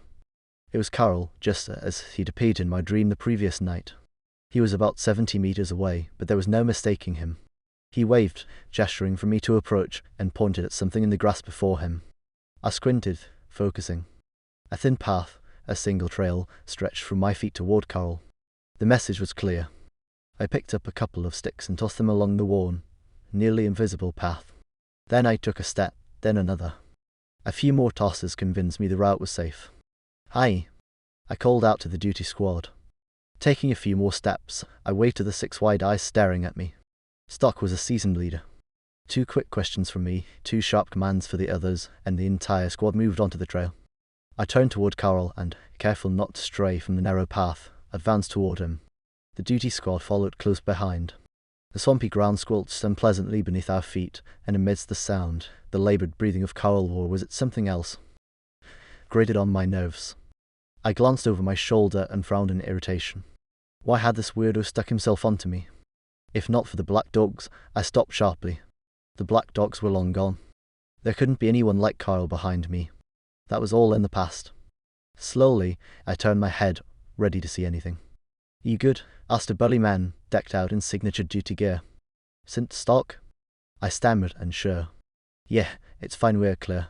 You did good." I looked around dumbly, unable to comprehend how I'd ended up here, standing in an ordinary meadow untouched by anomalies. Behind us lay the forest. Ahead was open ground, with the blue line of a distant forest on the horizon. A sudden explosion rang out behind us, followed by a terrifying roar that morphed into a high-pitched, pulsating wail.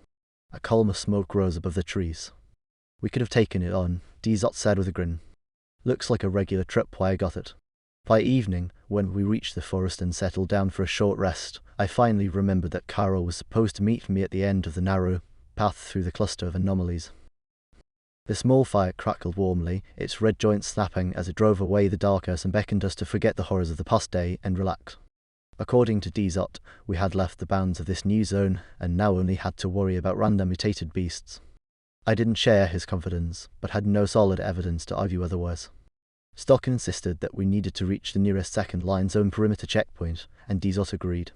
Arvat rocked indifferently, while I had a completely different opinion but kept it to myself. It was so comforting to sip hot tea in small gulps, smoke my first cigarette in hours, and think that the worst was behind us. I clung to that hope like a mother to her child, though I knew the rest would end soon, and there were still many kilometers ahead of us. Moreover, I still felt strange after those hallucinations, trying to figure out what had happened to me. What was real, and what was an illusion? What was imagined, remembered, or actually occurred? After all, Prush's size had been so clear, and Carl was unmistakable among the duty-bound. Lost in these thoughts, I didn't notice when my companions changed the topic of their conversation. A moment ago, they had been discussing future plans, what information they'd gathered on this outing for the clan report, debating the reasons for the zone's sudden expansion and its implications. Then they fell silent, and Arvat said distinctly, in an unpleasant voice, "Why, guess, let him explain himself." I stared at them, realizing they had been talking about me. What I was supposed to explain, I had no idea. So, I looked questioningly at Stock, deliberately ignoring the openly hostile Arvat. I could feel his animosity. "We'd like to understand," Stock said calmly, correctly interpreting my unspoken question, "who exactly we brought into our squad. At first glance, you showed no signs of significant mutation. You don't really resemble a shaman, but there are things you'll need to explain to us." Dzot gazed off to the side, seemingly unhappy with the situation. Arvat, on the other hand, was eager to interject. "Yeah, explain to me." Arvat demanded sharply, "how you became a trainee in this squad. Usually, a rookie like you has to go through multiple checks and wait for days, if not weeks, for the privilege." I shrugged in confusion and looked at Stock. He sat, staring grimly into the flickering firelight. "I didn't intend to become a trainee," I replied to Arvat, looking directly into his fanatically gleaming eyes. "You could even say I was forced into it." "Fine," Arvat unexpectedly conceded. "Let's say that's true. Then why didn't you kill the mutant?" I was about to ask which mutant he meant, but then remembered the king and sighed heavily. "Why kill it? You killed it, what did we gain from that?" "That's a separate question. Where's the cause and where's the effect in all this mess?" Arvat said meaningfully. "That's nonsense," Dzot suddenly interjected in a wooden voice, and I realized with surprise that the squad had recently argued about me. "Leave Fang alone, Arvat. It's just your imagination, don't you get it?" "Don't lecture me." Arvat snapped at Dzot. "You were just a kid when I downed my first controller with a Vintoise." Dzot fell silent, and Arvat turned back to me. "The anomalies," he said in a monotone. "We ended up in a tongue following you, isn't that strange?" I felt a surge of disbelief at the absurdity of his accusations. "But," I said in a trembling voice, "it was Stock who put me at the front, and then I just went where I could. Why blame me for something so ridiculous?" "I'm not blaming you yet," Arvat said ominously. "I'm just asking questions and gathering facts from the answers." "And what facts are you gathering about me?" I asked, starting to boil with indignation. "How did you lead us out of there?" Arvat asked a new question, ignoring my protest. "Nobody's ever left a ton except by turning back, Or do you have some secrets you'd like to share with us? I racked my brain for a response. Telling the truth was out of the question. These were duty members. To them, any cooperation with the zone was the ultimate crime. I noticed a path by chance, I said hesitantly, aware of how implausible that sounded. Arvach smirked mockingly and shifted his gaze to Stock. Now there's enough reason for suspicion, Commander, Arvach said, emphasizing formalities for the first time, which I didn't like at all. Let's piece this together. Arvach was addressing Stock and Dizot, but clearly directing his words at me. As he began counting on his gnarled, hairy fingers, his hand jabbed toward me with each point. The commander made the decision to bring this guy on as a trainee against all the rules, and this is a commander veteran who follows every instruction and protocol to the letter. That's one. Arvach began counting on his fingers. Stock continued staring into the fire without a word, and that silence weighed on me the most. Then, he let a mutant walk by, supposedly out of concern for the squad's safety. And what happened afterward? Why, until this experienced trainee showed up, had we never been attacked by so many creatures at once? Arvach's accusations were nonsense, but he delivered them with such conviction that I reflexively shifted my posture, casually resting a hand on the log nearer to where my ceramic pistol lay. It was an unconscious move, but I knew competing in speed with an old GTA veteran like Arvach, especially with Dizot's rifle lying on his lap, would be suicidal. And finally, the tongue. Isn't it obvious something is off with this guy? Arvach turned toward me and, with a theatrical gesture, jabbed his finger into my chest. How many mutants have you killed today? Answer, there were plenty of targets. 3 dogs, I replied cautiously. And who can verify that? Arvach asked in a mock innocent tone. His accusatory train of thought made me seethe inside, but I simply shrugged, understanding who held the power here. The controller, Dizot suddenly interjected. Fang killed the controller, that's when everything started. Thanks for the reminder, loyal comrade, Arvach responded with feigned gratitude. I almost forgot about our trainee's heroic deed, and how, pray tell, did he manage that? Took the controller on with the knife, did he? All 3 of them stared at me now. What, finally getting it? Arvach smirked at his companions. This is the question you should have asked right away, but you didn't, why not? With that, Arvach turned back to me. His hand rested casually on the foregrip of the rifle, safety off. But my mind was racing with more critical concerns. Wait a minute, are you saying you didn't kill the controller? I asked, looking at Stock. Dizot answered instead. No, when we arrived, you were already finishing it off. I sat there, stunned, staring at the trio. So, the duty squad hadn't saved me. I had killed the controller myself. That meant something really was wrong with me. I stood up. Arvach rose simultaneously, his weapon now openly aimed at my chest. I'm leaving, I said calmly. We've exited the zone. I don't like being a trainee, and I'm leaving the squad. I tore off the clan's emblem patch and tossed it onto the log. Oh no, you're not going anywhere now, Arvach said in a sickly sweet tone. You're going to tell us everything, you shaman bastard. Well, controllers make good friends. Sit down.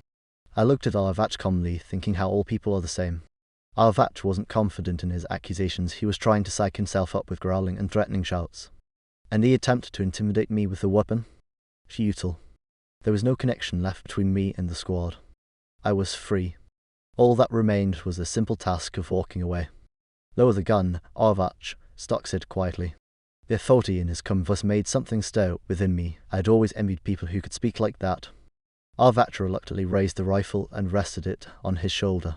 His eyes stayed locked on me, but he addressed Stock. Don't you get it? This controller spawn almost got us all killed. How many commanders does a squad have? Stock asked, his voice still quiet but infinitely firm and heavy. 1, Arvach muttered sullenly. Then press your upper teeth to your lower teeth and try not to speak for the next 15 minutes. Well, now it was clear who was in charge here and why this man led the squad into the zone. Despite my precarious position, I couldn't help but feel a sense of respect for Stock. I have no questions for you, Fang, Stock said evenly, though his gaze was fixed somewhere beyond me. I made my decisions myself. Everything else is strange, yes, but not enough to consider you allied with controllers. You're free to leave anytime, especially now that you've renounced your trainee status. You're just a temporary companion now, and we won't stop you. But if I'm wrong and Arvach is right, we'll meet again sooner or later. I took a step back, then another, trying not to break eye contact with the glowering Arvach. See you around, guys, I said in a casual tone. It's been nice spending time with you. And with one leap, I disappeared into the shadows. Arvach, contrary to my fears, didn't move. The night forest welcomed me into its damp, cool embrace, and I gratefully plunged into its shelter. Now I needed to reach any settlement. I had already walked about 3 kilometers through the dark forest when I spotted a campfire ahead. Reasoning that sneaking around to scout wasn't worth the effort right now, I boldly approached the campsite, hoping for help or at least neutrality. There were 3 silhouettes around the fire, gesturing animatedly as they talked. Hearing my footsteps, all 3 turned toward me and fell silent. I kept moving forward calmly, unable to make out much detail in the bright patch of forest illuminated by the fire. In the worst-case scenario, I trusted my instincts, speed and knife. At that moment, I cursed myself for having left my ceramic pistol on the log by the duty squad's campfire. At least I still had the pneumatic gun. "What's the matter, little sham? Afraid of the dark?" A voice asked from the fire of Arvach's voice. "What brought you back? Think luck will never turn its back on you?" His words were punctuated by the sound of a rifle bolt snapping into place. Figuratively speaking, I rubbed my eyes to clear my vision. Stock and Dizot stared at me like I was some bizarre creature they'd never seen before. Arvach openly sneered, both hands gripping his weapon. My heart sank. My face must have betrayed everything I was feeling, because Arvat suddenly snorted and broke into short, barking laughter. Our pal, the controller lover, got lost. His face lost its early malice, and now he just laughed unpleasantly and loudly, pointing at me. I was dumbfounded. Stock and Dizot had crooked, puzzled smirks on their faces, while Arvach was practically rolling on the ground with laughter. I stepped back and bolted into the safety of the darkness, Arvach's mocking laughter following me. The whole situation was absurd, and I couldn't wrap my head around how it had even happened. Now carefully marking my direction and identifying landmarks, I hurried to put as much distance as possible between myself and the GT squad. But less than half an hour later, I noticed the red glow of another campfire. Cautiously creeping closer, I realized with growing dread that I'd returned to the same spot. The same 3 figures sat unmoving by the fire. I turned my back on them and hurried away. Roughly an hour later, I found myself back at the cursed campfire again and began to panic slightly. This time, I only saw 1 figure by the fire, the other 2 must have gone to sleep. Once again, I walked away. By dawn, exhausted and confused, I stumbled back to the campfire for what felt like the 100th time. I stopped about 20 meters away, unable to go any further or make sense of what was happening. The worst part was that during my aimless wandering, I had somehow managed to lose both my pneumatic pistol and S.H. Deer's silver flask. "How much longer are you going to skulk around in the bushes?" Arvach called out. He was sitting slightly off to the side of the campfire and had gone unnoticed until now. "Come over here, sit down, and start talking." His tone was calm, free of the early malice, and I, shivering from the pre-dawn dampness, reluctantly shuffled toward the fire. After listening to my disjointed story, Arvach with the others, I gratefully thrust my hands almost into the dying embers of the campfire. Stock and Dizot's sleepy faces were marked by genuine astonishment as Arvach retold my tale of the night's misadventures. I, meanwhile, gulped down hot tea from a hastily heated kettle to corroborate my words. "Can you estimate how far you managed to go before ending up back here?" Dizot asked, apparently the squad's expert on zone anomalies and wasting no time. "Hard to say," I replied, finally lighting a damp cigarette against the embers with still clumsy fingers. It felt like I was walking in a straight line the whole time, but the time it took varied depending on the direction. I think we were in the very centre of an anomaly, and its shape is irregular. "Well, let's not rush to conclusions," Stock noted in his detached, analytical manner. "We can't rule out other possibilities. Let's wait until it's fully light and then take a look." I found his words amusing. Other possibilities implied I had somehow gotten lost in a forest spanning just a couple of kilometers. But I kept quiet. I finished my tea, stubbed out my cigarette, and said indifferently, "I hope you don't mind if I sit with you a bit longer. I couldn't leave after all. Sorry about that." Stock shot me a brief irritated glance, as if to say, "You're tiresome with your nonsense," before turning back to discuss the morning's plan with Dizot. Arvach, for his part, simply lay down to sleep without a word in response. After a moment's thought, I casually grabbed my ceramic pistol from the log and stretched out near the fire's lingering warmth between the log and the coals. Sleep seized me by the head and, with a deft motion, pulled me out of reality. I dreamed of my home, but instead of me living there, it was occupied by some grotesque toad, looking like a piece of rock. When I woke up, the squad was already preparing to leave. I had no intention of going with them, which I promptly informed them about. "Now it's your turn to wander aimlessly around the area while I mock you and come up with nasty epithets," I said, stretching luxuriously. I didn't particularly like the situation, but for now, everything seemed calm and relatively safe. Besides, somewhere deep down, I felt confident that, in a pinch, the ghost of Carol would help me again. Arvach, in the few hours of sleep, had managed to recharge his suspicion toward me and now cast wary glances in my direction but said nothing. Dizot waved and was the first to disappear among the trees. The grey sky above finally began to resemble the typical zone sky, and the forest, too, seemed to have shifted slightly overnight. But I felt calm and wasn't planning to do much anything for the next couple of hours. Stuck gestured to Arvach, signalling him to follow Dizot, and then turned to me. "We'll try heading in this direction," he said, motioning toward Arvach's retreating back. "If it works, you can follow our tracks. If not, goodbye." "See you," I replied casually, taking out a cigarette. I looked forward to a bit of peaceful time to think. The last duty member disappeared into the trees, and I was left alone. Silence fell heavily from the still sky, wrapping itself around the trees and pushing into my ears at every stray sound.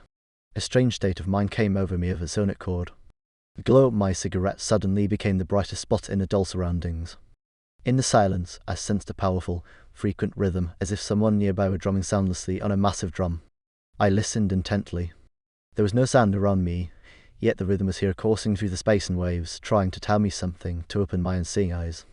My body froze at a peak of heightened awareness. A deep thud resonated inside me, followed by the rushing noise of blood in my veins. Another powerful heartbeat, rare but significant. And in the background, the relentless rhythm of unheard beats. Somewhere far away was a white blotch, with a black blotch at its center. The blotches were alive, writhing and trying to spread out. Then, nearly invisible tendrils stretched outward from each blotch, curving in arcs and pulling sustenance into their respective centers. As they fed, the blotches grew larger. The black one was more aggressive, twitching and consuming parts of the white blotch when the tendrils couldn't keep up. It swelled, stirring and pushing against the white blotch, and below it all a tiny red light. The red dot flared brighter. It was me, taking a drag on my cigarette. The vision dissolved. Judging by the cigarette's length, the whole thing had lasted only a few seconds. Still, what the hell was that? I blinked and looked around. Everything seemed normal. Yet these hallucinations would be the death of me someday, maybe literally. Perhaps I was already sitting at the center of some new anomaly. Nothing like this had ever happened before. Gravity, radiation, magnetic distortions, those were known phenomena. But spatial tricks like this, that was new. If you think you know everything about the zone, my teacher Lex words suddenly came to mind, then consider yourself already dead. Only a fluid stalker can survive in a fluid zone. If the zone stops being fluid, stalkers will become obsolete. A stable zone is a dead zone, ripe for the vultures from the research center. Too bad, teacher, that you forgot your own words. May your afterlife be peaceful. The cigarette burned my fingers, and I flicked it into the fire, lighting another. Despite my grim thoughts, I felt strangely at peace, as if I'd reached some critical juncture in my life where everything ahead was already determined, leaving nothing to worry about. A bush rustled across from me, and the muzzle of a rifle poked out. Dizot, still skeptical, emerged from the bush with a perplexed and grim expression. Somewhere behind him, Arvach's voice rang out clearly. "I still don't believe it. Let's check again." Dizot turned without a word and disappeared back into the bushes. For some reason, I felt inexplicably content. Sitting here in the heart of a new anomaly, I was oddly happy with life, even though it might end in a day or two. Maybe that's why. After some time, Dizot reappeared from the right, approached the campfire I'd rekindled, leaned his rifle against a log, and sat down beside me. "Vector spatial folding without a doubt," he said, looking at me with a troubled expression. But based on preliminary calculations, he tapped the flat surface of a portable computer. "It can be continuous. We don't have the tools to pinpoint spatial folding nodes. This was all just theoretical until today, so we'll have to find the exit by trial and error." I mentally whistled. The guy sitting next to me wasn't just another duty member. He spoke with such confidence and casualness about complex matters that it was clear, without needing further explanation, that he had experience working with the eggheads at the Zone Research Center. Though, no, he didn't seem like a lab assistant. More likely, he was a former scientist. Then again, why former? He probably still was a scientist, just not working for the government anymore. That's the only difference.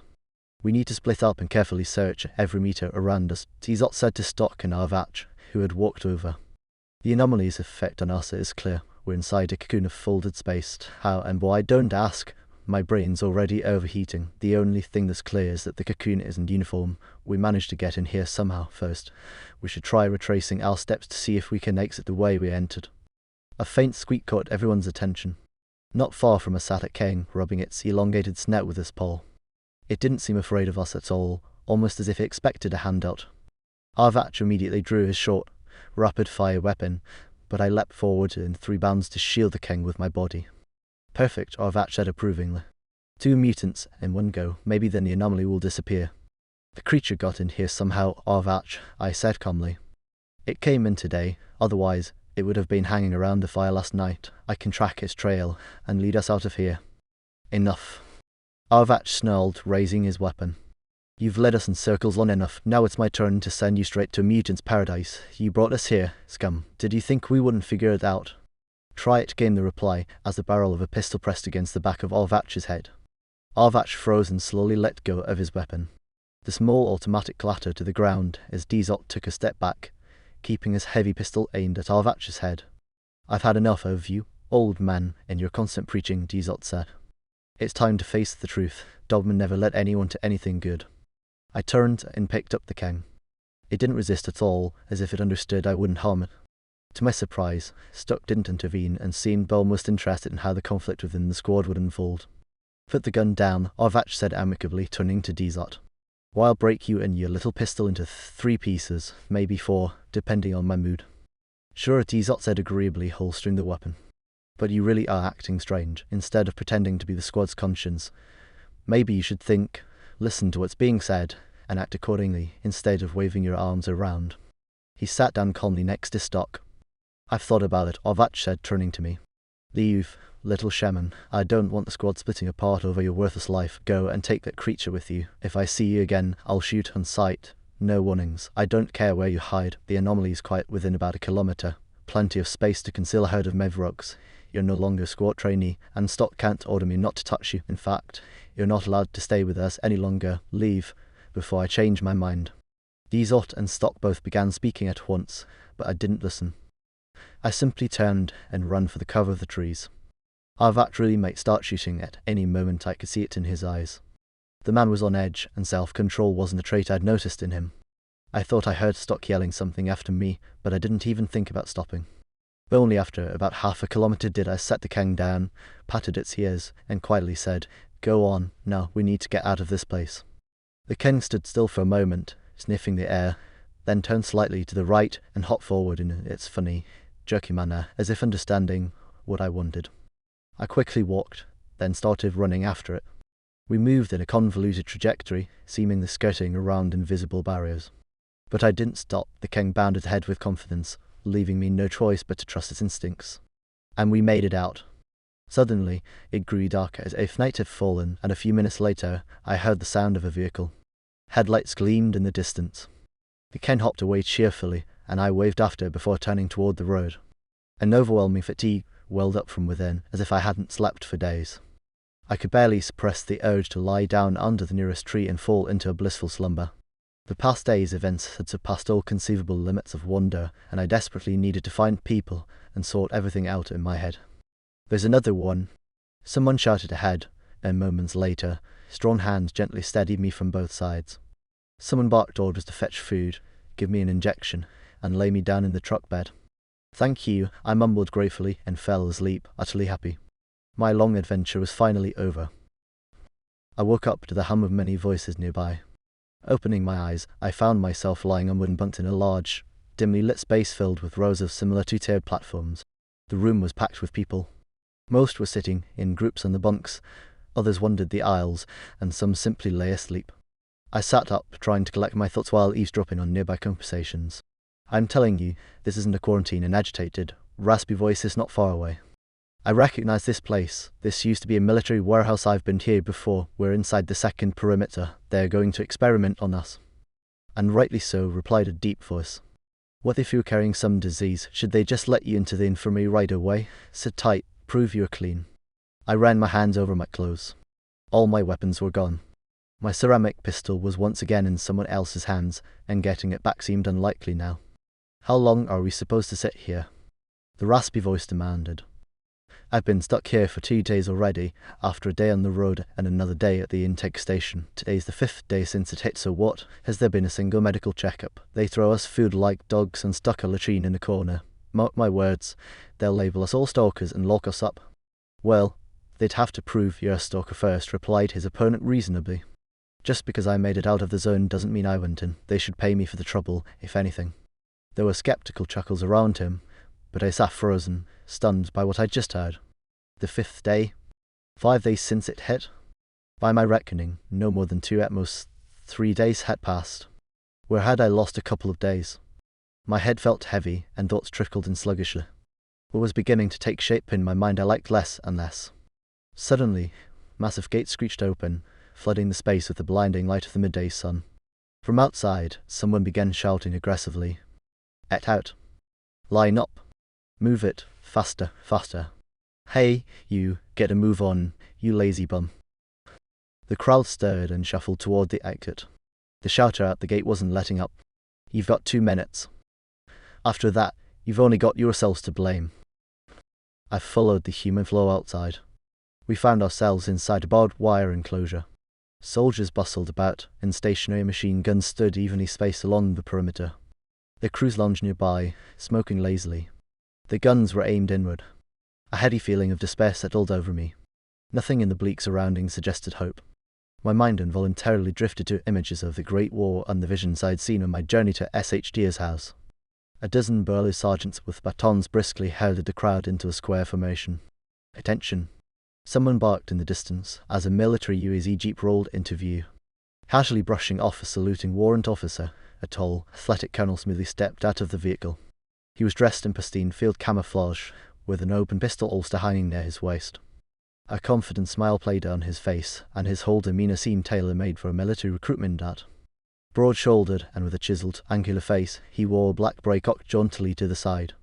He exuded an air of authority and arrogance, his self-assuredness verging on smugness. The sergeants finished their work, leaving the colonel and his UAZ at the center of the roughly dressed crowd. Nearby, several soldiers armed with automatic rifles stood idly, their faces cold and lifeless, like hardened executioners. A foreboding churned in my gut. "Gentlemen, the walking dead," the colonel announced cheerfully, glancing around to make sure he addressed everyone. "Let's clear up your situation right away, so there are no pointless questions later."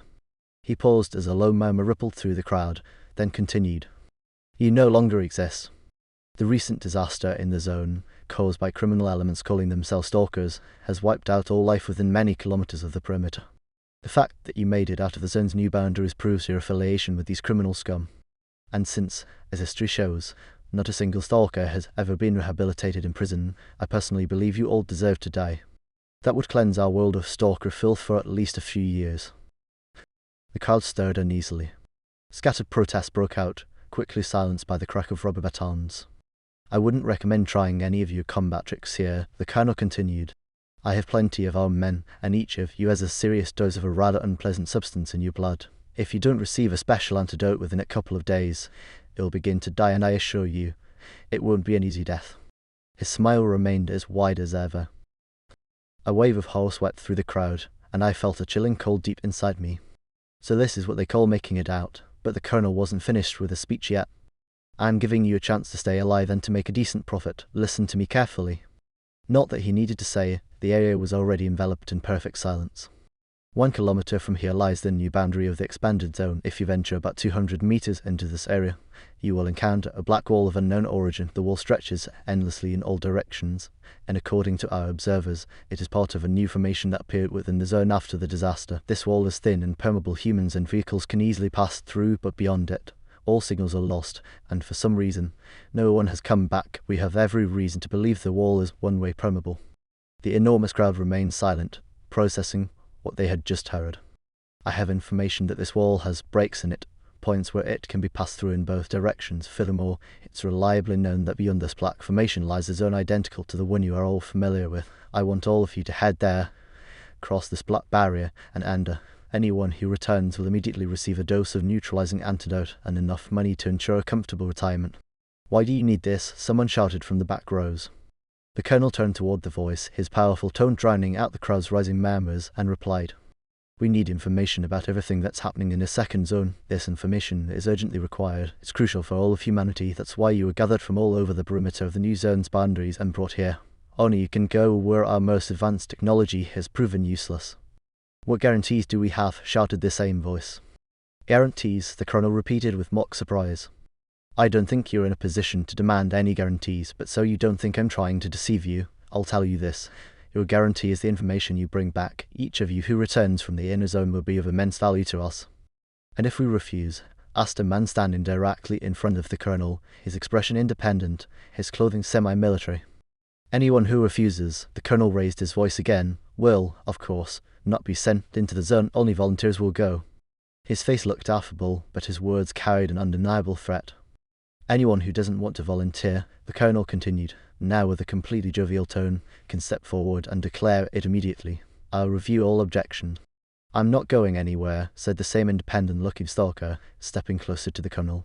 I don't care about your needs, and I could have managed perfectly fine without your help when I crossed the new zone's boundary, and as for your claim that I entered the zone illegally, prove it. Then throw me in jail. Can I count on seeing a lawyer? Of course, the colonel replied, his friendly smile broadening. If that's how you feel, so be it. Goodbye. Turning his back on the stalker, the colonel calmly drew a pistol from his holster and, without looking back, shot him in the head over his shoulder. The disfigured body collapsed backward, blood spraying in all directions. The formation scattered in panic, and the colonel, with a wide, inviting gesture, pointed at the convulsing corpse and offered in the ringing silence, "One spot is already free. Anyone else care to join? Everyone makes their own choice." The crowd stood frozen, stunned by the senselessness of the act. The military had always been able to get away with a lot, but this. No volunteers, none? The colonel asked, feigning surprise. So, the rest of you are all volunteers. Excellent. As you may have noticed, I love a good laugh, and I enjoy a joke. 2 comes with my name, Colonel Kokeshutkin, at your service. Any questions, suggestions? Speak up, don't be shy. Now I recognize Kokeshutkin. It was strange that I hadn't realized it earlier. Colonel Motchenko himself was there, masquerading under a ridiculous name, clowning around and joking in front of a grim crowd. We had crossed paths years ago, and he hadn't changed much since then. We'll need weapons and equipment, someone cautiously said from my left. Your soldiers took everything from us. Don't worry, Kokeshutkin Motchenko replied. All your weapons and gear are thoroughly contaminated with radiation. They'll go straight to the dump. We'll provide you with new weapons and the best protective gear available in our stockpiles. Right now, you'll head to the field bus, and afterward, you can take anything you like. My gear wasn't radioactive, someone said from the right side of the crowd. Who's that over there trying to outsmart me? Kokeshutkin squinted mockingly, casually adjusting his holster. Strange. My opponent seems to have reconsidered the debate. That's fine, we'll talk more later. Later. Now, move forward. A wave of her swept through the ranks of people, chilling me to the core. So this is what they call making it out. But the colonel hadn't finished yet. We were herded into a field bathhouse set up in a massive tent. Through large diameter pipes running along the ceiling, lukewarm water trickled weakly from tiny holes. Outside, an enormous area awaited us, piled high with clothing, protective gear of all types and sizes, boots, weapons, belts, canteens, first aid kits, and all sorts of other equipment. Nearby, soldiers were dousing heaps of our old clothes with gasoline from canisters and then tossing in torches. I stood completely naked in front of a pile of government-issued junk and had no desire to put on any of the semi-synthetic nonsense. But I didn't have a choice, something had to be worn. In the end, I walked off the platform wearing oversized cotton underwear and a long tank top, belted with a genuine leather harness. From what I understood from Kokeshutkin's speech, we were in for a serious run, so I didn't dare take anything more. Before leaving, I grabbed a pair of socks, adjusted some leather half boots to fit my feet, and plucked a pack of self-igniting cigarettes from a large box. I lit one. Shrush, of course. The army never had good cigarettes. On the platform, stalkers were eagerly rummaging through the clothing piles, grabbing full sets of weapons and loading magazines with ammunition. Later, if they managed to escape this mess, they would make it their mission to find Kokeshutkin and do everything in their power to ensure he died slowly and painfully. But for now, they were just trying to increase their chances of survival each in their own way. If it weren't for the electronic safeties, someone might have already started settling scores. But the shiny boxes dangling from every barrel were well known to everyone here. Nobody dared make a move. Besides, the example of the body left lying there likely for educational purposes had snuffed out any thoughts of rebellion. And, of course, everyone vividly remembered the poison in the blood. I was sure of it. I marveled at how generous the military could be. Even heavy suits designed for work in the most contaminated areas were displayed on special racks. As for the lighter technical gadgets, there were so many, They were impossible to take in at a glance. Form up, form up. Sergeant started running around the area, and soon a long line of decently equipped stalkers had formed before Kokashotkin. I positioned myself at the far end, on the right flank, knowing I stood out too much with my appearance and hoping to avoid attracting unnecessary attention. Kokashotkin began moving down the line, inspecting equipment and occasionally asking questions of the warrant officer trailing him or the stalkers themselves. He stopped at one point, waved his hand, and something was brought to him. He handed it to a man in the lineup and moved on. Suddenly, something happened where Kokashotkin stood. I craned my neck and saw a stalker pull a knife from behind his back and lunge at Kokashotkin's right side. The colonel instantly dodged and, with a strike of the edge of his palm to the attacker's face, knocked him down. He leaned over the fallen man, said something, and stomped his heavy boot on the unfortunate man's throat. I flinched and looked away. On one hand, Kokashotkin was defending himself and had every right to kill the attacker. But not like this. Not in these circumstances, where he had absolute control over the situation. The colonel calmly continued down the line as if nothing had happened, and I gave up any hope of remaining unnoticed. What a surprise! Kokashotkin suddenly stopped about 10 meters from me. Judging by the proud faces and the biggest guns from our arsenal, an entire duty squad has fallen into our net. Oh, yes, I remember now. You were the ones we had to shoot at with tranquilizer dots from a distance. How memorable. I instinctively took a step forward to get a better look at the duty members. My astonishment knew no bounds. Stock, Dzot, and Arvach stood in the lineup as if they were generals surrounded by a gang of privates. How had I not noticed them before? Then again, in this chaos.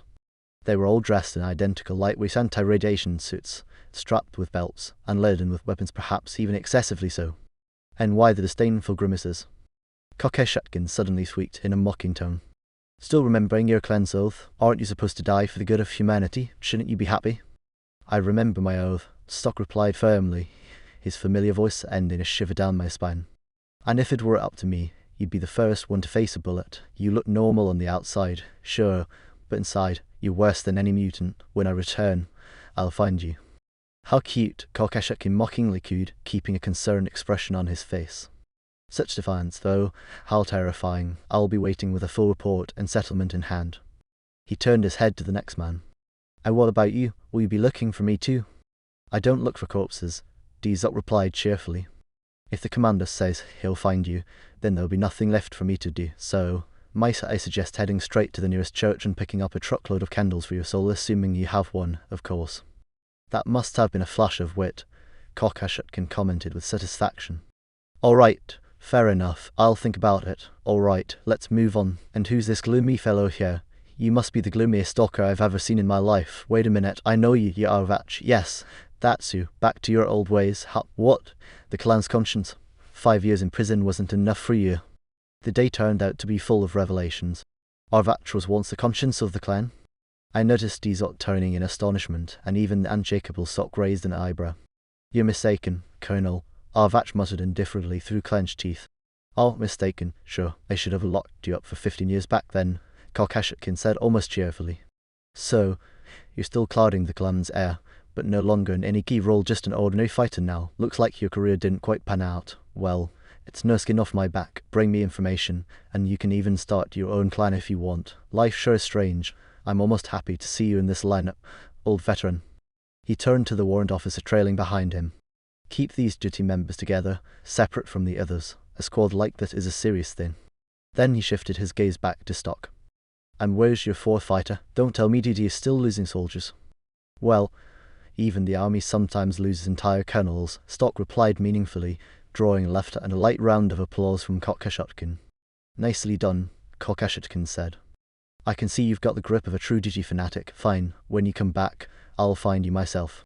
Then the colonel turned his head, noticed me, and closed the remaining distance without stopping. And what do we have here? Looks like the local hero, he said mockingly, studying my oversized blue underpants, tucked in tank top, and leather belt strapped over the whole mess. Or maybe just the local fool? I tried to plaster a simple, bewildered expression on my face, but it wasn't easy. Are you a fool? The colonel asked loudly, leaning demonstratively close to my ear.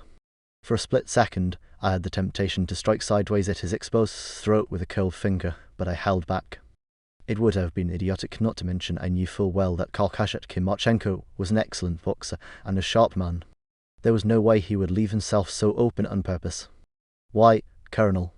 I asked timidly, instinctively stepping back a little. "A Tambo wolf is your colonel," Kokashutkin quipped gruffly. "What's the deal, kid? Did you serve your draft in native forces or something?" "No, Comrade Colonel," I stammered, trying to look even more confused. "I won't do it again, Comrade Colonel." But Kokashutkin Mochenko wasn't the type to be thrown off by such nonsense. "What's with this look, Stalker?" he asked, turning up the tension. His eyes scanned me from head to toe, and though Kokashutkin acted as if he believed me, I couldn't shake the feeling that his brain under the beret was churning with some unpleasant suspicions about me. "I'm not a stalker, Comrade Colonel," I pleaded. "I just came to town by accident, visiting relatives."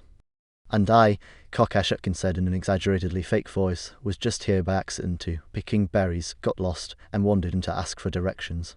The warrant officer behind the colonel burst out laughing but quickly shut up when Kokashutkin irritably twitched his shoulder. "I don't understand, Comrade Colonel." "All right, let's make it simple. You need to go and get dressed, then grab a weapon, then come back here." "I can't wear those clothes," I said plaintively. "I'm allergic to them. This is the only outfit I can handle, and I don't even know how to use a weapon." "You're a strange stalker," Kokashutkin said thoughtfully. "At first glance, a typical shaman, but I can tell you're not. You don't want to take a weapon. You're heading into the zone like it's a sauna. All right, let's make it even simpler." He drew a pistol and pressed it to my head. "To save you the trouble of ending your life with a stupid suicide, I'll shoot you myself. The second option, you take a weapon and march into the zone looking halfway decent. Or do you have a third option in mind?" He smiled paternally. Kokashutkin was clearly performing for an audience a repressed acting talent, perhaps, and I decided to play along. "Comrade Colonel, would you give me the weapon I ask for?" A genuine glint of interest appeared in the colonel's eyes, and his hand with the pistol lowered. "I'll give you anything you want, as long as it's within a couple 100 meters, I promise." I reached out and pulled his personal knife from the sheath at his belt. A powerful blade, clearly custom-made. He flinched, instinctively raised his left fist to strike me, and then froze. A crooked smirk appeared on his face. "Fine. A promise is a promise, take it, but on one condition: you pair it with another knife and a sheath." A sergeant barked at the warrant officer, and within a minute I stood equipped with 2 knives. The colonel, having lost interest in me, moved on to the centre of the formation. Arvach peeked out from the left of the line, his face a mask of genuine astonishment. Dizot was speaking to Stock, gesturing in my direction. "I have one last question." Kokashutkin bellowed to everyone. Among the confiscated weapons, I found this. He raised his hand, and my heart skipped a beat. The ceramic pistol, which I had acquired under strange circumstances in the zone 2 years ago, stared back at me from the colonel's hand, almost reproachfully. "I want to speak to the owner of this weapon." Kokashutkin shouted again. "I'll exempt this person from entering the zone and immediately provide the antidote. Whose pistol is this?" Of course, the thought of confessing and submitting myself to Colonel Mochenko's complete authority never even crossed my mind. My only fear was that the duty members might give me up. If their disdain for the mutant Fang was still strong, Arvach could very well hand me over to Kokashutkin. But the line of stalkers remained silent, their eyes fixed on the glossy, gleaming barrel. "Fine, have it your way," the colonel said indifferently. "Then I'm keeping this pistol for myself." For a fleeting moment, I felt a pang of regret for the beautiful weapon, but I quickly brushed it aside. Unknown dangers awaited me, and survival had to come first. We were moving closer to the boundary of the second zone. Kokashutkin addressed the silent formation again. "Vehicles will be brought in shortly, and you will board them. The breakthrough into the second zone will be done directly in these vehicles. It's safer that way. Any attempt to escape will result in the vehicle being blown up with a remote-controlled mine. Here's the detonator." The colonel held up a black box with buttons and dials above his head. Engines roared as a mismatched collection of battered cars pulled up behind us. The drivers exited, leaving the engines running.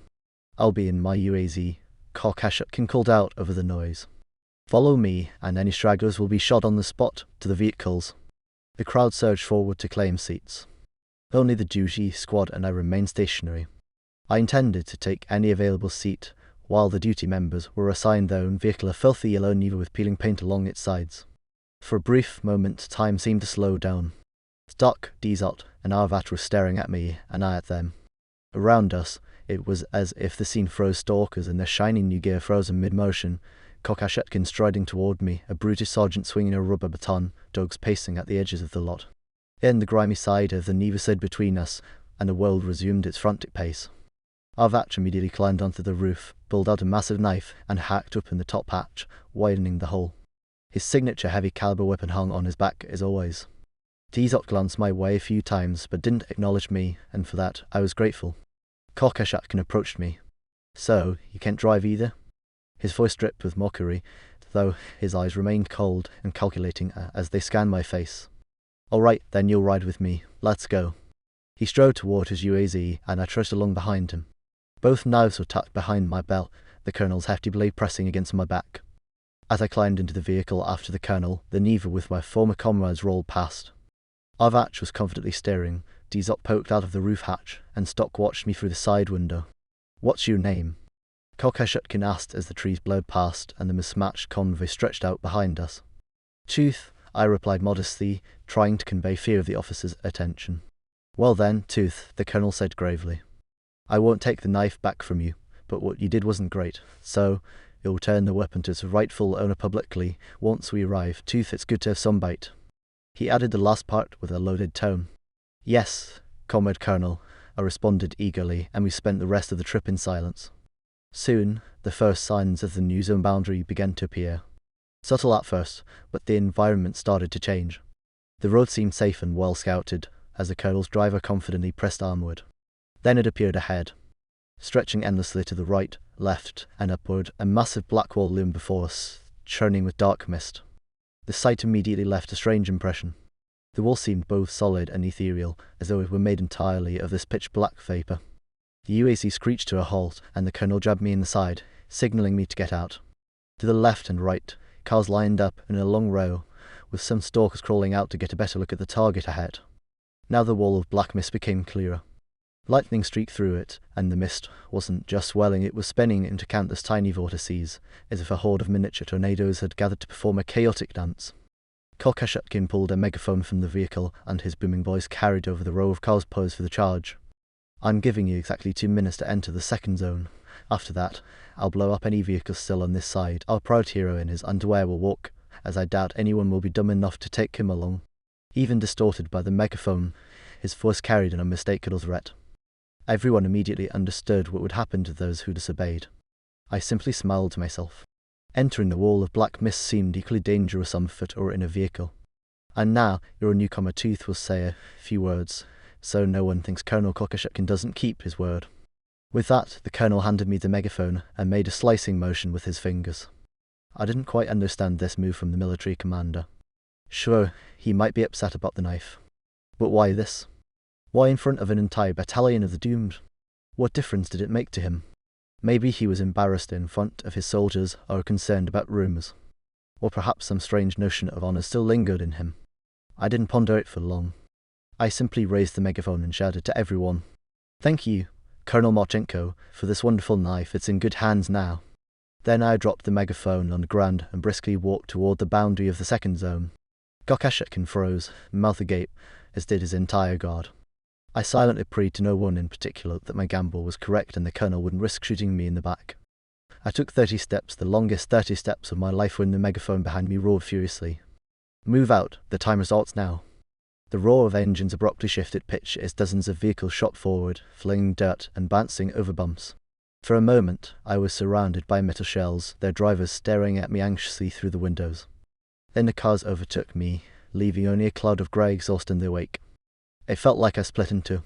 One part of me kept walking calmly toward the black wall, while the other rose above, spinning mid-air, and settled beside the colonel's UAD. Marchenko, with a crooked grin, was working the slide of the ceramic pistol my pistol.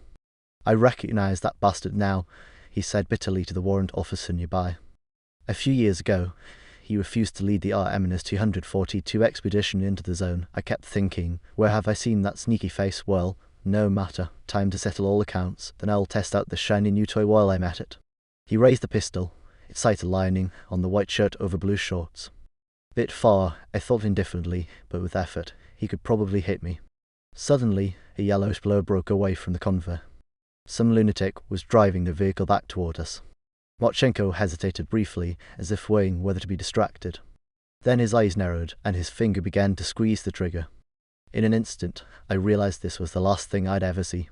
The ceramic pistol filled my vision, revealing it was made of countless tiny discs tightly fused together, forming a seamless whole until now. And now, its time had come. Inside the barrel, our fire ignited, the bullet began to move, and the weapon's final nanoseconds of existence counted down. A tiny explosion shattered the air in front of Mochenko's face. Thousands of microdiscs flew outward, slicing everything in their path with razor-sharp edges. The colonel's face was crisscrossed with a red lattice. Earlobes began to fall away, a sergeant standing just behind him screamed in agony, and the vision ended as abruptly as it began. A filthy yellow Neva skidded to a halt in front of me, its back door swinging open. "It in?" Our rat bellow. It felt so strange to be speeding in a car one moment, and in the next to find myself in grey silence. I didn't know how else to describe it. Without any transition, I was in a strange place devoid of colour and space. Just greyness stretching endlessly in all directions. No objects, no ground, no sense of perspective. I tried to focus my gaze on anything. I tried to shout, to walk. Nothing happened. Absolute silence. The ground beneath my feet was solid yet peculiar. When I touched it, my fingers sank into something that vibrated faintly. I quickly pulled my hand back. The same shade of grey was everywhere. It was like being in a completely dark room, except instead of black, it was grey. So, I started walking. Just like that. Aimlessly, without much thought about the purpose of my journey. By that point, I was incapable of thinking or reasoning clearly. I shuffled my feet, and soon enough, my mind filled with the same greyness. For a time, I became a part of this grey space. A piece of human flesh and grey jelly. Then came a sound. Something crackled. Someone was mumbling. At first, I didn't understand it, but as I started to comprehend, the sound grew clearer.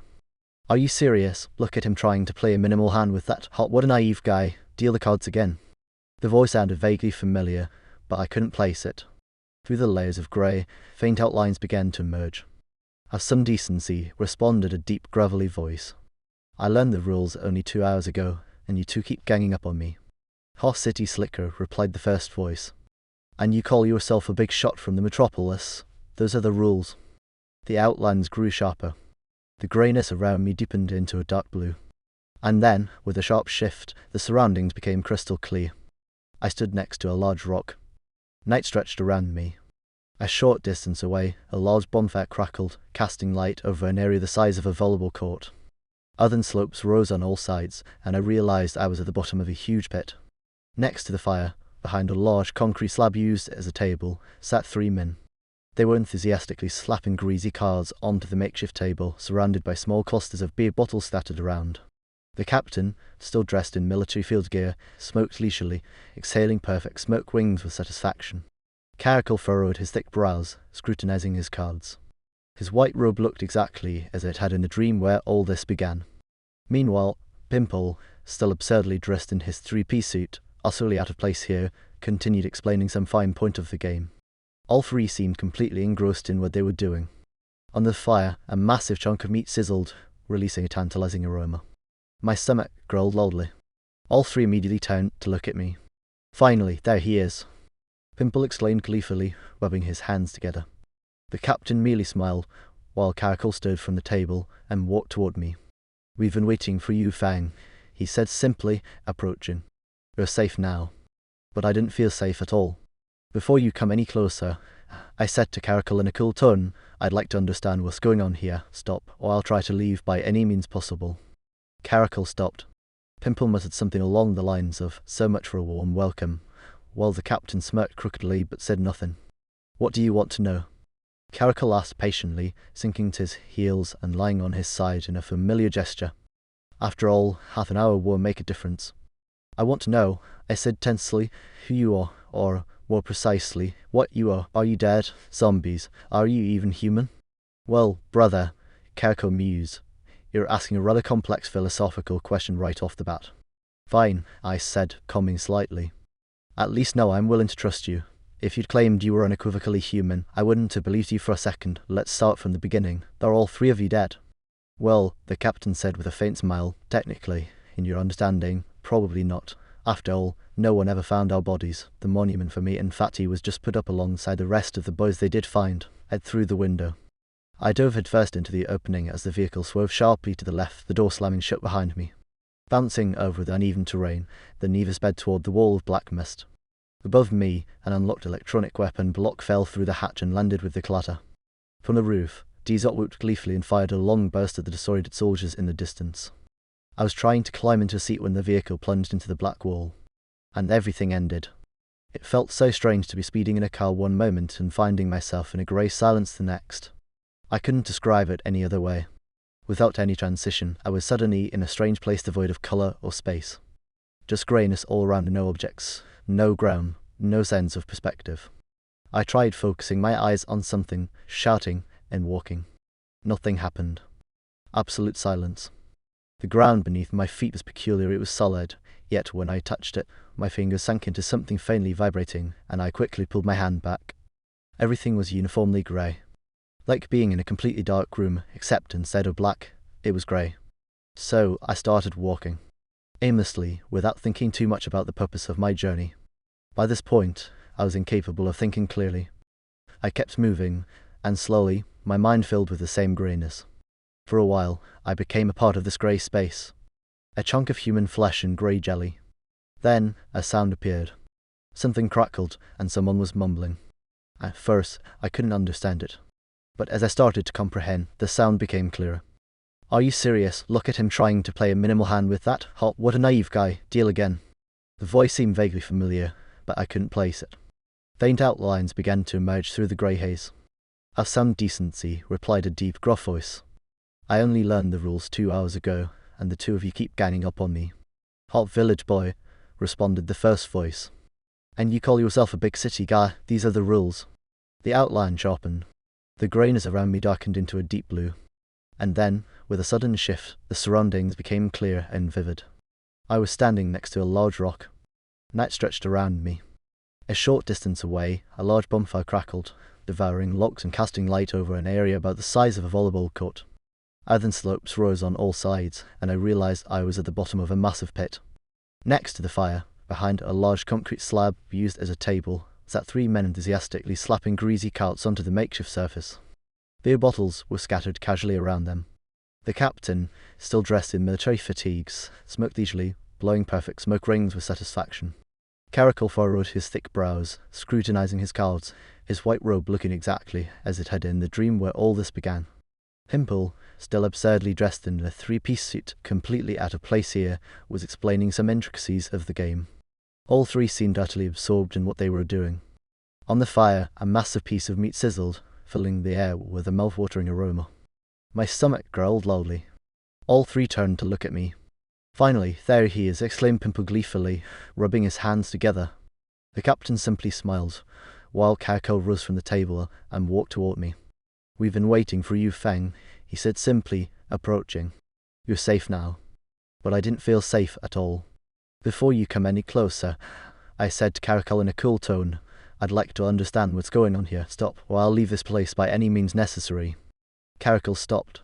Pimple muttered something like, "So much for a warm welcome," while the captain smirked crookedly but said nothing. "What do you want to know?"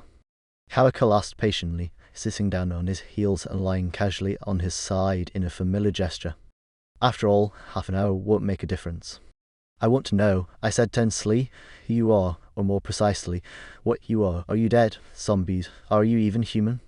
"Well, brother," Caracol mused, "you're asking quite the philosophical question right off the bat." "Fine," I said, calming slightly. "At least now I am willing to trust you. If you'd claimed you were undoubtedly human, I wouldn't have believed you for a second. Let's start with the basics. Are all 3 of you dead?" "Well," the captain said with a faint smile, "technically, in your understanding, probably not. After all, no one ever found our bodies. The monument for me and Fatty was just put up along with the rest of the guys they did find." "Who are you calling Fatty?" Pimple retorted sourly. "Let's see how much you'll weigh in 10 years. "And I came here with you," Caracol added. "You of all people should know I was alive in the zone, mostly thanks to you, by the way. And are you sure you're entirely alive yourself?" Pimple asked slyly, but the captain silenced him with a sharp look. I didn't know who to believe. My poor mind had no reference points left for making sound decisions. "I still don't understand anything," I said helplessly. "Why are you clinging to me? What was the point of messing with my head in the swamps 2 years ago?"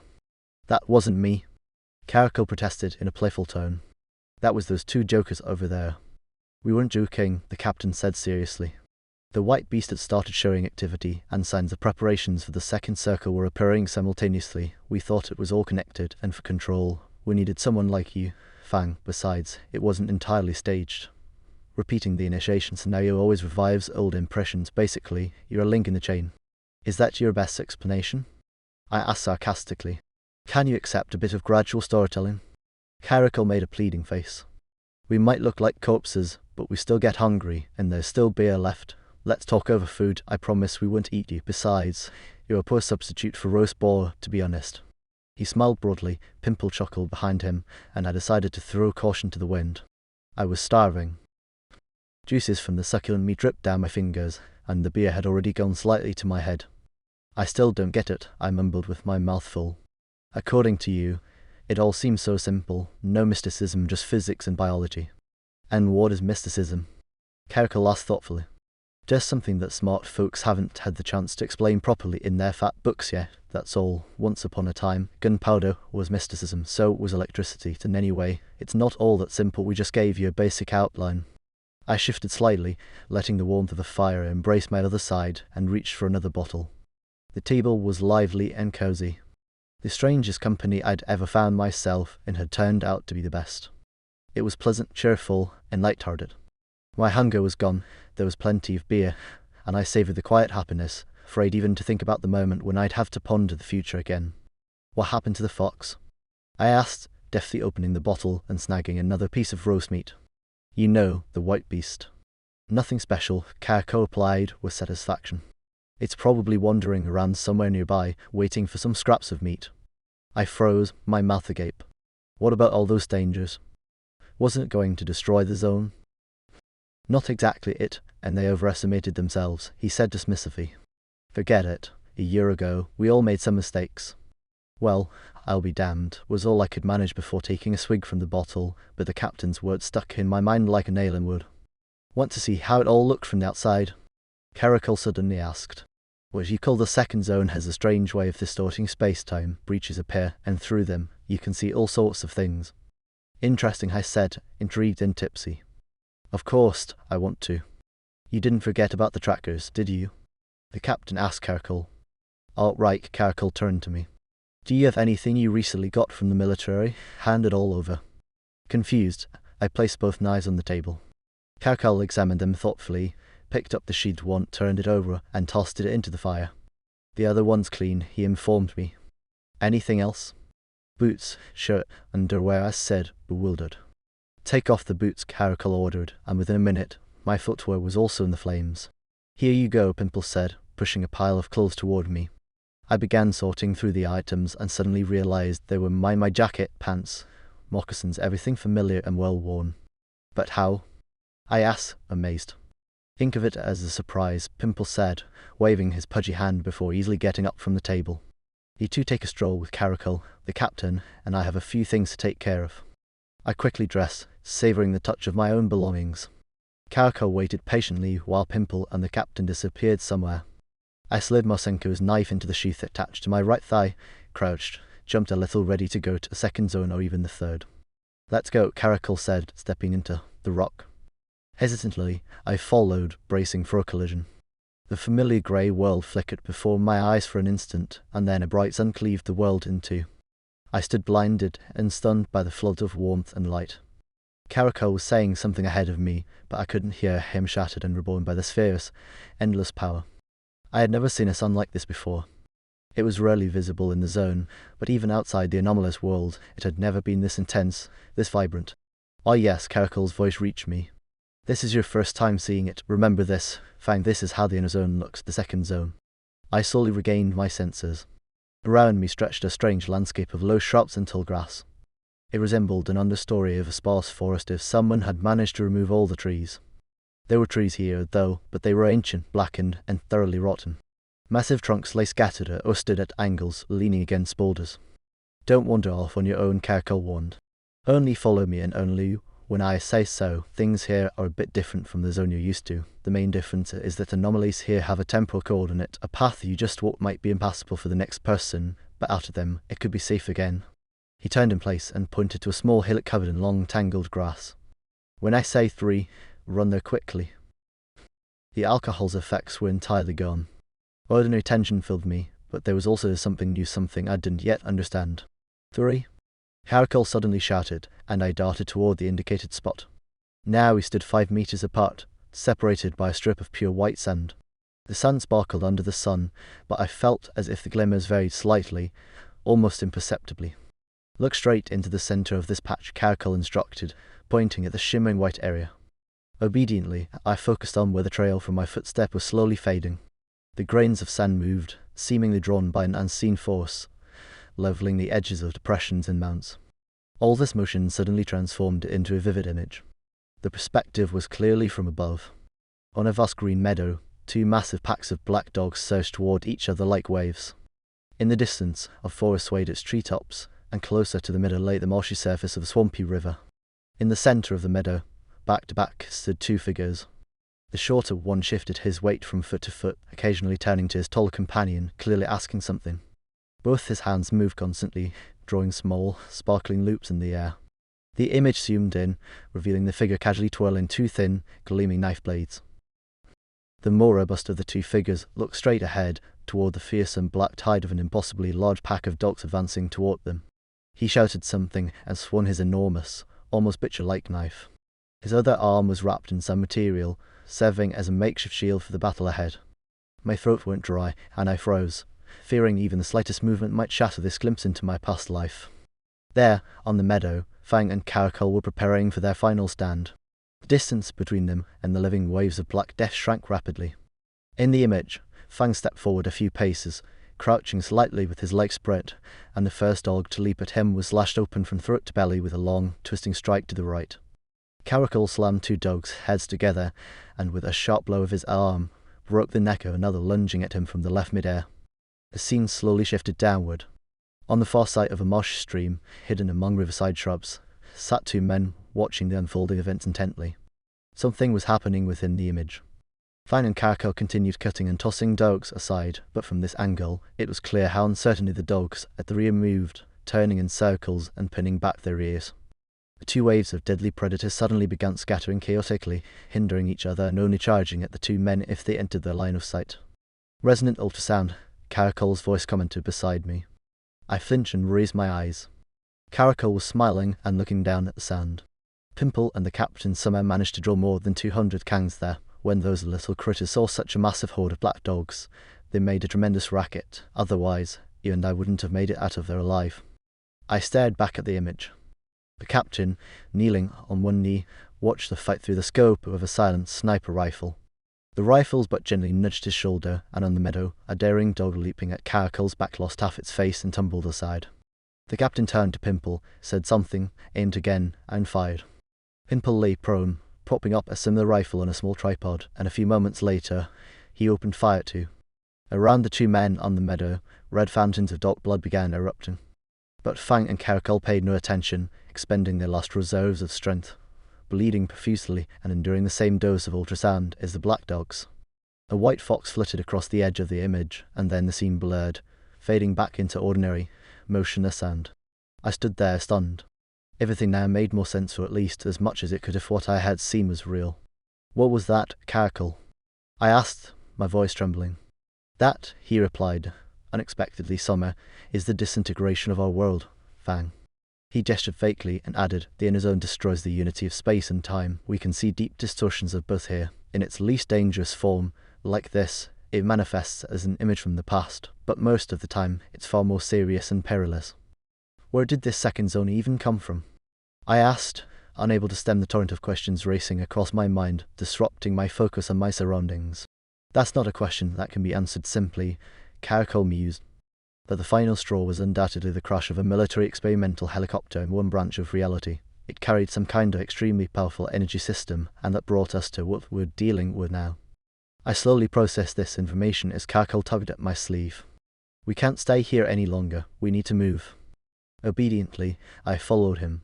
I jumped when he jumped, froze when he held up his hand, and all the while absorbed the sensations of this place. I didn't know where we were going, and I didn't care. Occasionally, on sandy clearings, I noticed new moving images.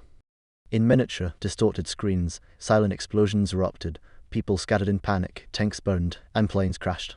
Snippets of the zone's history flashed before my eyes, like a clumsily edited documentary from the front lines of an unknown but horrific war. The thought of the Great War resurfaced, and an uneasy feeling crept over me. Only now did Caracol's words truly register disintegration of one world, catastrophe of another. At some point, I realized I could sense what Caracol had been trying to explain. I stopped in my tracks. Some inner vision had opened almost suddenly, growing sharper by the second, revealing the invisible forces and tensions of wild energies. Now I understood that standing here was indeed risky. Dangerous areas formed an uneven network, invisible to normal sight, and were in constant motion. Some force rose from beneath the ground. It became clear that the network was three-dimensional and omnipresent. Certain aspects remained incomprehensible, but in many ways, I was no longer blind. "It's happening," Caracol said quietly. The captain was right. He adapt very quickly. "That's good, because the exit is about to begin." "What exit?" I asked, still overwhelmed by my recent experiences. "Let's get out of here," Caracol suggested in the same calm tone. "See that pentagonal opening over there? That's the entrance to a stable zone. For some reason, the space there still retains its original properties. Head there slowly." I confidently moved toward the indicated direction, carefully stepping over 2 tension points, and slipped into the cool darkness. A moment of the grey whirled past, and my foot sank into soft grass. I found myself on the slope of a hill. Above me stretched the vast expanse of a star-filled night sky, while a warm breeze carried the scents of vibrant vegetation. All I wanted to do was sit in the grass and remain there for days, letting the warm currents caress my face, forgetting all the horrors of the past days. "Do you like it?" Caracol asked, suddenly appearing silently beside me. "Looks like this is somewhere in the not-too-distant past, a stable fragment, but with shifted time." I could already sense something was off, but it didn't seem to matter much. We sat on the slope of that hill. I smoked a cigarette I'd found in my pocket, and Caracol leisurely explained the situation.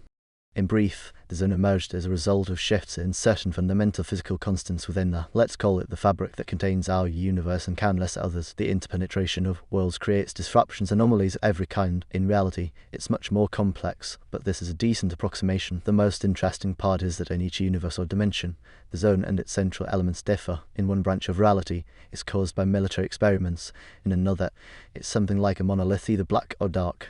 Elsewhere, the zone formed after a thermonuclear war and the detonation of a hydrogen bomb. Sometimes it's due to a cosmic catastrophe or scientific experiments gone awry, and in some worlds, the zone has existed since the dawn of modern humanity. I took a mindless drag, gazing at the distant constellations near the horizon, as Caracol continued. "The cause of it all is unknown. What we do know is that nature would have patched these breaches and stopped any interpenetration long ago if not for stalkers." I looked at him in surprise, but stayed silent. Yes, exactly, stalkers. In every world, their meddling sustains these zones which now exist in all intersecting worlds and even expands their boundaries. It's quite simple. Any open source of energy somehow fuels the invasion of foreign dimensions into the stalker's home world. Lighting a fire, firing a weapon, detonating something, all of it has at least one effect. The zone grows stronger and expands. So, our actions affect something incomprehensible, just as the actions of other entities in the realms influence their own dimensions. A meteor flared above the horizon, traced a brilliant arc, and vanished somewhere near the ground. When the military conducted their early campaigns in the zone, sharp minds quickly noticed the correlation between anomalous activity and combat operations, Caracol explained. That's when carpet-bombing mutant animals was prohibited, and the hunt for stalkers became much more intense. Things remained relatively stable until, just a few days ago, the damned helicopter crashed into the heart of the zone. The energy released by its experimental reactor fed foreign reality so much that the presence in each other and in our world increased exponentially. A real, physical gateway opened, allowing alien entities to flow into our reality. Caracol sighed deeply, his voice growing distant and almost dispassionate. They have their own logic. Our world disrupts their dimensions just as theirs disrupts ours, but they haven't realized yet that we're not to blame. They're the culprits fueling the breach into our reality with their own energy sources. "This all seems so bizarre," I said, struggling to make sense of it in my head. "The universe is a very strange place," Caracol replied philosophically. "It all boils down to this. We're going to have a lot of hostile entities arriving here soon. They're not entirely physical in our sense, but they're tangible enough to kill and to be killed." I lay back, feeling the soft grass on my neck and staring into the starry blackness, carefully weighing each of Caracol's words, knowing that a clumsy question might shatter his narrative. "They're more material in the realm of emotions, desires, and intentions," Caracol continued. "So shooting them is useless unless you absolutely despise them, but melee weapons are a different story. Each knife strike carries a person's will and intent. That's why you're a formidable opponent to these invaders. Unlike me, the captain, or Pimple, we've spent our lives relying on the overwhelming power of firearms. We lack the natural focus of will that he possesses for you. The knife is both material and a conduit for your energy, your determination, and your inner strength. I had anticipated something like this, but hearing it laid out so plainly was still a shock. Depending on the situation, Caracol continued, you'll need to act in support of your world, otherwise things could end very badly. That's ridiculous, Caracol, I challenged him.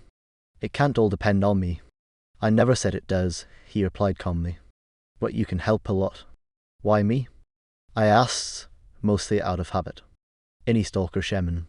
Shamans are insane, Caracol cut me off. They'll be busy with their own affairs at the critical moment, but I won't try to convince you that you're unique. You're simply one of the chosen and the last one still alive. So, what do you want from me? I asked, firmly, tired of unraveling these convoluted mysteries and perhaps afraid of getting even more entangled. Almost nothing, he replied with a hint of relief. You'll be the spearhead of our counterattack. You'll lead the army we managed to assemble. And for a long while, the curious stars reflected in my wide, astonished eyes. I can't do it, I said for what felt like the 100th time. What kind of leader would I make? Are you guys heat-struck from all these anomalies? We were sitting around the campfire again, gathered at the stone table. The trio was enthusiastically devouring roasted meat, but I had no appetite for food. Don't be scared, Fang, Pimple declared cheerfully. You don't have to lead or come up with strategies. All we need is your will, just the desire to cut and pierce. You're just the sharp edge for the rest of the flow. I can't, I stubbornly repeated. Don't want to, fine by me, the captain suddenly said. But you'll join the fight, right? A wave of relief hit me so hard I nearly choked. Of course, just give me a second knife, and I won't let you down, but no leadership, deal? Fine, the captain replied nonchalantly, and Caracol unexpectedly chimed in. True enough, as long as you're with us. That's all that matters. I felt a prick of unease, sensing something wasn't quite right, but I didn't have time to dwell on it. All right, time to go, Pimple said, getting up from the table. It's time. And so we moved. Again, through the stone. We stepped into a massive clearing in the forest, into grey, misty morning, the wet grass drenched with dew. It was early dawn. The blue of the night hadn't fully yielded to the advancing day, and the mist curled ominously in the twilight, as though alive. I felt uneasy, but seeing the calm expressions of my companions, I started to relax. Too early. Directly in front of me, barely 100 meters away, a gaping wall began to take shape. I couldn't believe my eyes, but the monster was truly assembling itself from the mist, its null black eye sockets glaring at me with a furious intensity. Ah, Caracol, I squeaked plaintively. Am I seeing things over there, where that little hillock sticks out? Nope, that's it, Caracol replied casually.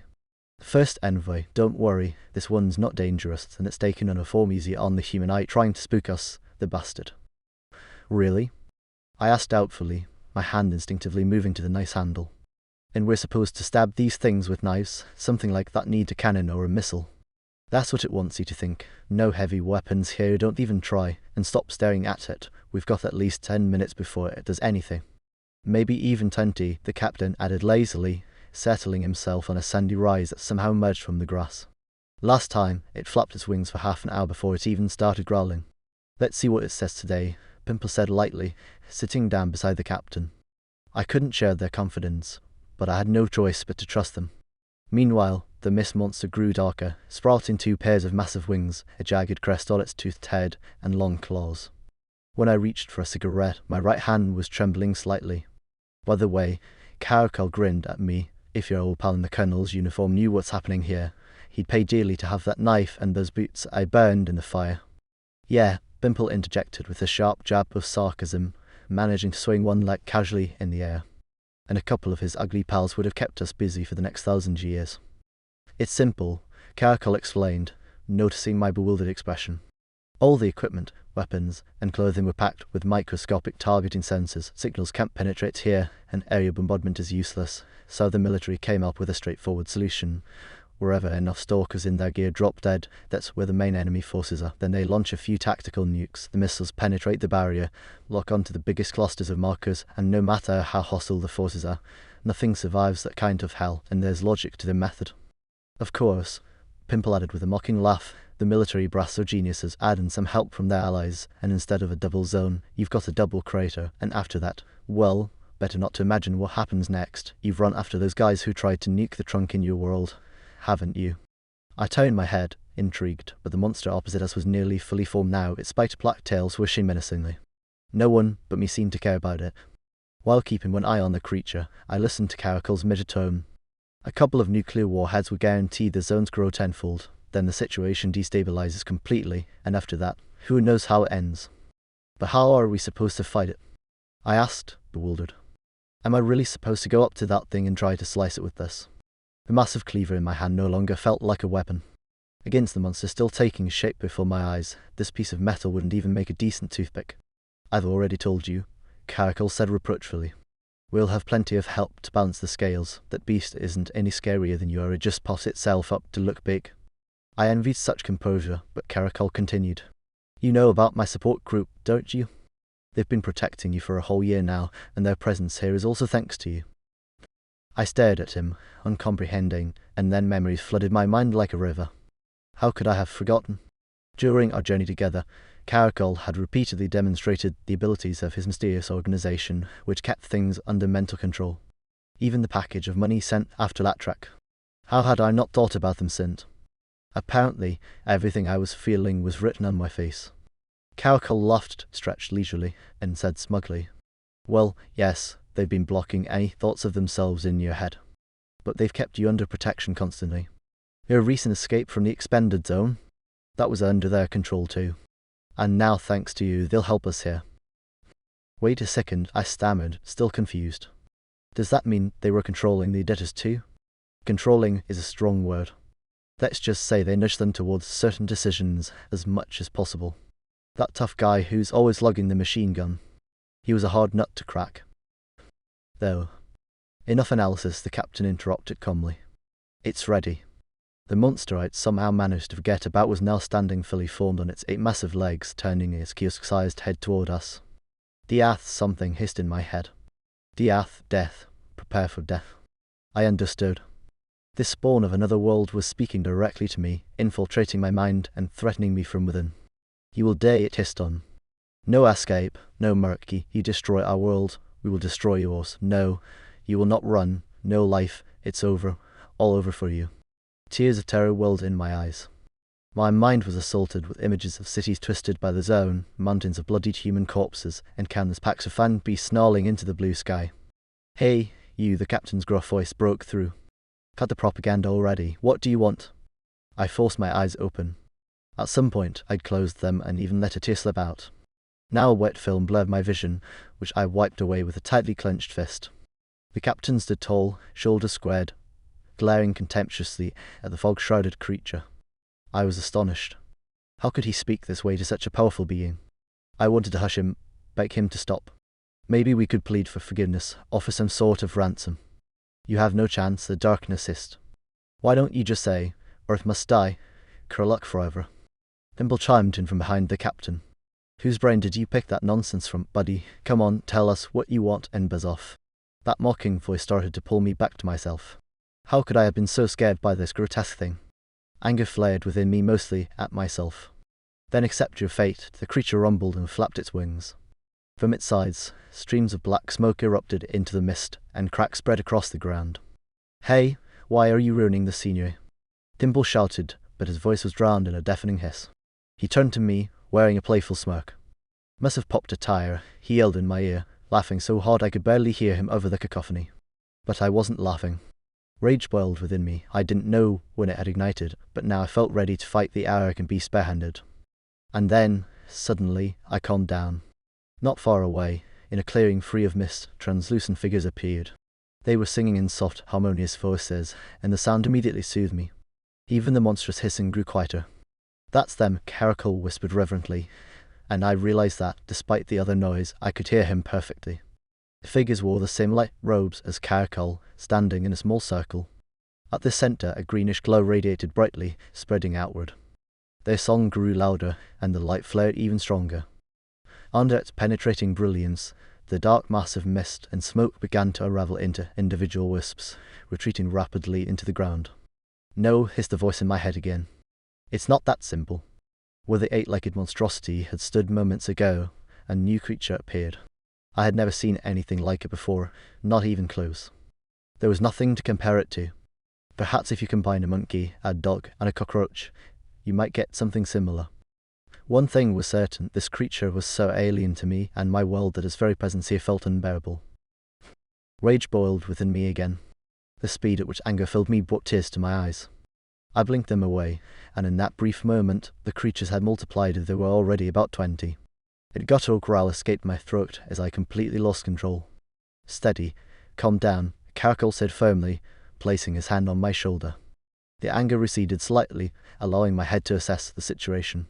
Across the field, there were now hundreds of these alien intruders, moving slowly but relentlessly. The sight weighed on me heavily, making me clench my fists in frustration. There are too many of them, I muttered quietly. There's no way we can fight them all. We have only one hope, our guardians, Caracol replied softly. Who? I asked, my voice tinged with desperation, as I realized there was no one else to stand against this monstrous horde. Those who perished in these lands before, Caracol explained matter-of-factly. You see, no one ever truly dies. Against these parasites, our fallen will be a perfect match. By this point, I was past the point of disbelief. The translucent figures in robes now stood with their arms raised, and dark human shapes began to appear around them. They were stalkers. I could recognize them by the distinct contours of their gear. Their silhouettes looked solid, their hands gripping knives and metal hooks. Their calm, confident faces showed no signs of decay, but I was somehow certain that none of them were alive. They moved methodically, spreading out in a protective semicircle around the spectral group. Among them, I began to notice soldiers in familiar camouflage, and even caught glimpses of black soldiers a couple of times. A special forces group from our strategic partners, Caracol commented quietly, noticing my surprise. They died a few years ago attempting to parachute into the zone from helicopters. The numbers around the spectral figures in robes kept growing. I forgot about the bizarre creatures entirely, my eyes glued to the motley crowd assembling into a long column with a green glow at its centre. The scene grew stranger by the moment. Among the crowd, I saw caps with red stars, greasy work jackets, black and white firefighter robes, and then something entirely unbelievable began to emerge. At first, I noticed a man wearing a German helmet. He was casually strolling toward the left flank, a machine gun slung over his back, one I recognized from movies about the Great War, and a cylindrical container of some sort hanging at his side. A textbook Ferment soldier, ready for the big screen. He idly twirled a broad knife in his hand, seeming entirely unbothered by his surroundings. Just 5 meters away, a Red Army soldier marched with equal nonchalance. Dressed in a sheepskin coat and felt boots, a red star on his ashanka and a drum magazine on his shoulder, he toyed with his knife in a way that seemed far more natural and relaxed. Following him was another soldier, this one in a Summerfield uniform of the wartime Soviet army, carrying a rifle with a 4-edged bayonet glinting coldly in the greenish light. Behind them, things became even more surreal. 2 men marched with sabres and square caps, and behind them came others in long trench coats, armed with pikes and broadswords. Soldiers in sand-coloured uniforms with long rifles and flat bayonets appeared, alongside burly, mustachioed men in gleaming breastplates. And then came soldiers in shakos, carrying muskets that looked positively ancient. I must have looked completely stunned. Fang, pick your jaw up off the ground, Pimple said cheerfully from somewhere behind me. What's the big deal? Just raise some of Mother Earth's defenders to fend off her enemies. No biggie, right? I couldn't muster a response. Just then, a group in chainmail with long shields passed by, each carrying a straight longsword at their side. The final blow to my overwhelmed mind came in the form of a Roman legionary, striding confidently with a staff adorned with metal plaques and the outline of an eagle almost life-size. His armour gleamed brightly, as if pulled straight from a school history textbook. Where on earth did that one come from? I crooked weakly at Caracol. What's a Roman legionary doing in Ukraine? You know so little about local history, Caracol replied with a smirk. If you dig deeper, even stranger things have happened here. A long time ago, the locals completely wiped out a Roman legion. That guy you see, he's a real legate, no less. Sure enough, a man in a shiny helmet with cheek guards and a plume, wearing a bulging breastplate and a peculiar short skirt made of metal strips, was striding ahead of the enormous formation.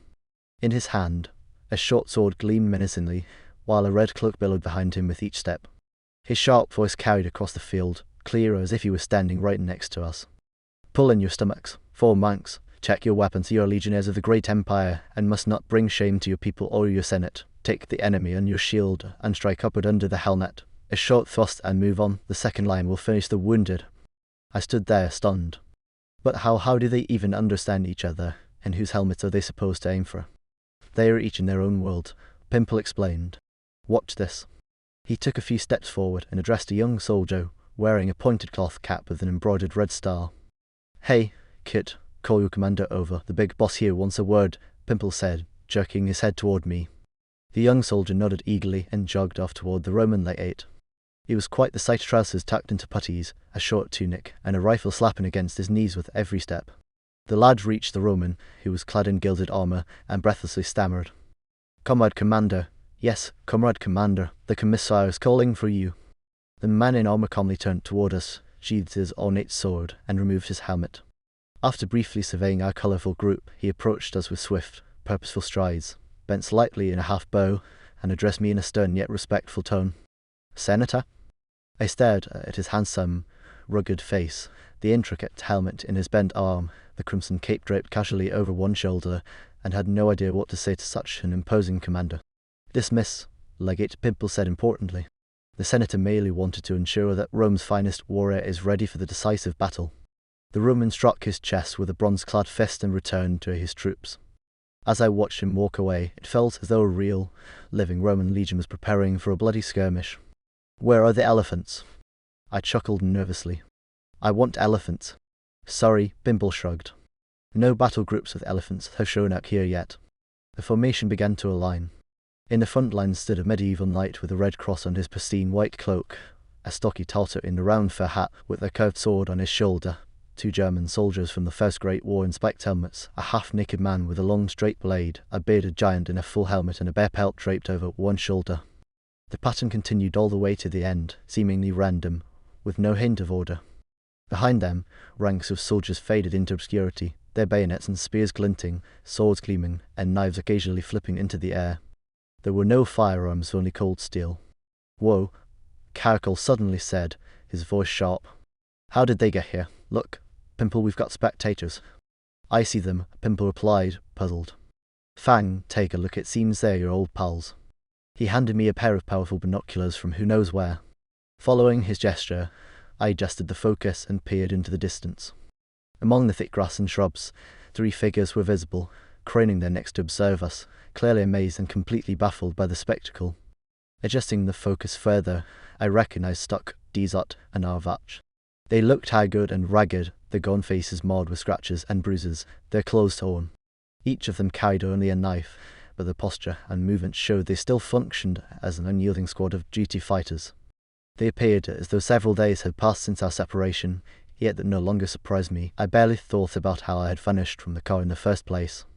I saw Arvach lift a sniper scope to his eye, and for a moment I felt as though we were staring directly into each other's eyes despite the hundreds of meters and countless lenses between us. They probably followed Fang by accident, Caracol muttered, taking the binoculars from me. Well, they are about to witness the most unforgettable spectacle of their lives. Let's hope they don't try to get involved. They are ready, the captain announced, appearing beside Pimple. Our army waits your signal, Fang. I couldn't bring myself to protest that this hadn't been the plan. The events unfolding were far more significant than my desires or even my life. Turning to face the alien horde in the distance, I noticed Caracol extending my favourite glass blade to me. I accepted it without hesitation, feeling rage swell within me, clearing my mind and filling my muscles with taut strength. The beastly pack opposite us barely moved, making no attempts to advance. But their mere presence defiled even this land, already ravaged by the Second Zone. The massive army of soldiers from various eras waited for me in expectant silence, their presence both reassuring and demanding. I stepped forward, gripping 2 fine blades, each perfectly balanced in my hands. The fury within me clamoured for release, for alien blood. The terrible force behind me lent courage and certainty to what had seemed impossible moments ago. I raised both knives above my head and screamed, releasing all the tension of the past hours. The formation behind me responded with a resounding roar and the clash of weapons. There was no turning back now. With heavy steps, I advanced toward the intruders. On either side of me I could feel it. Were Caracol, Pimple, the captain, and the Roman legate. Behind us, with a deafening stomp and clang that shook the ground beneath our feet, marched the most impossible coalition army humanity had ever seen. No one shouted anymore. An unimaginable power coursed through me. I could almost see something invisible collapsing ahead, unable to withstand the approaching wave of relentless hatred. The beasts were doomed. I knew this with absolute certainty. It no longer mattered how fast, how vicious, or how venomous they were. The deaths were only a matter of time, and afterward we would push forward, crush the borders of their world, slit the throat of their civilization with a steel hand, destroy and burn their cities so thoroughly that no trace of this inhuman branch of life would remain. And they understood. By the zone, they understood it all perfectly. I saw myself from the outside again. A small man with two blades gleaming like the sun inexorably advanced on a pack of utterly alien creatures. He was merely the vessel for the immense force boiling behind him, surging forward in nearly endless waves. We broke into a run and charged into their ranks. A painfully bright streak of endless white light flared before me. The creatures roared in unison and began to retreat. Suddenly, there were fewer of them. Then even fewer. Then the last creature let out a guttural sound and vanished without a trace. But I couldn't stop. With a victorious yell, I sprinted to where the enemy horde had just stood. I ran across the dewy meadow, stabbing the wisps of an increasingly dispersing mist with both blades, singing a triumphant song of unyielding humanity. "Stop, Fang," the captain called out to me, laughing. "It's over, you are the strongest today." I stopped, gasping for air. The enemy was gone, and so was my own indomitable army. Only Pimple, the captain, and Caracal stood waving at me, shouting joyful invitations to some kind of feast. And then I sank into the grass and began to weep bitterly. I probably broke my own record for tears in that moment. Like a small child, I smeared hot, humiliated tears across my cheeks, unable to stop. Then I felt sick and lay on my side to ease the discomfort of sitting upright. At the edge of my awareness, I heard someone nudging me, asking questions. Caracal's concerned voice said, "I told you this was too much," all at once, to which Pimple replied something like, "There wasn't any other choice." Later, they carried me, poured cognac past my clenched teeth, warmed me by the fire, but I couldn't shake the overwhelming stupor. After some time, something soft and furry nestled under my limp hand. My fingers immediately relaxed, and a tingling warmth spread along my forearm. Sharp teeth gently nipped at my palm. I glanced down. The white fox was watching me expectantly, like a doctor assessing the effects of a medication. My entire arm was burning with searing fire. I groaned weakly and stirred. "Look at that, it's working," Caracal said with satisfaction. The fox rubbed against my leg like a cat. "He looked better as a raccoon," I murmured to the white creature as I drifted into a healing sleep. And this time, I dreamed of nothing at all. I don't know how much time had passed. I slept, then woke up to someone bringing food to my mouth. I chewed and fell back into deep oblivion. Once, when I got up to relieve myself, I took a brief look around before collapsing back into sleep. My bed was nestled in a shallow pit surrounded by a dozen trees. It was blanketed with yellow leaves, though dry, soft gold keeping me warm. Occasionally, familiar faces drifted past my vision, but I had nothing to say to them, and I would drift back to sleep. The white raccoon appeared often. We had long conversations about something, but then I'd realize it was only a dream. I'd wake up to see the raccoon again, sitting in the same spot. Eventually, I stopped understanding when I was asleep and when I was awake. But one day, I woke up and knew I didn't want to sleep anymore. It was completely bright. Near my bedroom, I found a smouldering campfire. I moved closer to its soothing warmth. The enormous heaps of yellow and red leaves made for a perfect chair. I lounged in this makeshift armchair, slowly regaining my senses and realizing that my recent past no longer troubled me. Nearby, I found some cigarettes and absent-mindedly smoked while sipping tea from a kettle nestled in the embers. Then Caracal settled down beside me. "Well, feeling better?" he asked, peering into my eyes with care. "Yeah," I replied, relaxed. "Why don't you tell me what's happening in the world? How did it all end?" "Not everything, but a lot has indeed ended," Caracal said kindly. "The zone has shrunk significantly. While it hasn't reverted to its original boundaries, it has stabilized. The borders of the second zone are shrinking daily. There's still a slight risk of another breach, but it's negligible." "I need to go back to people," I said, surprising even myself. "I mean, I'm a stalker, and I can't live without the zone, but my home is out there, in the normal world." "No one's keeping you here," Caracal said simply. "You can leave anytime. Besides, Earth Town is no longer in the zone. There's a bunch of scientists there now, researchers in full swing, but they're letting the locals return and even helping them rebuild." We talked about various things for a while, but the thought of returning wouldn't leave me. I left that evening. Navigating the zone at night was challenging, but now it was much easier. I could just sense where not to go. In a few nighttime hours, I made my way to the outskirts of my town. In the grey pre-dawn gloom, I walked down familiar streets toward my house. From somewhere in the town's centre, the hum of engines and the whir of helicopter blades carried through the air. I was only 2 blocks away. I thought I could see my house, illuminated as if a lamp was glowing on the veranda. That's when 5 dark silhouettes blocked my path and rudely demanded my wallet or anything of value. I found it funny. I found it intriguing. Inside, I felt empty, calmly assessing the situation and realizing I could send this entire gang to Jamaica before they even knew what was happening. All I had to do was release this cold curiosity. Only a suicide bomber with a live grenade might have saved them from my hands. But I decided not to fight these pitiful remnants of the recent catastrophe. I told them honestly I had nothing. "Then you'll die," Scump growled, one of them, the shortest, as a knife glinted in his hand. The blade was unimpressive, and I felt touched, seeing how much faith the guy put in that scrap of iron. Then another silhouette appeared beside them. Without a word, the newcomer placed a broad hand over the knife wielder's face and pushed him so hard that the would-be mugger flew backward into a ditch, where he splashed noisily and cursed. "Well?" Arvach asked the others in a low, gruff voice. The muggers fled as fast as their legs could carry them. "We've been waiting for you, Fang," Arvach said softly, gesturing invitingly. I moved forward silently, with the older debtor falling into step beside me. "Turns out the colonel lied," he suddenly said in a neutral tone. "There was no poison in our blood. Something happened to him, they say. He was taken to a hospital, and the whole ridiculous operation to catch stalkers was shut down immediately." I smiled, but said nothing. "We saw it all," Arvach said, struggling to get the words out. "How you took on all those freaks by yourself. We wanted to help, but we couldn't get through the anomaly." "Drop it, Arvach," I finally said to him. "It's over. The zone is receding. That's all that matters." "Yeah, of course," he quickly agreed. "The clan has been informed. The duty owes you. That's the clan's decision." I smiled again and reached for the familiar gate.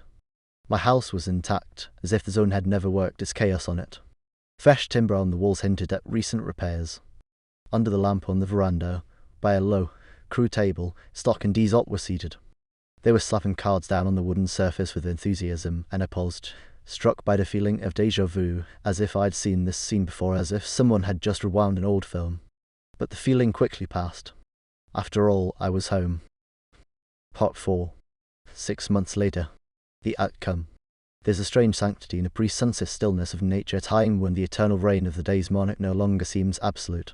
It's when even the bravest begin to feel the creeping tendrils of doubt, when much that once seemed impossible becomes plausible, and when things once dubious become undeniably certain. An hour before sunset, a small humanoid figure emerged from the black forest, encircled like a criminal by multiple rows of barbed wire. Slipping through a gap in the multi-layered defensive perimeter, it moved along the road toward the nearest border town. This being, only resembling a human, had an appointed rendezvous with certain people. The cargo it carried within the folds of its long coat would be a treasure trove for any marauder. But who would dare target a pitiful scarecrow, resembling a cripple in filthy rags? Elsewhere, a few similar figures waited patiently by caches belonging to some of the most renowned stalker clans. In every case, the subject of the negotiations was to be human life. And in all 3 cases, impunity would dull all the senses, while greed silenced self-preservation instinct. The sun, sensing the inevitable, cast a sullen crimson gaze downward and stubbornly resisted its well-earned rest. It pressed its molten edge against the horizon, flattening into a wide oval before resigning itself to the relentless passage of time and sinking into a plush bed of stars. A man living on the outskirts of a small town cast a final glance at the red streaks of clouds near the horizon and went to bed, certain that the worst of his life was far behind him. The early dawn's twilight still shrouded the house, pressing heavily on the eyelids of the sleeper, though it was ready to retreat in the face of the advancing day. The man on the bed groaned. This night had brought him only nightmares. It wasn't the first time. Despite outward peace and inner calm, something would occasionally intrude on his dreams, preventing him from finding true solace. On the boundary between the final remnants of sleep and the first stirrings of waking thoughts, a face appeared to him. It seemed as if someone cloaked in a deep hood and wearing a nightmarish mask leaned over him, scrutinizing the last fragments of his restless dreams. This artificial face was marred by crimson scars that crisscrossed the cheeks, cheekbones, and forehead in every direction. Disfigured lips and nose contrasted starkly with piercing pale blue eyes that peered through the mask slits. The screech of brakes outside shattered the remnants of the dream. Something rustled near the bed, a window creaked open, and someone outside the house barked a muffled command. The man on the bed opened his eyes and sat up. The door shook under the impact of a rifle butt, and a harsh voice bellowed, "Open up!" The man stared blankly at the door, not fully grasping what was happening. Outside, the impatient intruders began kicking at the door, and the latch finally gave way. The door burst inward, allowing 4 black uniformed enforcers with rifles at the ready to storm inside. One of them stationed himself by the window, another sprinted through the house, flinging open every door he found. The remaining 2 approached the man still sitting on the bed. "This him," grunted one of them, a burly officer wearing a peaked cap instead of the others' caps and bearing a major's insignia. "Looks like it," replied the other, lower-ranking officer uncertainly. He then shouted toward the open door, "Drummer, get in here." The man on the bed finally stirred. "To what do I owe the pleasure of such an early visit?" he asked in a quiet, surprisingly calm voice, given the chaos of his awakening. "Shut up," the major muttered lazily, disdainfully inspecting the simple furnishings of the house. A short, shifty-eyed man bustled through the door and immediately started chattering. "That's him. It's definitely him. There's no one else it could be. Everyone around here knows him, knows he's a stalker, knows he goes into the zone, knows he trades loot. I bet there's loot here too. Let me go now, sir." The major scowls, and Drummer quickly clapped a hand over his mouth. The man on the bed watched the scene with curiosity and confusion. His grey eyes betrayed no sign of fear. "Get dressed," the major ordered grimly. "You're under arrest." "May I know the charges?" "You'll find out," the major replied vaguely. The man slowly rose and began pulling on his pants. The major pulled a pair of handcuffs from his belt and tossed them onto the bed. "And don't forget those." The prisoner raised an eyebrow but said nothing. His gaze happened to fall on Drummer, who flinched as though struck and scurried out the door. Fully dressed, the man sighed and reached for the handcuffs when a commotion broke out in the yard. Something clattered as if a tub had fallen, followed by a muffled yelp from Drummer. The major frowned and barked over his shoulder, "Go see what's going on out there." One of his men stepped through the doorway but was immediately held back into the room, tumbling across the floor as his rifle clattered away and bits of his equipment scattered everywhere. A black-haired, muscular man, somewhere past 40, calmly entered after him. Dressed in the perfectly fitted uniform of the duty clan, the newcomer was strapped with numerous belts, and an enormous 6-barreled machine gun slung across his back didn't seem to hinder his movements in the slightest. Halting at the doorway, he scrutinized the armed soldiers raising their rifles at him with a skeptical smirk. "Hello." The quiet greeting was followed by a loud crash as the soldier by the window who had reflexively raised his weapon suddenly vanished, frame and glass shattering in his wake. "You guys should at least post some decent cards outside," the man said confidently. Cutting off the major, who opened his mouth to respond, he added, "Hold your tongue and take a look outside." The seasoned major scanned the room, his instincts overriding his pride, and moved toward the window. Meanwhile, the soldier who had been tossed back was groaning and trying to rise, but was clearly disoriented. Outside the window, leaning casually on the windowsill with his elbows, another duty member smiled with gleaming teeth behind the scope of a Vintaure's rifle. The major gestured to his men to lower their weapons. The scene resembled a surrealist painting of pins they did not expect it. "Arvach," the would-be detainee, Fang, exclaimed in surprise and relief. "What's going on? Where did you come from?" The major regained his composure and snapped at Arvach, his tone sharp and authoritative. "Who are you? This arrest is being conducted under the authority of the district's UVD command. What? The duty clan hasn't had enough front-ins with the law? Feeling bold, are we?" The major's final words came out as a growl, and for a fleeting moment, it seemed the duty members might recognize the gravity of their intrusion, apologize, and leave. "I told you to be quiet," Arvach said reproachfully, before delivering a short, precise punch that knocked the major out cold. The bulky body slumped heavily to the floor. The 2 remaining officers in black uniforms flinched as though they, too, had been struck but made no move to intervene. "How am I supposed to know you're really from the garrison?" Arvach inquired coolly, addressing the unconscious major's form. "Well, we're," one of the other officers began, only to be cut off as Arvach interrupted politely but firmly. "Please be silent." The black-clad soldiers froze, their expressions despondent. "Hey there, Fang," called the duty member at the window cheerfully. "It's been a while." "It is hot," Fang exclaimed with genuine joy, awkwardly waving at his old friend with the handcuff still dangling from his wrist. "Hi, what's this about upsetting the local authorities?" "Back your things, Fang. This is serious," Arvach interjected calmly, though his tone carried a gravity that erased any doubts about the severity of the situation. "There's a full-scale bounty on your head, at least 2 clans are sending their hit squads after you." From the yard came another pitiful cry from Drummer. Behind Arvach, a young man in a duty uniform entered, quietly sitting down the remains of a military radio transmitter on the floor. "A bounty on me?" Fang asked, incredulous but calm as he tossed the steel cuffs back onto the bed. "And you believe it? Who would want me? I don't have any enemies." "You don't seem to understand," Arvach said gravely. "This is serious. These guys here showed up first because they were only 2 kilometers away, but more will come, and it won't take long. Let's move. We'll talk on the way." The captured officers were left tied up in the house. The major, having regained consciousness, was furiously mumbling threats through the oversized gag made from a towel twisted tight. Arvach patted the major's meaty cheek in a mockingly paternal gesture. "Don't worry, soon this place will be swarming with people. Relax, take a break, and reflect on life's bigger questions." "HMM," the major mumbled, as if reluctantly agreeing. I stood on the veranda, staring at the open truck just beyond the picket fence. A fresh crimson smear marred the dark green hood. Judging by the bloodied head of the driver, who had been dragged inside by stock just moments ago, the stain was new. The duty members gave me no time to process what was happening. I'd grown unaccustomed to this frantic pace of life. Over the past year, I ventured into the zone only a couple of times. I often sat in a daze by the window, occasionally taking out my knives, usually at night, to slash and stab at the silence in a frenzied, almost primal dance. Sometimes I thought I was losing my mind, but after a few hours, the haze would lift and everything would feel sharp and clear again. I'd laugh aloud, savouring every impossibly long second of my endless existence. Despite all that, my gear was always ready. Within minutes of the noisy intrusion into my quiet life, I was being pushed onto the street with a pack slung over my shoulder. The late autumn air was surprisingly warm. Mornings were frosty, but each day still carried a lingering breath of summer. The 4th member of the quad, a lean, quiet man, turned out to be someone I had only heard of. It was Kopek, the rookie I had unwittingly replaced a year ago. Back then, he had vanished without a trace, and the clan had buried him in absentia. As it turned out, they had done so prematurely. Like any rookie equipped with high-grade protective gear and an independent breathing apparatus, Kopek had managed to survive being consumed by a gelatinous mass that dragged him several kilometers from the city. The nearly discovered anomaly, later dubbed the Medusa, had slithered onto the roof where Kopek had set up a firing position, engulfed him, and attempted to digest him later. Now a full-fledged member of the quad, Kopek seemed an inseparable part of the team, as if the other 3 couldn't exist without him.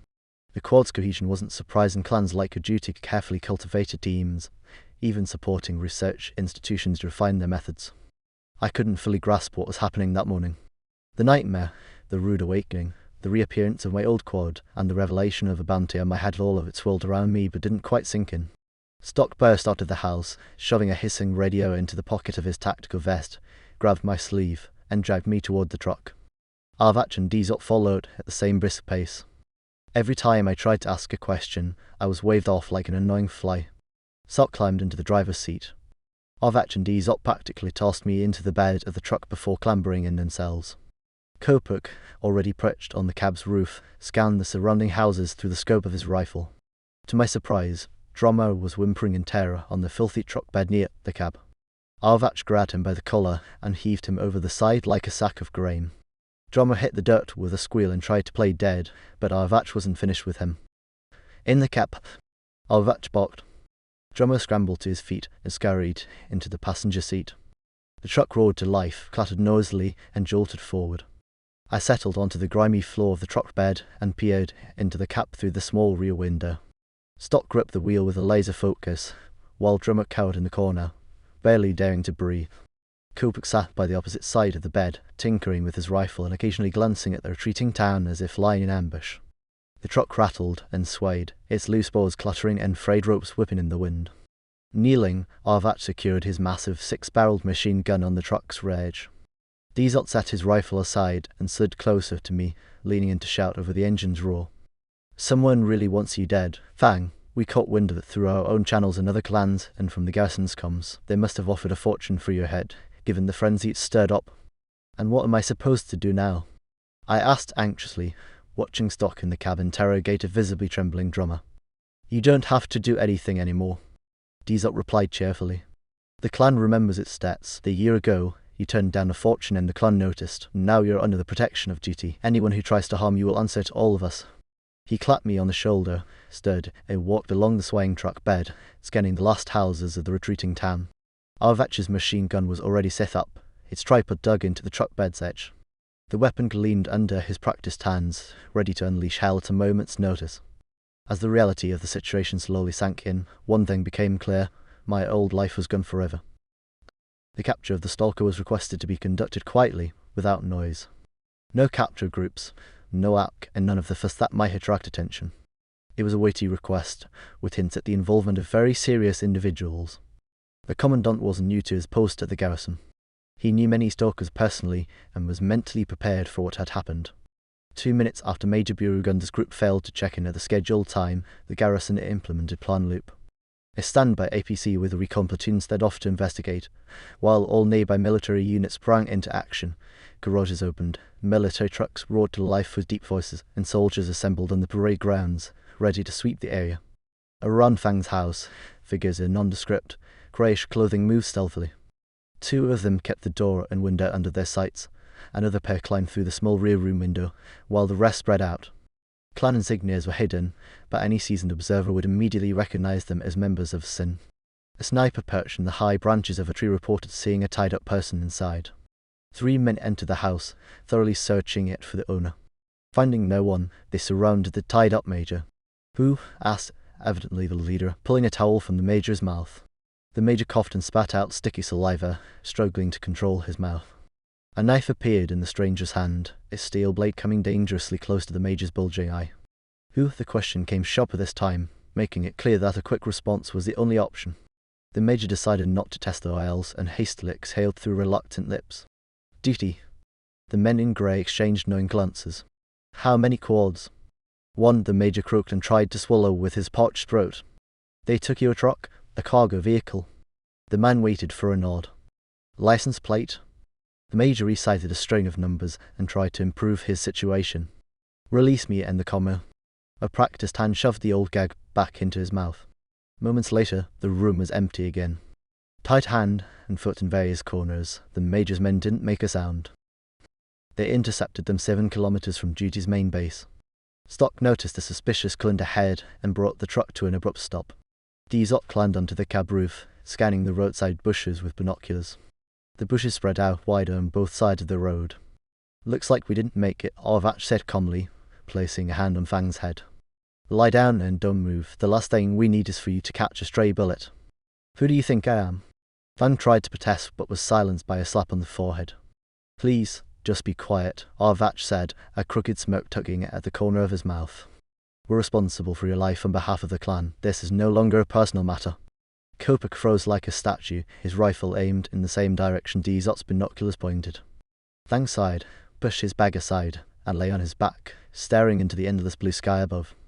"You know, Arvach," Fang said from his prone position, "sometimes I feel like I haven't been living my own life for a long time. Fate just carries me along like a scrap of paper in a stream, twists and turns me as it pleases, won't let me rest by the shore, won't let me sink. Why do you care about my life at all?"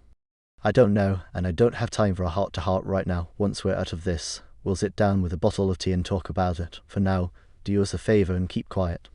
Fang obediently fell silent. About 300 meters ahead, realizing the prey wouldn't willingly enter the trap, light jeeps with roll cages instead of roofs rolled onto the road, followed by motorcyclists. Dizot jumped into the truck bed as Stock spun the steering wheel, making a sharp U-turn. Kopak lowered his rifle and settled back down. 2 bullets punched through the windshield, tore through the cab, and splintered the truck bed's boards where Fang had just been sitting, vanishing into the infinite expanse of the road. The passenger door swung open and Bar Evan tumbled out onto the roadside with a pitiful cry. The truck shuddered violently, accelerating with a lurch. The engine howled at maximum RPMs. Arvach gripped his machine gun, while Dizot, holding onto the truck's edge with one hand, pulled a flare gun from his vest and fired 2 green streaks into the sky. "Now they know we took the backup route," he shouted to Fang and chambered a round in his rifle. "Our radios are useless. Looks like the military's jammers are up." As if in response, Arvach's machine gun erupted in a deafening burst, tearing into the yellow clay road behind the truck in geysers of doubt. I lay on my back in the rattling, bouncing truck bed. Overhead, a cloudless sky swayed in rhythm with the jerking vehicle. Spent shell casings rolled across the floor, occasionally a stray bullet punched through the wooden sideboards with a grating crack.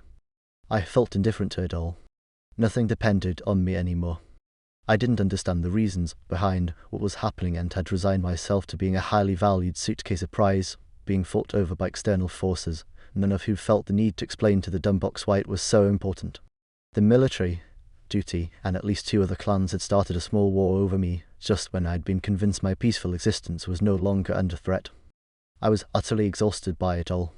Dzot tossed one last grenade at the retreating road behind us. Arvatra loaded the machine gun, not even looking at the dwindling but persistent fleet of various vehicles chasing us, now no more than 100 meters away. They're banking on flat ground ahead to surround us. Dzot yelled to me. But we're not going there, we'll head into the zone. To the 3rd point, we've got a hideout in the swamps. I shrugged indifferently and looked back up. Into the zone, then. The track shook even harder as we veered off the road, heading toward what I guessed was the defensive perimeter. Dark patches of earth slid into view, and then a massive impact shook the ground, the air, and the madly careening truck tearing toward the zone. A distant echo of a shot rumbled back to us. I sat up. All the duty members were staring in the same direction as me. On a distant hill, the squat silhouette of a tank stood motionless. A bright flash flared briefly in front of it, and 200 meters ahead of the truck, a black flower of shrapnel blossomed from the ground. Even I understood the simple order. We were being given a chance to stay alive. All we had to do was stop. I lay back down. Whatever. You're climbing in value. Dzot laughed, loading something into his underbarrel grenade launcher.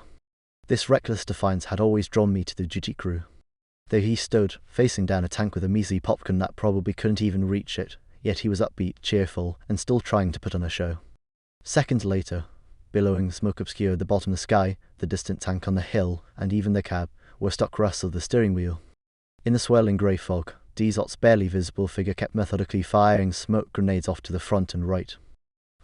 What do you mean? They ran the barrier. How did they get into the zone? Are you out of your minds over there? What smoke screen? What are your instruments for? The commandant roared into the phone more out of habit than anger, knowing full well that the lieutenant colonel on the other end wasn't directly to blame. The duty's intervention couldn't have come at a worse time. Officers from the appropriate department were already en route to the most influential figures in the semi-legal organization, but the moment had slipped away, and the stalker known as Fang had vanished into the unknown. All right, pull your men back, the commandant said into the receiver, his tone now calmer. Send the tank company back to base. Prepare to receive the military stalkers. They'll be arriving by helicopter in about an hour. Offer them full support. Understood. That's all. Carry on. The duty officer was reporting multiple perimeter breaches that morning. Something utterly inexplicable was happening. Several stalker clans seemed to have gone mad, all of them desperately seeking this Fang. Rumours circulated about an astronomical bounty on his head. The commandant frowned. If that were true, someone high up must have lost their last shred of sanity in their greed and was trying to pull off what amounted to a criminal act using military hands. Sure, all stalkers were criminals by definition, and the task was only to arrest him, but still. And then there was the strange corpse delivered earlier that morning to the Zone Research Center's special holding facility. A shriveled, humanoid body with dark, semi-decayed skin, dressed in rags, had been dumped outside the facility's doors from a black van. Rumour had it the creature had been capable of speech and had tried to negotiate with one of the duty squads before being unceremoniously executed by the fanatics. The commandant shook his head. He needed to restore order at the perimeter quickly. The military stalkers would find Fang and bring him back. But why, he wondered, was this man so desperately sought after? The squad had been evading pursuit for the 2nd hour. The zone extended its invisible, deadly tendrils all around, but Fang confidently found a path forward, barely touching his bolt and insisting that all anomaly detectors be put away. She doesn't like that, he simply told Dzot, who had tried to protest. His tone carried such weight, such certainty, that it felt like an undeniable truth. The duty members asked no further questions. Every so often, dark shapes began to flicker among the twisted, mutilated trees. When that happened, Fang was pushed to the ground while the squad set up a quick counterattack. The pursuers lost a few men, fell back, but stubbornly continued their chase. This was when the duty squad's training truly shone. They melted into the chaotic underbrush, only to suddenly reappear among their pursuers, firing at point-blank range and picking off careless hunters. Arvach, who had left his machine gun behind in the truck, now carried a pair of intimidatingly large pistols. Kopuk rarely strayed far from Fang's side, but he was wrapped in a brown rag that covered him to the eyes, sitting motionless behind some tree. His rifle, also shrouded in tatters, would suddenly pivot slightly, spitting out its muffled, deadly steel saliva. Fang no longer tried to participate in his own rescue. He lay passively behind rocks or in shallow pits the duty members shoved him into, gazing at the grim beauty of the autumn zone. Occasionally, when the gunfire drew too close, his hand would instinctively find the handle of his knife in his bag. Before long, the ground beneath their feet grew soggy. A hadlaya bog, dotted with blackened trunks of long, rotted trees. "We'll need to split up," said Stock, stopping the group with a gesture. "Otherwise, they'll follow us straight to the bunker, Fang. Here's a map of the area. You need to get to this point and wait for us from there. We'll move to the third point." "We can't just split up like that," Orvach interjected. "They'll track each of us. They've got the numbers for it. We need to engage them and lead them away. Once that's done, we can scatter. Fang should take the swamp route. It's the safest way right now." "You're right," Stock nodded. "For now, we hold this spot. Fang, your job is to survive. One last thing before you go. This bounty on you was set by something from the zone itself. We don't know anything about it, except that it can't harm you directly. That's why it puts such a high price on your head and double that if you're delivered alive, but incapacitated. Duty doesn't know the reasons behind this, but the mere nature of the threat obliges us to prevent your death, almost at any cost." Leaving at that moment was excruciatingly hard. But I left. The duty squad was staking their lives in this game to save mine. I couldn't refuse this gift, even if I had been allowed to. Not that anyone asked me. They slung my bag over my back, shook my hand in turn, and behaved as though I was just getting in the way of their favourite activity. They didn't even send me off with a parting kick small mercies. I left, carefully weaving a convoluted trail of shallow footprints around treacherous hummocks in the black water pools. I could clearly sense the lattice work of dangerous zones, and moved almost effortlessly through anomalies. At that speed, no ordinary person would venture through the zone. But in some ways, I wasn't ordinary anymore. After passing two small dry islands with clusters of unusually tall trees, a distant explosion shook the ground. The sharp crackle of automatic gunfire followed. For a moment, I felt an unbearable urge to go back. I even stopped, turning toward the strange echoes of the swamp, which carried the rising sounds of a desperate battle. But I forced myself to press on. In my mind, I saw a ridiculous vision of myself, glowing with noble righteousness, charging into the thick of the fight only for my squad, instead of retreating safely, to fall one by one as victims of my foolish heroics. I smirked bitterly at myself and quickened my pace. If all went well, I'd be at the rendezvous in 4 hours. There were 5 military stalkers. They didn't unload their equipment from the helicopter, instead gathering in the command tent of the temporary field base and demanding the most up-to-date intelligence. The helicopter blades continued to churn the air at idle speed.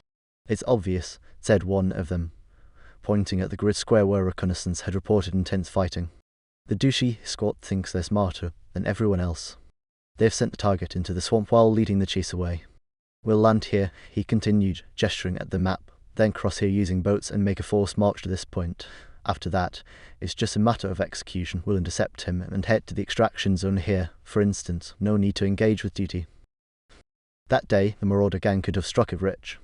They had been hired for a handsome sum, promised a share in substantial loot, guided into the zone, a place they would hardly have dared to enter on their own, and assured they would be extracted after the operation. Their task was simple: capture 1 or 2 people if they happened to come into view. 2 marauders, perched in a special nest at the top of a tree, spotted something in the distance that sent a jolt of excitement through them. "What if it's him?" one of them gulped nervously, clearly uneasy. "Shut it, don't jinx our luck. We'll grab him, then we'll see." A man in a long, camouflage coat repeatedly pulled a device from his pocket, checked its readings, and set off in the desired direction. 2 hours of fighting near the edge of the swamp had taken their toll on everyone. Kopek had been wounded in the left shoulder and hissed through gritted teeth with every shot. Dizot had a minor injury to his thigh and occasionally wrapped a bandage over his pant leg. Stock now bore a fresh grazing wound on his head. Orvach, who had found himself in hand-to-hand combat against 2 knife-wielding foes, had snapped both their necks but received a slash to his chest for his efforts. The forest, stretching hundreds of meters in all directions, was littered with the injured and dead pursuers. The squad was on the verge of complete exhaustion, and their ammunition was running dangerously low.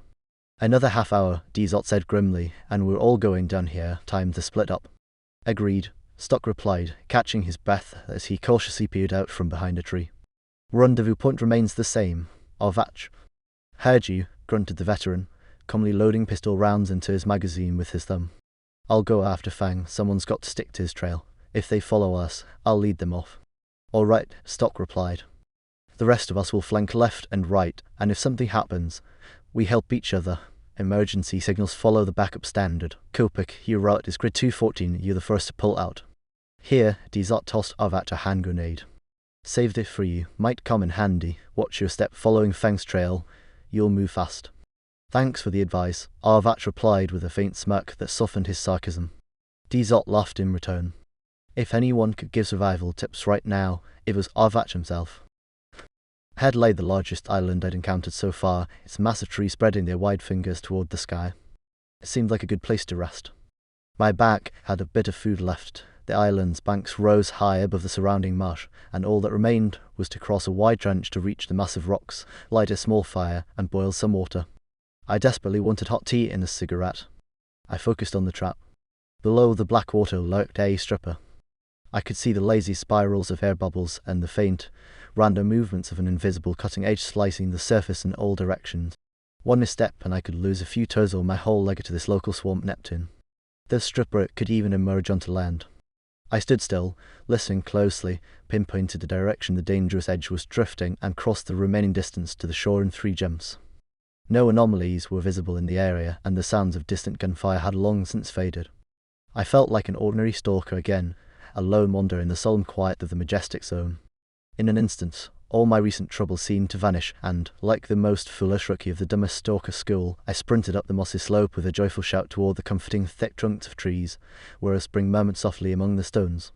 That's why the first net, fired from a specialized gun, merely grazed my shoulder, making me spin toward the ambush. The second net came straight at my face. I dived to the right, but got tangled in the large rope mesh hanging from my bag, dragging the entire structure behind me like a massive, useless cloak. Blind panic drove me deeper into the island, my heart pounding wildly as confused shouts from my pursuers echoed behind me. The panic, though, was only a reflex from the unexpected attack and quickly faded. Now, I could clearly see the characteristic gear of military stalkers clumsily darting between the trees, trying to anticipate my next move. The military was still after me, only now they'd sent in some serious professionals. And I had no one nearby to help me. Engaging in a firefight against several automatic rifles made no sense. So I kept running, gleefully hooting and dodging nets flying at me from every direction. It had been a long time since I'd had this much fun. The grim tragedy of the ambush and capture in progress was turning into a spectacular farce. No one could now claim that Fang's life ended asterisk. The client turned out to be a complete idiot. Instead of calmly falling into the set trap, he ran all over the island, flailing remnants of nets, singing cheerful songs, and avoiding capture by 3 military stalkers. He didn't resist, didn't try to escape beyond the island, and the situation gradually turned into a ridiculous chase of serious men after an outright lunatic. They had to call in combat security. Besides, there didn't seem to be any threats coming from the swamp, so the perimeter guards were stationed out of protocol rather than necessity. Now 5 men were trying to surround and subdue their target, but even that proved difficult. The client was nimble and unburdened by any gear he'd long since discarded his pack, and now leaped gleefully among rocks and bushes. But this couldn't go on forever. At some point, one of the hunters managed a well-aimed net shot, and another tackled the idiot mid-leap, grabbing him by the leg. Within seconds, the client was subdued and tied up. 5 military stalkers stood over their captive, panting heavily. The man, meanwhile, displayed all the signs of mental instability. He stared at the grey sky with grey eyes and smiled blissfully as if he'd been caught by his best friends. There were 6 marauders, and under other circumstances they wouldn't have stood a chance. But they didn't know that military stalkers had made camp on the island and had arranged to meet someone approaching confidently from the perimeter. Thus, they easily crossed the marshy expanse between the islands and, finding no trace of sentries, confidently headed toward the faint sounds of shouting. 5 military stalkers, grouped in one spot, were too tempting a target to pass up. The weapons and equipment of such a unit were worth a fortune, and the stalkers themselves were a perfect mark. It was too late to retreat anyway. By now, the stalkers would inevitably discover the marauders' tracks and, following the unwritten rules of all serious clans, would spend a few minutes cleansing the zone of filth. But no one walks away from such a prize not even under the threat of immediate death. 6 rifles simultaneously aimed their black barrels at the backs of the motionless men. At the last moment, one of the stalkers heard something, stepped aside, and peered into the dense underbrush.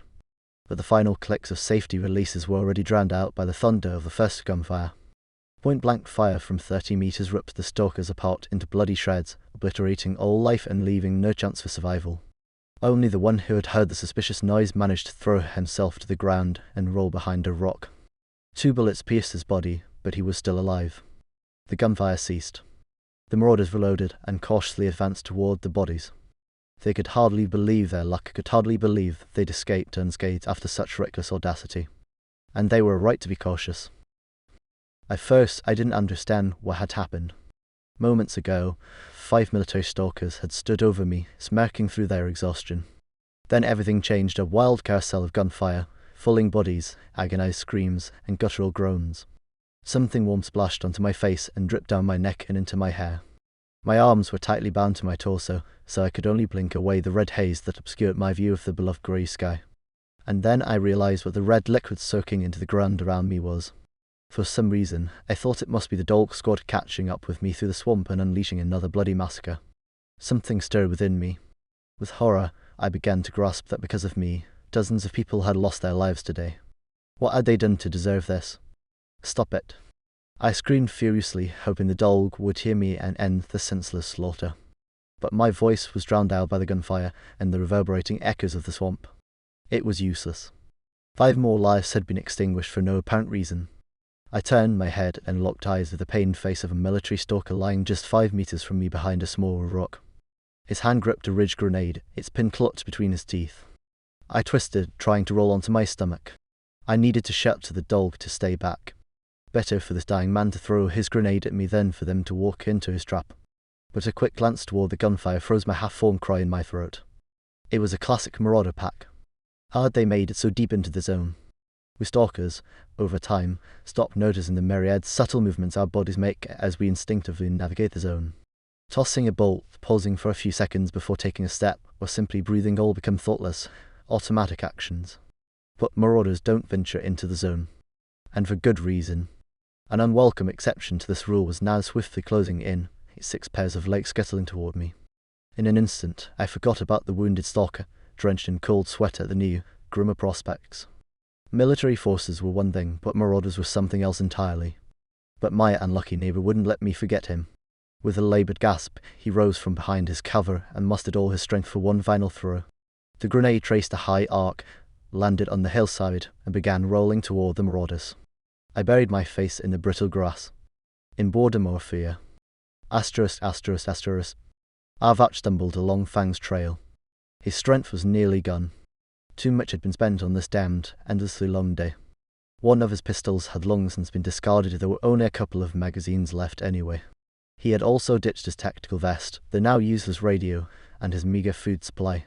He'd abandoned everything he could, yet each step grew harder and harder. The wound on his chest throbbed and bled.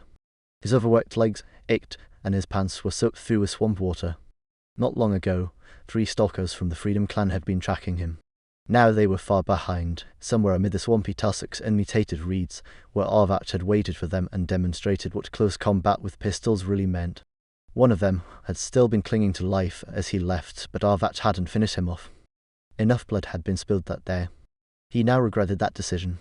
Judging by the situation, the wounded man had managed to signal his comrades, and now a full dozen pursuers were inexorably closing in on the old dull veteran. He'd seen them earlier, from atop a high rock in the middle of the lost island. There was nothing more he could do. All that remained was to lead the chase away from Fang's trail. Breathing heavily and staggering, Arvat veered left and back, ensuring his footprints were clearly visible. He still had 1 grenade left and wasn't planning to give up his life so easily. Ahead, a strange gap appeared in the mossy surface of the swamp of black mire that blocked the path, its centre unpleasantly bubbling. To one side, the blackened patch transitioned into a broad strip of water, while on the other, a forest of unusually tall grass loomed. Arvat hesitated. Crossing the mud or trying to swim the watery stretch was pure suicide. But lingering here offered no better odds. The only option was to cut through the grass.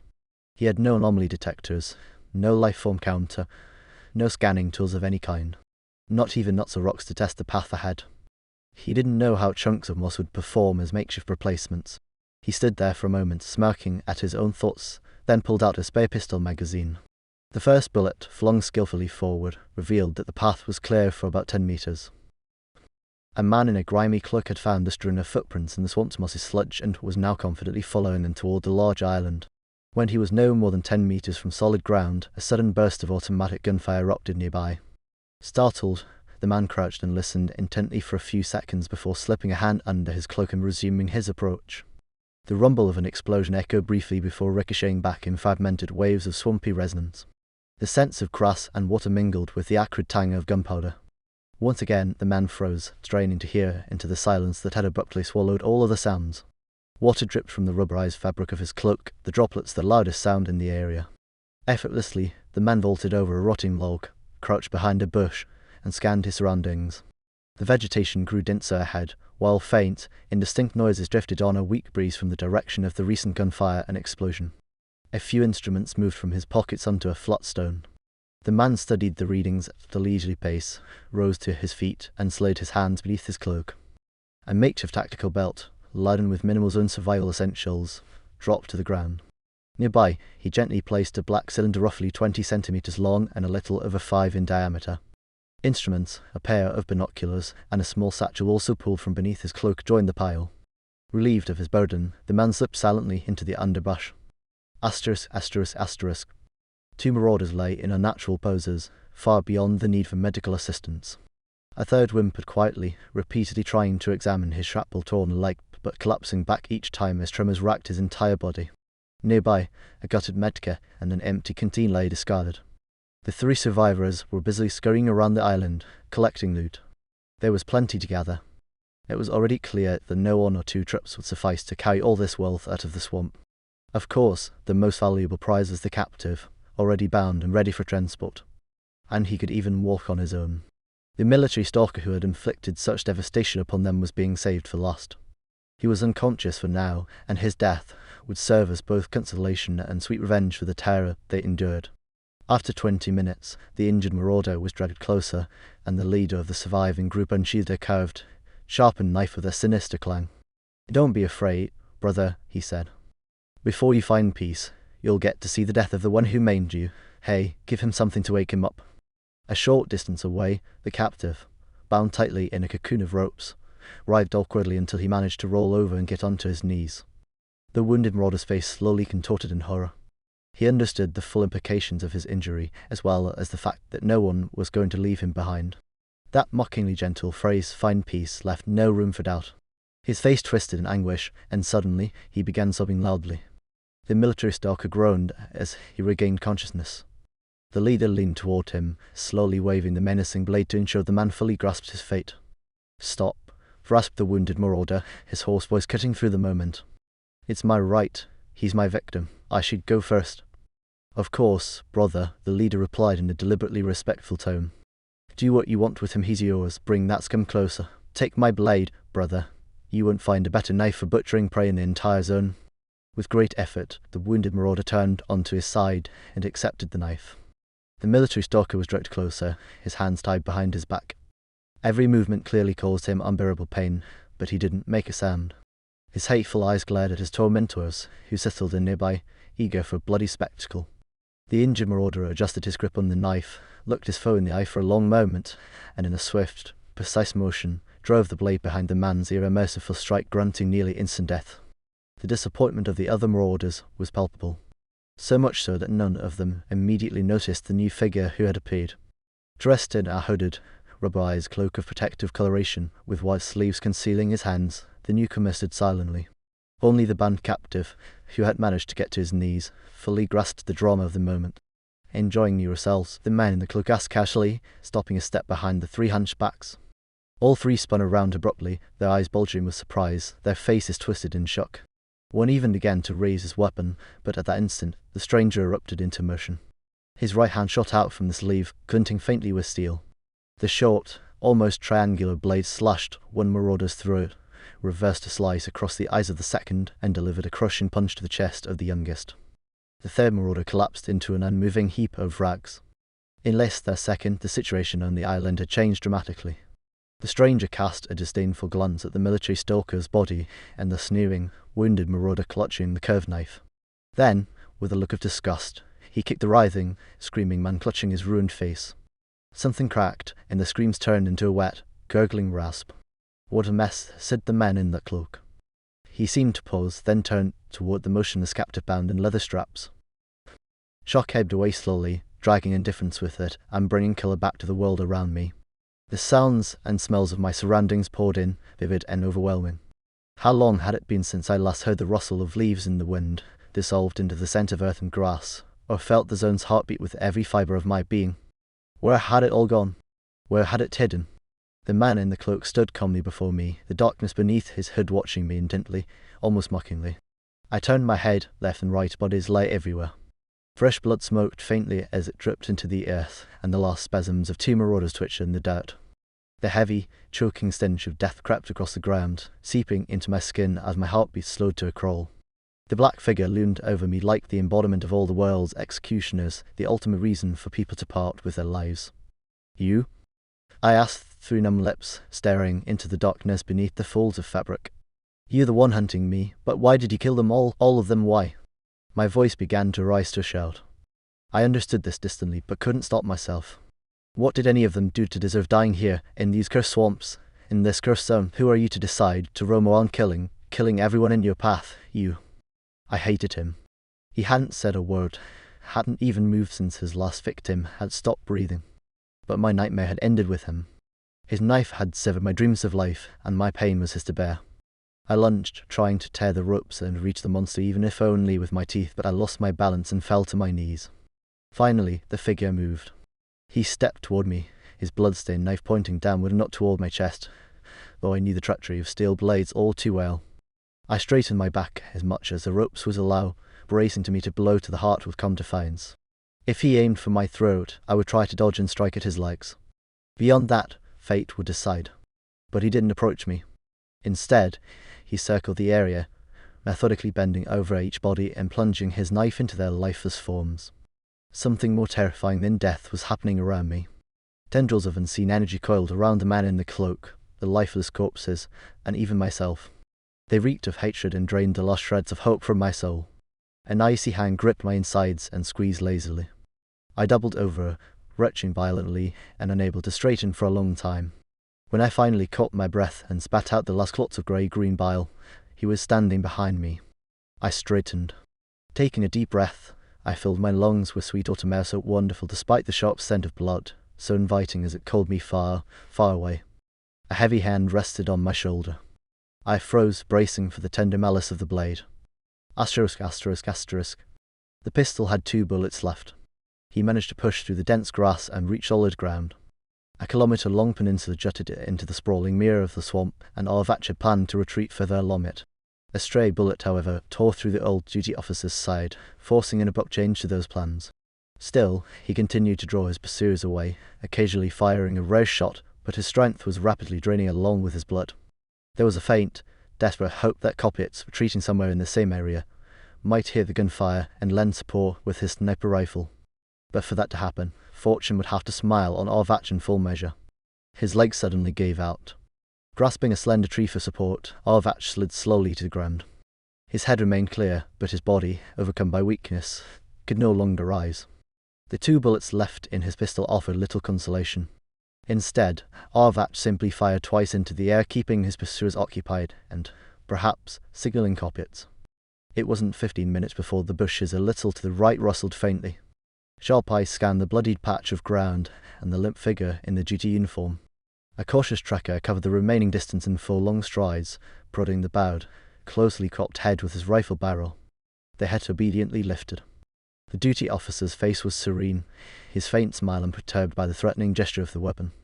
"Listen, you speak up, tell me where he went, talk, and I promise we'll leave you alone. Spill it, or you'll regret. The boys will tear you apart, piece by piece. Now talk, quickly." With each word, the rifle barrel pressed harder against Arvach's head. The voice grew more aggressive and demanding. "You mean to tell me, Dagon, that you're seriously planning to get me?" Arvach asked with amused surprise. "In that case, I guess you've learned nothing." "Arvach?" Dagon recoiled, stepping back once, then again before levelling his rifle at the smirking face. Nervously, he said, "I should have guessed. Who else could it be? But that doesn't change a thing. Think about it, decide for yourself. What's the point of dying for that scumbag? Just tell us where he is. We'll find his trail anyway. We'll catch him, but for you, it'll be too late, and it'll hurt a lot. Dagon, aren't you afraid of this?" Arvat shifted slightly, revealing the barrel of his pistol. "Don't make me laugh, Arvat. You're out of bullets." "Confident about that?" A duty officer with bullets who doesn't shoot immediately? Now that would be something new. Arvat chuckled approvingly. Dagon tried to force a grin, but it came out crooked. Voices rang out nearby. The rest of the pursuers were closing in. "Unless?" Arvat raised his other hand, revealing a hand grenade. The pin was gone, his fingers clamped tightly around the ridge casing and lever, with his index finger demonstratively lifted. The message was more than clear, and Arvat made sure to state it plainly. "Try walking away, I'll throw it after you. Want to test your luck." "You're an idiot, Arvat. Would I be here if I were afraid of death?" Dagon straightened, lowering his rifle. What he feared most had come to pass, but he couldn't let the man across from him sense it. Otherwise, this devilish duty officer would surely exploit his weakness. Years ago, as a trainee in a duty squad, Dagon had learned this lesson, and it had allowed him to break the clan's rules and join another faction almost unscathed. "Not that much of an idiot," Arvat responded calmly. "While we're talking, Kopitz has probably already taken position. Don't be stupid, you're all practically walking corpses." "You're bluffing," Dagon said with open skepticism. "Let's settle this peacefully. No point in wasting time on each other." "Why would I bargain with scum like you?" Arvat replied through gritted teeth, enunciating each word. "I spent half my life crushing trash like you. Now I'm supposed to kiss your ass. Go ahead, shoot me, let's see if you can run fast enough." Dagon jerked his rifle up, aiming it at Arvat. He stood there, his finger on the trigger, hesitating. Then he lowered the weapon, only to raise it again, his face a battlefield of conflicting thoughts. Arvat watched the pantomime with open disdain. Dagon lifted his rifle once more. A nervous tick flickered across his face, but his eyes narrowed as though they had made a firm decision. His finger hovered on the trigger. Arvat's cold, steady gaze bore into him. "Lower your weapon," a quiet yet commanding voice ordered from behind. "Lower it, you've got 2 seconds." Sweat broke out across Dagon's face as he reluctantly lowered the rifle. The barrel drooped to the ground. The voice was familiar, and its owner matched Arvat in stature, perhaps even more formidable. "On your knees," the voice continued sharply. Dagon obediently dropped to the grass. "Drop it." The metallic clang of the rifle hitting a stone was followed by "hands behind your head." Behind the kneeling Dagon stood a duty officer wielding a semi-automatic shotgun. He cast a brief glance at Arvat, whose faint smile grew slightly broader, then turned his attention back to the trembling man at his feet. "Lie down, hands." With practiced efficiency, he bound Dagon's wrist with a thin adhesive cord, deftly searched his pockets and sleeves, then straightened and approached Arvat. "You got here just in time," Arvat said calmly. "You got anyone else with you?" "Are you kidding, Arvat?" the newcomer replied, quickly extracting a syringe and a roll of bandages from a medkit. "There are 42 squads in the zone right now. Hasn't been like this in 5 years. Kopitz led us here, and then we heard gunfire. There are more than 30 of us. You hear that?" From the bushes nearby came sharp commands, the occasional suppressed gunshot, and the sound of someone being struck with a rifle butt. Figures with duty emblems began to appear around them. Asterisk, asterisk, asterisk.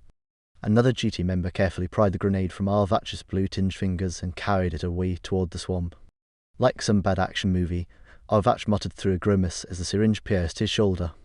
"Reinforcements at the last second, but may the zone take me. I'm glad they showed up. I just hope Fang made it to the rendezvous point without any trouble." Near the abandoned island, the black swamp water began to stir. First, a thin black tendril surfaced, trembling nervously as it twisted and plainly probed toward the dry shore, like a starving yet unnaturally agile snake. Reaching the bank, the tendril paused, sensing the faintest vibrations in the ground. Capable of detecting the light step of a blind dog from 100 meters away, the creature hesitated for several moments, tormented by hunger. It knew from experience that food often followed loud noises in the swamp. Finally, it began to emerge fully from the depths. The water bubbled and churned as more tendrils of the creature surfaced, radiating outward from the black pit. One brushed against a slasher anomaly, twitched violently, spraying blue ichor, and quickly retracted it into the water.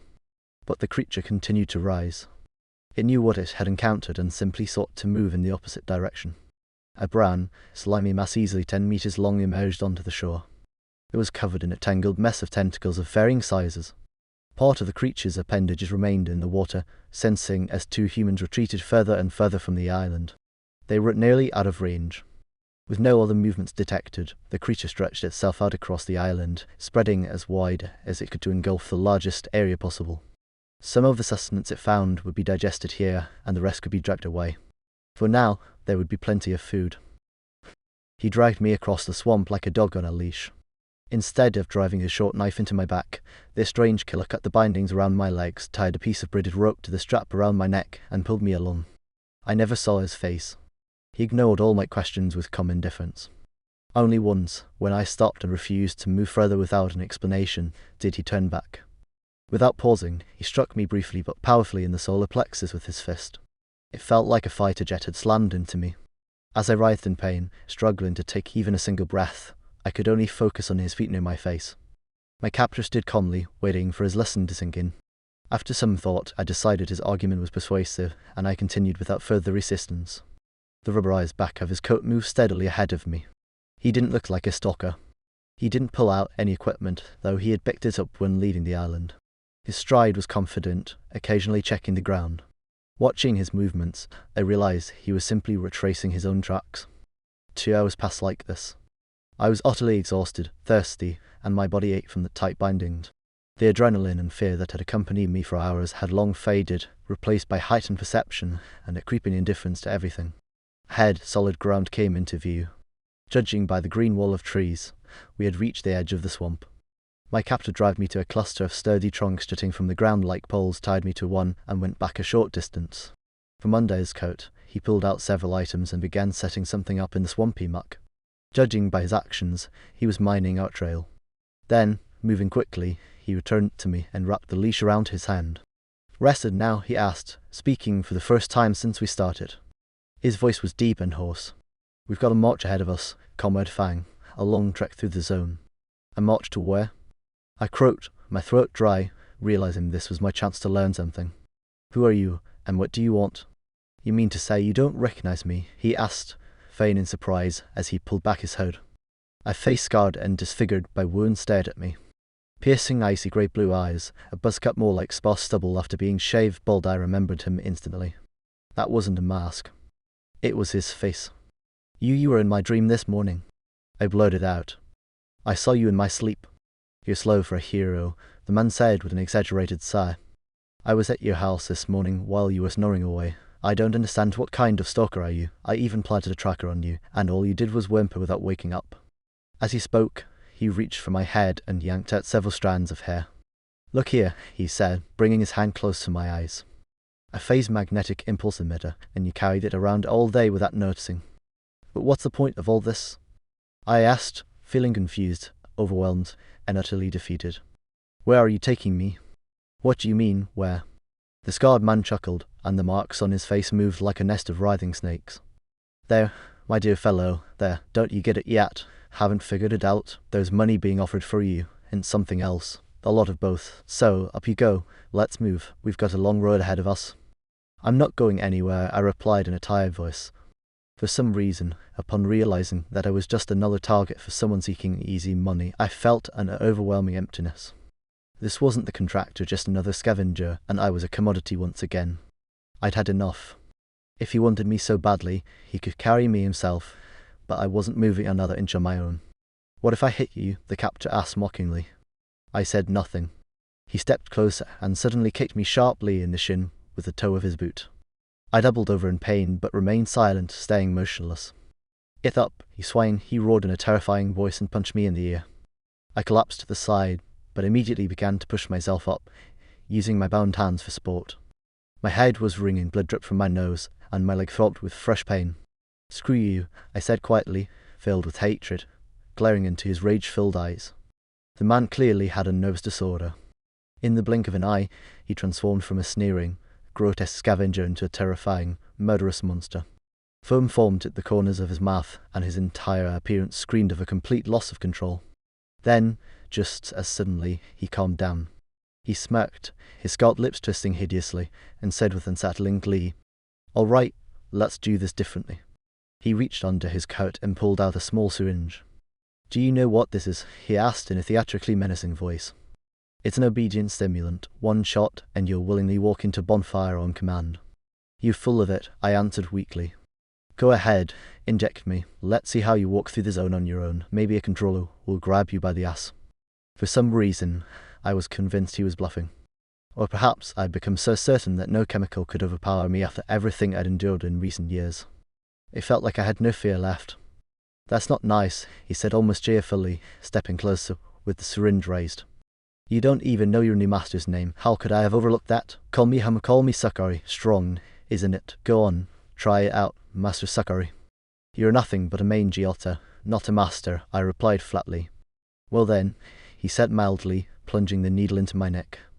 The short, stinging pain made me shudder inside, but I stayed still, focusing on what was happening in my body. Cold spread from the injection site, travelling up and down my neck. A faint ringing filled my ears. My hands and face grew hot, and sweat poured down my back. Sakari crouched next to me, watching with curiosity. Occasionally, he scratched the sparse tufts of stubble that emerged from beneath the pale scars on his disfigured face. "Well, feeling it yet?" he asked almost amicably. "Screw you," I muttered, still trying to gauge the changes within me. Things seemed to be stabilizing, and nothing catastrophic was happening. I gave him a smug smile directly into his hideous, scarred face. At that moment, he spoke casually, almost playfully. "Stand up." My legs bent on their own, my torso twisted briefly, and my legs straightened again, bringing me to my feet in front of my captor. He looked at my stunned expression and grinned triumphantly. In disbelief, I tried to sit back down, but Sakari preempted my attempts. "Stand still until further orders." And my body stopped responding to me. I was fully aware, able to think clearly, see, and understand. Nothing seemed outwardly wrong. But fear surged through me, sending adrenaline coursing through my veins. I had become almost like a zombie, stripped of control over myself by a mere human. He could walk away now, and I'd remain standing here until I died of hunger or thirst. He could command me to walk into any anomaly. He could do anything. And the most terrifying part was that I was still fully conscious. Even a brainless zombie would have been better. Tears welled up in my eyes. Sakari noticed and, with a simultaneously mocking and fatherly gesture, wiped my face with his sleeve. "Don't cry. Heroes aren't supposed to cry. Let's go. Klitschok, the road waits." "Captain," I pleaded silently. "Prishkol, save me. Where are you? You always came to help me before. I mattered to you. I did so much when you forced me into the role of savior. Haven't I earned a simple death? Is this how it all ends? At least shoot me. Or send a strike team in our direction. Anything. Please do something." The forest swayed its branches in sympathy, something stirred in the swamp, and silence returned. My legs shuffled impatiently in place, awaiting Sakari's next command. I clung to the hope that the duty squad would catch up and save me. But with each passing second, even that hope waned. "I can't take this anymore," Carol said, watching the two figures disappear into the forest. "I'm going to go and flatten that bastard right now."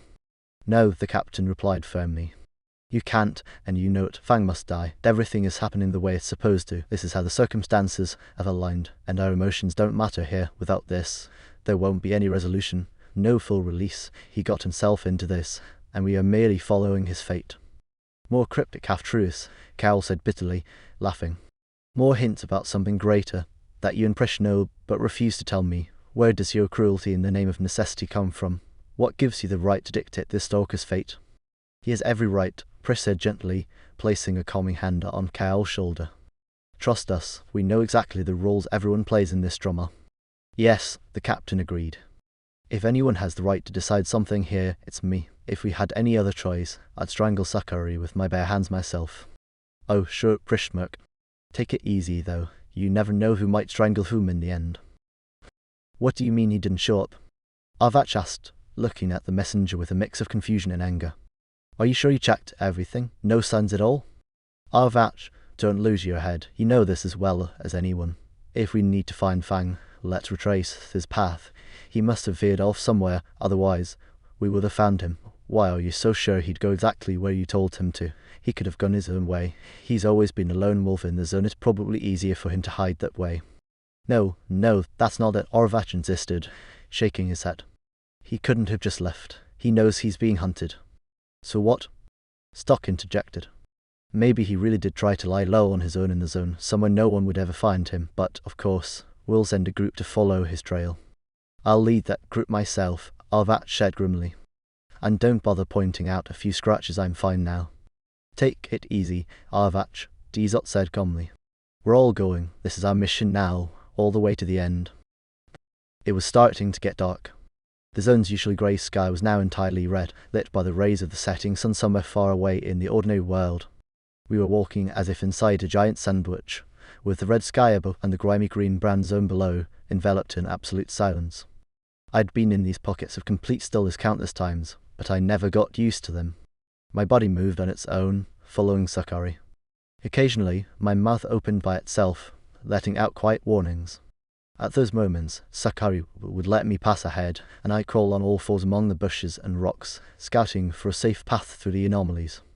I observed all of this as if from a distance.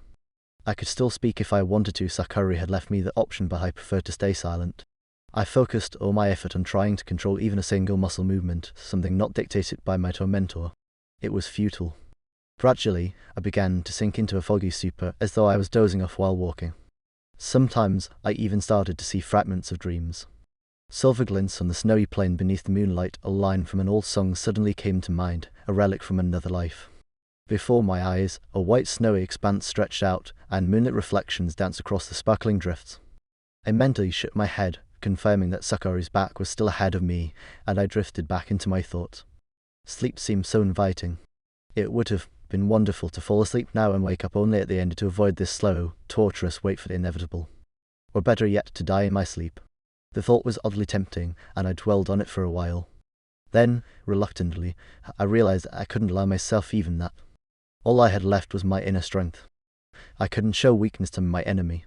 If I had to die, I'd do it with defiance, spitting in someone's face one last time. If that someone even has a face, Dzot would have said now, and the thought unexpectedly lightened my mood. The trees drifted by like I was on a train, staring out the window. A train. That's where it all began, with that damn delayed train. The 8-hour late convoy had been redirected to some obscure station, and we were ordered to unload. After all, what else is infantry good for during an unidentified emergency? Right, setting up a perimeter. The night railway station was brightly illuminated by floodlights and headlights. Hurry up, line up, as someone barked hoarsely into a megaphone. Sleepy soldiers scrambled out of the train cars, while sergeants yelled, trying to assemble the squads. A light drizzle fell from above, indifferent to the petty games of the two-legged creatures disrupting the timeless landscapes with their antics. I gave all the necessary orders and stood waiting for my company commander when a young soldier pushed his way through the crowd and shouted over the noise. "Lieutenant Suberv, you're summoned to a meeting at the station building." Then came the night drive in the cab of a lurching Ural truck, rattling over potholes, its headlights barely illuminating the muddy bends, and the black wall of forest we were ordered to guard, though against what, no one knew. The soldiers, in soaked ponchos, cursed the railway workers whose errors had brought our train so close to the site of the mysterious incident. Despite the secrecy surrounding the event, rumours had spread almost immediately. I even had to suggest to some of the men that they keep their tongues firmly in their mouths unless they wanted to encounter someone from the special department. The orders were vague, and additional instructions weren't expected until morning. We hastily erected something resembling a large shelter, set up sentries, and sent a couple of patrols to survey our 2 kilometers of forest border. My squad leaders were top-notch, and I was getting ready to catch 5 hours of sleep when one of the patrols returned. An agitated sergeant reported that someone was crying out pitifully about half a kilometer away in the forest. Of course, we went there, and instead of sending my deputy, I decided to go myself. In the end, that decision saved my life. In the chaos of a brief skirmish with an unknown enemy, our entire rescue team was left there among the black stumps, under the mud flashes of anomalies and gaping maws. By chance, I survived, and by dawn, my future mentor, Lick, found me. Later, I learned that all that remained of the shelter where my platoon had stayed was a large black puddle. Lieutenant Zubov was declared missing, but in the zone, a rookie with a mentor named Lick appeared. Later, that rookie earned a name of his own. I've long since forgotten that there was once no Fang. There was a different time, a different life. A ridiculous accident took an officer from the country and gave it to STALKER instead. Though, in the grand scheme of things, the country couldn't care less. The country has always been indifferent to any individual person. Under azure skies, magnificent carpets of snow shimmer across the fields. I daydreamed again about fluffy fields of dazzling white winter. How many years had passed since I had wandered through snowy drifts?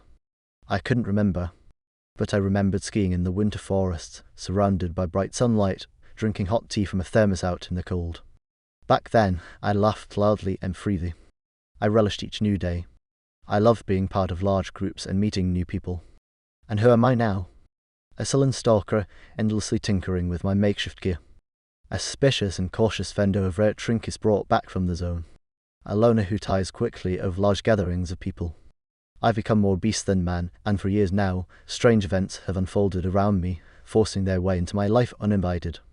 And here's the result: a zombie and a guide rolled into one, dragged along by a vile looter who's leading me to be sold to some undead creature. I don't even feel the ordinary fear of a human anymore. There's only indifference or an overwhelming terror that sometimes rises suddenly, a lump tightening in my throat. In those moments, my battered mind draws me into the intricate patterns of white plains, and I live briefly in memory of past years. Immersing myself in the white means something, it must mean something important to me, but I have no strength left to think or understand. All that remains is the colour white, like a snowy carousel spinning in the all-powerful grip of winter. The storm veils the sky with mist spinning snowy whirlwinds. Something happened here, Arvach, Dizot said as he approached the old duty member standing at the very edge of a large island in the middle of the swamp. There was clearly a fight, lots of tracks around, but the damn slugger's own take-it has already done its work here. Everything's covered in its slime. All we found was a single leg. Judging by the boot, it belonged to a military stalker. Arvach grimly inspected the bloody remains and walked around the island. It was all clear without words. If there was any chance of finding Fang alive, they'd need to look for signs of people who had managed to leave the island before the slug arrived. Night had almost fallen when two travellers stopped about 100 meters from a large, old, and long-abandoned building. "So, here is the Sommel," Sucker said in a tense voice. "We'll stay here for the night. The instructions were at dawn, so we'll wait. Sit down, make yourself comfortable." Fang obediently lowered himself to the ground, awkwardly maneuvering with his bound hands. "How about untying these ropes, Sucker?" he said indifferently. "You know I'm not running away from you now." "Not a chance," Sucker replied. "Maybe they've been watching us this whole time and still are. Let them see that you're my prisoner, that I brought you here on purpose for them." "You're a bastard," Fang noted with the same indifference, leaning his back against a tree. "Maybe I am," Sucker unexpectedly agreed. "Maybe you're right, but it doesn't matter." In just a few minutes, he had a fire going and sat motionless in front of it, staring into the flames with his scarred face. "Starting a fire was a mistake," Fang said suddenly, stretching his legs closer to the life-giving warmth. "You'll attract beasts before you know it, then you'll lose your money, and that's a fact, and I won't enjoy it much either, being eaten alive." "You're a complete idiot," Sucker replied thoughtfully. "There won't be any beasts here. Here, it's them. And money, do you really think I brought you here to sell you? Then you're a double idiot." "Then why?" For the first time during their entire journey, Fang sounded genuinely surprised. "You really didn't recognize me, did you?" Sucker said with satisfaction. "But I recognized you immediately. That pistol, it was yours. I'm sure of it. I don't know how you managed to make it explode, but I owe all my scars to you, yes." "What?" Fang jolted upright, staring wide-eyed at the man sitting across from him. Sucker just smirked crookedly in response. It was him, Colonel Marshenko, or Colonel Hakashetkin as he called himself the last time, who had orchestrated the stalker hunting operation a year ago and tried to shoot me with my own ceramic pistol, the one the captain had given me. The mysterious weapon had exploded back then, and I was sure that Vile Man was finished for good. But now, here he was alive, sitting here across from me, grinning with that grotesque scarred face. I was in complete shock. I mentally retraced everything that had happened to me that day. Yes, it was him, there was no doubt anymore. And just like a year ago, I hadn't recognized him right away. "What's scared?" he asked, almost sympathetically, watching my face closely. "What's changed?" "Revenge, is it?" I asked, laughing loudly and startling the smoky twilight around us. "Colonel Marchenko risks everything for plain old revenge. Which one of us is the idiot here? Colonel, you've surprised me. Really, all of this just for revenge?" "No, my friend," he replied glumly. "I haven't been a colonel for a while, thanks to revenge. Well, it's not a bad reason to keep going, so no, there's no Colonel Marchenko anymore, just an ordinary stalker, Sucker, vengeful and greedy." It seemed like he spoke the last words with a strange bitterness. Despite myself, I felt a twinge of sympathy for him. Then I remembered how many good men he had imprisoned, how many he had killed with his own hands. Any attempt to understand this cheerful murderer evaporated like smoke. Sitting before me was an enemy. A cruel, merciless enemy. An enemy my comrades in duty had deemed no different from the mutants of the zone, something to be eradicated immediately. This enemy had brought me here for one reason, to cause me as much suffering as possible. No doubts about that. If his buyer had no face for me to spit on, I'd make sure Sakar's face served the purpose. The thought of spitting kept looping in my mind with grim humour, and I said to Sakar, who was once again staring into the fire, "You're no stalker, Sakar, you're a marauder and a scumbag, and your hands are red with blood not for survival, but for fun. Even that doomed expedition, I refused to join, that's on your conscience. You knew what kind of filth you assigned to those scientists. You had to know they wouldn't find their way back. Your whole life has been one long streak of shitting on in everyone else's head, and now look at you, a poor, miserable wretch muttering curses about your hard fate. May a controller get you on your way back. That would be the best ending to your glorious career. Wandering the woods as a pile of shit seems fitting for you. Then again, it wouldn't be much of a change, would it?" Sakar stared at me across the fire with an unblinking gaze. You'd think he hadn't heard me at all, but the corners of his mouth twitched and foam appeared on his lips. I suddenly realised I could provoke him into killing me outright, and that would be the end of it. "You lowlife," I continued, using the most mocking tone I could muster. "The country fed and clothed you to defend it from external enemies, and what did you do? You dug into a cosy little spot and let your depraved nature run wild. A fighter against stalkers, huh? Killing a poor guy in handcuffs trying to make an honest living, that's the pinnacle of honour for a senior officer now. You've disgraced the uniform by merely touching it. You're the one who should be hunted, tried, and jailed, not those risking their lives to bring back artifacts from the zone." My last words caught in my throat as Sakar suddenly lunged toward me with startling speed, yanking me up by the collar like a ragdoll. His face was right in mine. The white worms of his scowls writhed in a macabre dance, his eyes rolled wildly in their sockets, and I felt a grim, almost sweet relief. This was it, the end was near. "You're saying this to me?" he roared, spraying spit and shaking me like a sack of potatoes. "You, dragging everything out of the zone for profit. You, willing to do anything for greed. You stalker scum. Do you know how many people died studying your damn artifacts?" His breathing turned into a guttural rasp, and his teeth clicked inches from my nose. The world exploded into a burst of sparks as he struck me in the head. Then everything faded into darkness. Carol sat on an old, large tree stump, looking at me with a sorrowful expression, his cheek popped up on his fist. He was still wearing that same light-coloured robe, looking like a medieval monk who had somehow wandered into a monastery straight from the docks. I groaned weakly and, summoning a great deal of effort, managed to sit up. My body obeyed me, though within seconds I realised I was merely unconscious, dreaming an extraordinarily vivid dream. The situation felt familiar. I waved a hand in front of Carol's face to test how willing he was to communicate. I'm here," Carol grumbled. "Hard to surprise you, isn't it? I thought you'd have questions, be curious, but it seems you're already resigned and just want to chat. Why should I be surprised after walking through stone and leading halls of the undead?" I said with a weak smirk, settling more comfortably by leaning back against the fork of a tree behind me. All around, as far as the eye could see, stretched a white plain. Above it, a blue sky loomed, staring down intently. There was no visible sun, yet it was as bright as a clear day. Amid the white expanse, there was only one black spot, a patch of ordinary ground with a stump and a tree. Somehow, this seemed like the only logical thing in the situation. True enough, Carol agreed, lost in his own thoughts. "As I understand it, there is no help coming from you guys?" The thought had only just occurred to me, spilling out before I could process it.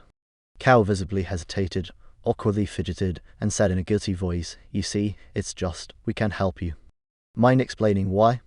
I asked bluntly, more for entertainment than to learn the answer. I'd only once seen Carol look this guilty, and the sight had been absolutely hilarious. Having come to terms with the thought of death, I was treating the situation like a pleasant gift from fate before the end. "Well, I don't really understand it myself," Carol muttered. "The captain said the order of things mustn't be disturbed, that everything is potentially predetermined, and disrupting this thread could be extremely dangerous for everyone, really. So I have to die for the greater good." I hadn't planned to say it, but the words left my mouth on their own. Surprised, I mentally agreed with the question. Well, not exactly. I wouldn't put it so harshly." "Carol," I said softly but firmly. "Don't. The captain said you have to die no matter what," Carol blurted out, his face flushing with red splotches. I felt sorry for him, this big man grappling with moral dilemmas that couldn't be resolved with a punch. And Pimple said the captain has the right to make that call, something about the overall story, this sequence of events, or something. I didn't get it. The captain sentenced you and he's suffering from it, but he won't let anyone oppose him. "Strange," I said with a chuckle, continuing to examine Carol teasingly. "Well, at least put me out of my misery yourselves, then. What's the harm? Better that than being eaten by God knows what." "Impossible," Carol almost wailed. "The ones who ordered your abduction, they're the same creatures that were scattered a year ago. but it turns out they can't leave this world anymore. There's a well near the water tower with an open passage back to their realm, but you're keeping them here. Me? After a moment's pause, I burst into uncontrollable laughter. Carol managed to look even more flustered. Listen, Carol, I wheezed through my laughter, shaking with mirth. You ever thought about teaming up with Sakar or Mochenko Hakashutkin? You two would kill it as a comedy duo. The key is a serious face and complete nonsense on live air. Wait, stop, Carol said, nearly in tears. During those events, you got tied to them permanently. It's like you're all part of one bloodstream now. They can't leave until you die, and your death has to be violent, and it has to come at their hands. Otherwise, they are stuck here forever. The second zone is small now, but it won't disappear completely. They can't leave while you're alive. My laughter died instantly. I now understood this was true. I'd felt something like it lately, but hadn't been able to put it into words. Seems like you're repeating yourself, I said dryly. Enough whining. If a stalker's time has come, then so be it. Let me go back. Can't bear to watch you blubbering anymore. Don't worry, soon enough I'll join you guys and wander the zone as a fashionable ghost. I deliberately said the last words cheerfully and winked at my old comrade. The transition from sleep to wakefulness was instantaneous. One moment I was in a vast white field. The next, the grey dawn was pulling the night shroud off the forest wall and the ruins of the old sawmill. My throat was as dry as a desert, my body once again unresponsive to my brain's confused commands, and a dull throb pulsed through the right side of my head. Sakar busied himself at the extinguished campfire. I glanced at him, closed my eyes again, and began to think. It seemed the only correct course of action was to do nothing and wait until he handed me over to those vile creatures. Fine. Let him. He didn't seem to have control over his life either. Just like me, he was being dragged along by some unstoppable force. He suffered for it, but he couldn't resist. It simply wasn't in his nature. What was it he'd said about his family? You ever seen a white raccoon, Fang? Sakar suddenly asked in an unexpectedly calm voice. Surprised, I opened my eyes. About 20 meters away sat a snow-white animal, stark against the dissolving night. A white raccoon? A white raccoon? The creature crept closer, and Sakar suddenly grew anxious. Get lost, he shouted, waving a hand at the raccoon. The animal ignored the menacing gesture, seeming simply to study us intently. What the hell? Sakar muttered nervously. They're coming soon. And now this? Why is it here? Why isn't it scared? Shoo! I let out a suppressed chuckle. My facial muscles obeyed readily, and soon I was quietly laughing. Then Sakar snapped. With a swift motion, he pulled a pistol from under his coat and emptied the entire magazine at the raccoon in seconds. I was laughing uncontrollably now, recalling how Carol had once tried to destroy a similarly unusual creature. The raccoon remained motionless, acting as if the loud gunshots had nothing to do with it. Sakar reloaded, fired 3 more shots, then stopped. Fine, have it your way, he said in an oddly calm tone, clicking the safety back on and tucking the pistol under his coat. The next half hour passed monotonously. The raccoon continued to watch us from the same spot. I sat still under the tree, occasionally closing my eyes, and Sakar fiddled with a black, rounded cylinder. If only I had some pliers, he suddenly muttered before glancing around and spotting the forgotten bag. My bag. Maybe you've got something in here, he asked rhetorically, undoing the knot and plunging his hand inside. And then he pulled out the knife. My knife. And as at the same time. The knife I had brazenly snatched from his belt a year ago and hadn't parted with since, for reasons I couldn't even explain to myself. A look of genuine delight lit up his face, and for a moment he even looked handsome. Stroking the flat of the blade against his cheek affectionately, he deftly slipped the knife back into his belt. With a quick glance in my direction, he returned to his mysterious cylinder. You know, Fang, he said, his back to me, I think you've just earned the right to know a little more. You kept my knife for that. I'll explain everything. Not much time left to wait anyway. I remained silent, surprised by this outburst. It didn't fit Sakar's usual persona at all. I don't care about you personally, and your life doesn't interest me, Sakar said as he worked. But the creatures that'll come for you soon know. There's a prize game. Nobody has ever gotten close to them before. Even your beloved dog squad's lost more than one unit trying to scout the second zone. I've been waiting for the right moment, stockpiling all sorts of useful things, and then this chance presented itself. They themselves are waiting for a lucky hunter to approach them. I couldn't pass it up. What are you trying to say, Sakar?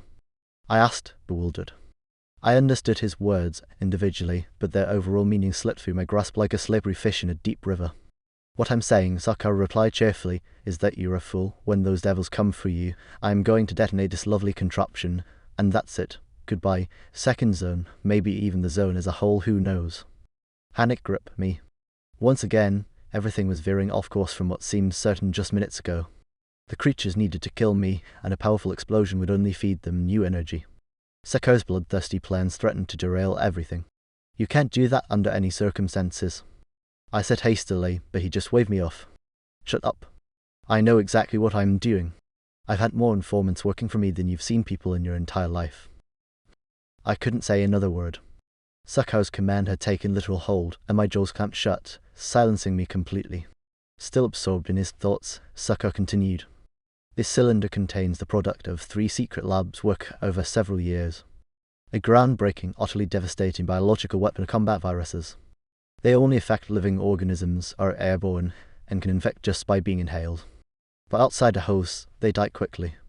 Unbelievably infectious, unbelievably lethal. Incurable.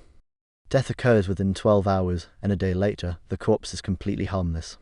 A terrifying epidemic will sweep through the zone, leaving no monsters, no stalkers, no one.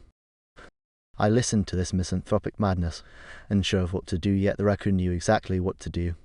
Sharp teeth sank into my right hand, and a wave of prickling warmth coursed through my body. It was excruciatingly painful, but I could feel my body again. My legs wobbled, bending at the knees, and my head slumped forward onto my chest. Meanwhile, the raccoon tore at the ropes binding my hands with its teeth and clawed paws. Before long, I sat there fully free, slowly rubbing my wrists. Sako kept droning on about life after the epidemic. His back was a perfect target, but I took the chance to stretch my muscles while I could. Only when he began to straighten up did I launch myself from the tree in one motion, springing onto his back. And I severely miscalculated.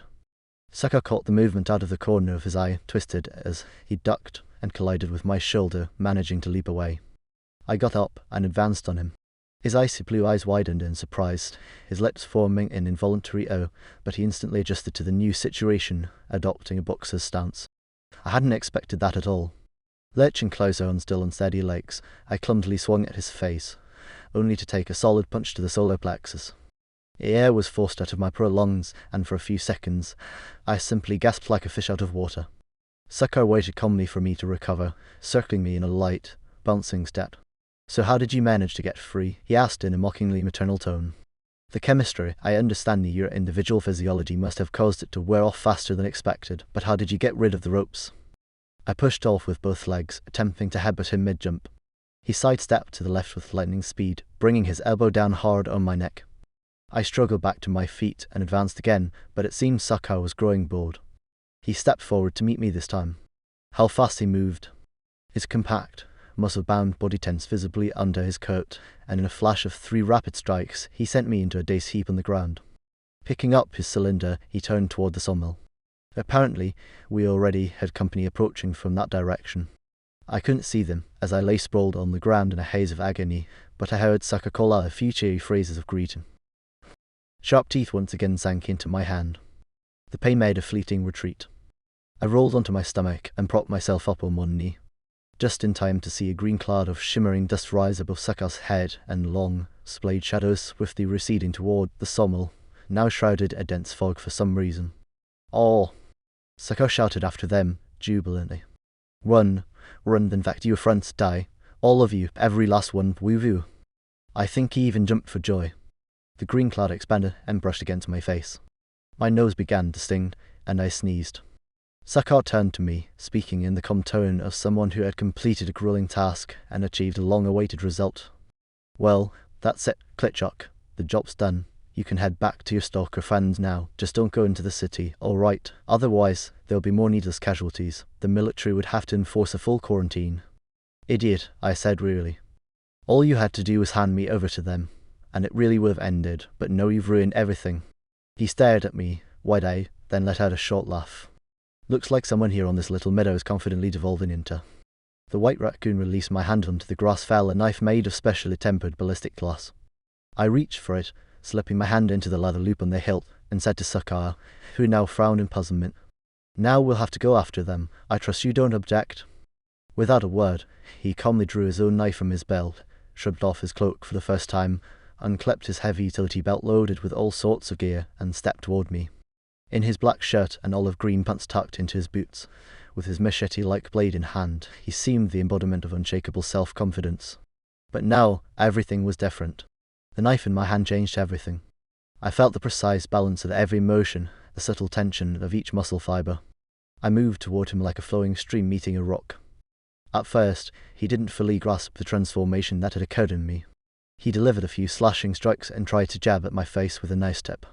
I glided effortlessly along the lines of his attacks, turning and letting the seemingly lethal strikes pass me by. Sako stepped back, angrily yelling into my serene face. "Why are you dodging? Fight back!" I obliged, closing the distance between us. The sharp pleasure of every perfectly executed movement surged through me. With a light flick of my blade, I slashed his forehead.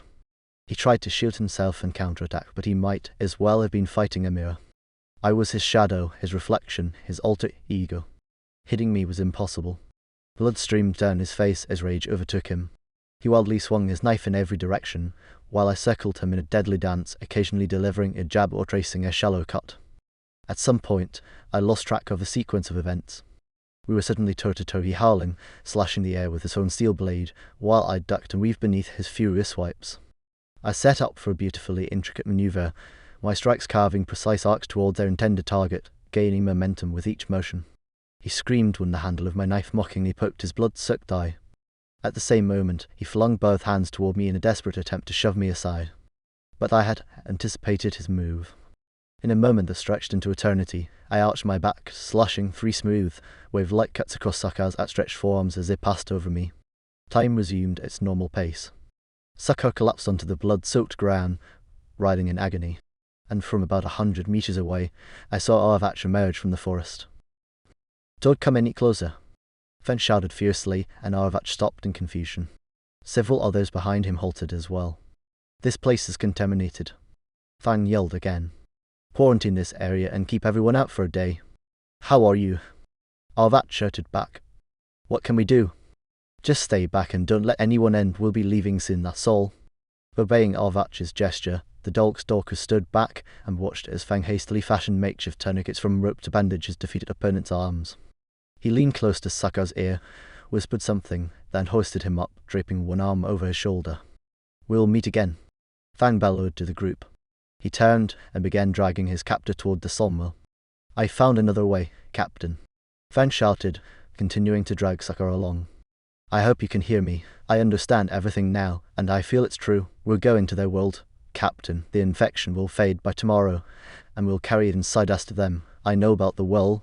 Carol told me. It's going to be all right. I'm sure of it. Goodbye." He was heard.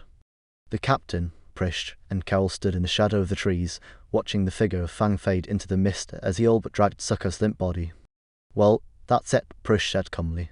"Now everything should resolve itself." "Was this really necessary?" Carol asked bitterly. "Yes, it was necessary," the captain replied.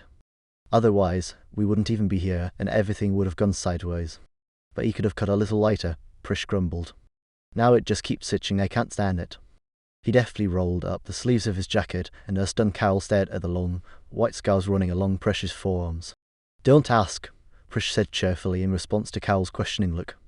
"I wouldn't be able to explain it properly anyway. I've had them since birth. They say it happens sometimes."